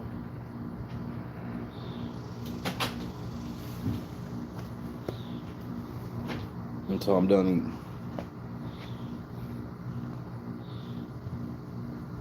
What these motherfuckers said, Rockstar. Come on, LB, bro. What are we doing?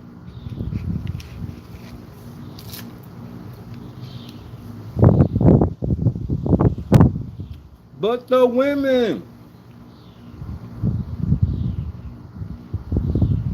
They was slick this time. They got 3 black dudes that these niggas is gonna fall off naturally. They not gonna have to do much to them. They gonna fall off naturally.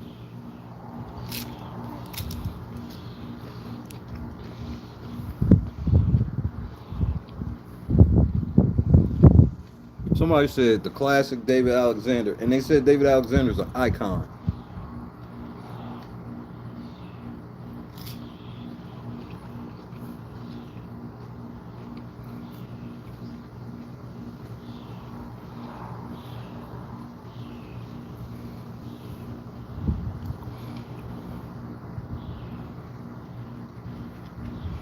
Hashtag Jalen was right.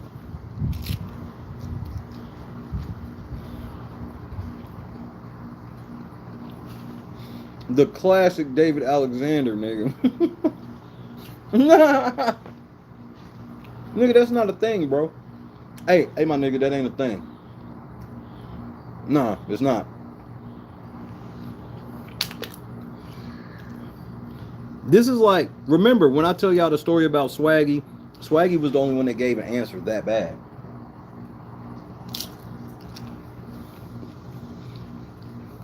The one dude started off, he said, Dan Giesling.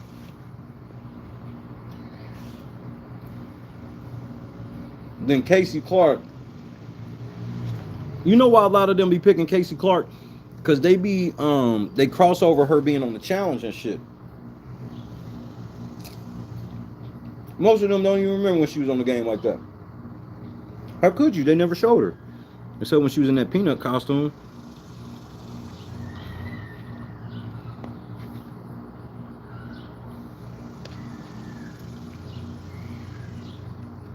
A slide in the have-not room. Oh, nigga, hold on. Let me finish this taco. All pictures will be on the screen tonight. I'm only here for probably about 10 more minutes. My initial grade of this cast so far is a fucking F. Not based on any type of looks or anything. Not based on how many black versus white, or just literally off of how dumb their answers are.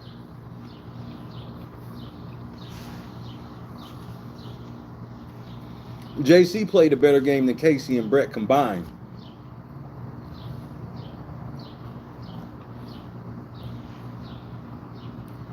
You want to talk about somebody that lied and wheezed and won the one? Understand, all level 6 had to do was make sure JC didn't win that HOH, and he won and called them bitches to their face. That's GOAT shit. When Evil Dick did that type of shit, when he won, when he had to and pulled up on everybody, that's an iconic moment. When JC did it to level 6, didn't nobody give a fuck because everybody loved Tyler. You're all bitches.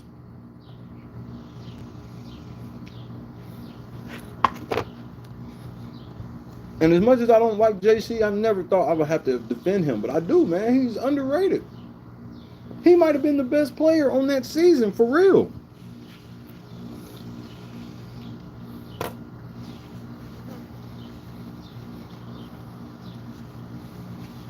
The only thing that his biggest downfall was just everybody's downfall. Trusting that nigga's hair. That's lemon juice in his hair. Why are y'all falling for that? He ain't the Jesus Christ wasn't walking the earth with a lemon curl. So stop acting like Tyler's Christ. Let me see these pictures. Misha better not be lying. I'm giving her 300. And if it's that bad, I might fuck around and give her 300 anyway. You lucky you've been breaking news. I can't give you 300. Oh, so it looks like every other house. Oh.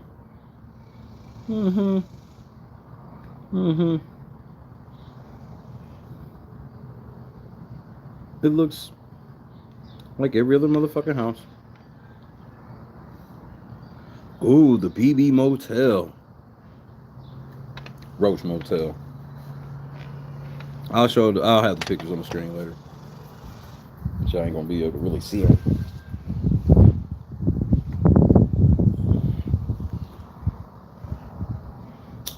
Nickelodeon cast. I'm with that. Somebody said that earlier. And I'm with that. This is Nickelodeon cast. And not the Nickelodeon we grew up on. This is when the next generation got grown.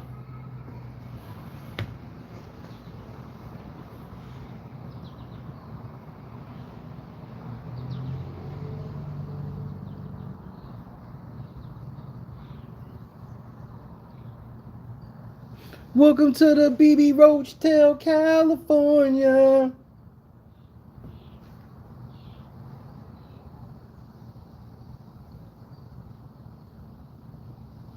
This nigga said, yeah, I really like Chilltown, but more like my game is Enzo and Cody. I mean, they was hurt me from all angles, bro. I never had so many names. Bro, why didn't somebody name Howie? Yeah, I really like to model my game after Howie. I want to be after H. Super Bowl.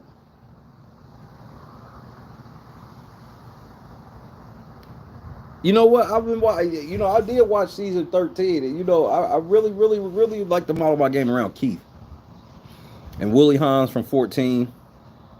I definitely was thinking about being Shima from 11 with a dash of Megan from 19.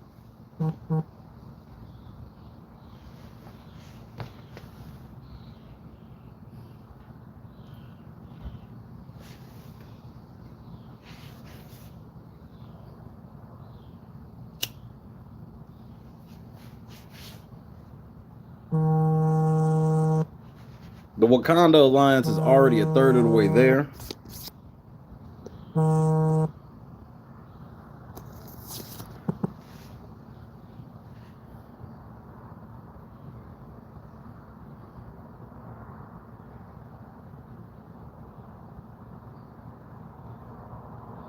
That's what I'm saying.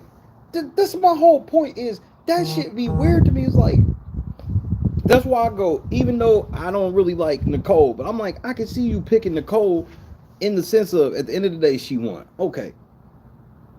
I can see you picking Tyler in a sense, even though his strategy is literally what got him. He was like literally all them. Exactly right. Literally all of those. The reason that Tyler lost was because of all those final twos the dude said he want to do. Dude literally said, I want to replicate Tyler's game. I'm like, well, if you play Tyler's exact game on either season, you're gonna lose. And then you start Brett Robinson and Rockstar and David Alexander. Whoa, whoa, whoa, whoa, whoa, whoa. Now y'all just saying the first names that come to mind. That's what I think. It's hard for me to believe that you really picking those people. It makes me feel like you, David Alexander, the classic David Alexander, the BB icon. All lives matter.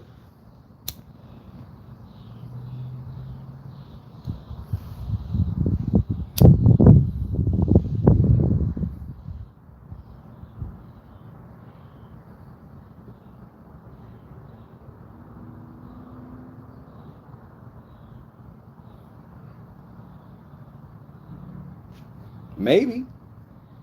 How can you say Tyler would have beat Angela when Angela wouldn't been there to vote for him? He lost with Angela voting for him. What was he gonna do when she wasn't?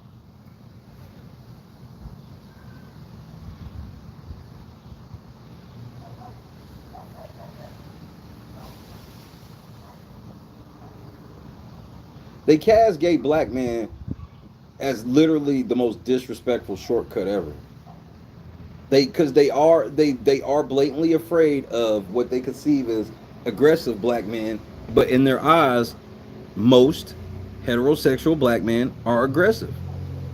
So that's why, well, we'll just curve it. We'll get a black guy who will also be aggressive, which looks even worse.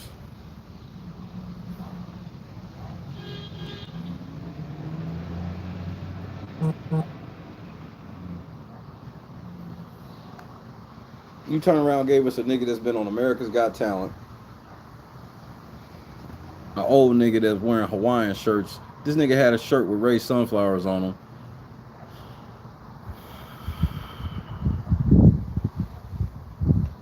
You can try that Sweet Baby shit and it's gonna be $3 every rip.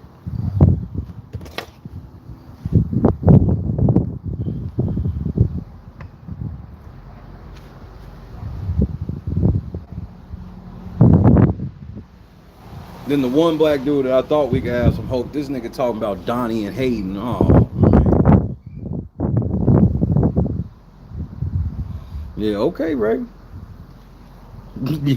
Yeah, okay.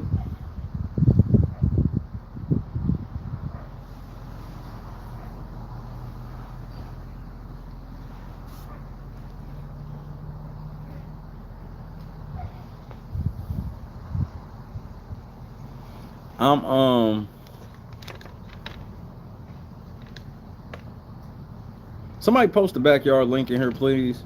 If you have not joined the LNC Reddit, which is in the description, or the backyard, which I believe is in the description as well. The backyard is one place to keep an eye on the house with us, even when we're not on air. So, it's chill. We literally never have any type of beef and shit over there, and we're gonna keep it that way. It stays that way. So for those worried, come get Big Brother 24 news. I'm about to get out of here so we can get ready for tonight. Shout out to the 95 likes, bro. The coverage is just starting. This is the bootleg coverage. We about to slowly get into the real coverage starting tonight. Starting tonight. But then again, I'm probably lying. Say peace to your boy. It's time. We here. Chicago, Mish, Boston, Rhonda. Let's see. It's 5 p.m. East right now. So the latest I would be on is probably 11 East. That would be the latest. Because it just depends on what happens here in a few when I make these runs I'm about to make. The classic David Alexander.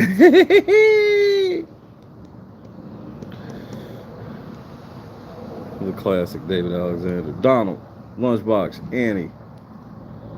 We in here tonight. It's Big Brother time. Shout out to Gunplay. Shout out to everybody who hit the link. I think we like 30 away. Knock that 30 out before we get back. Knock that 30 out. Of course, tomorrow we're going to have giveaways. I'm possibly thinking about doing Fantasy Big Brother. Guess we'll see. But the way I'm going to do this is I'm either going to only let 16 people or 32 people play total. LB, Carl, Aaron, and 1, Mary, number 5. Giveaways, the whole shebang tomorrow. Curtains up. Curtains up tonight as well. BB23 funeral. Let's bury these hoes tonight. Happy Taco Tuesday. See you in a minute. All right, Sky. Peace.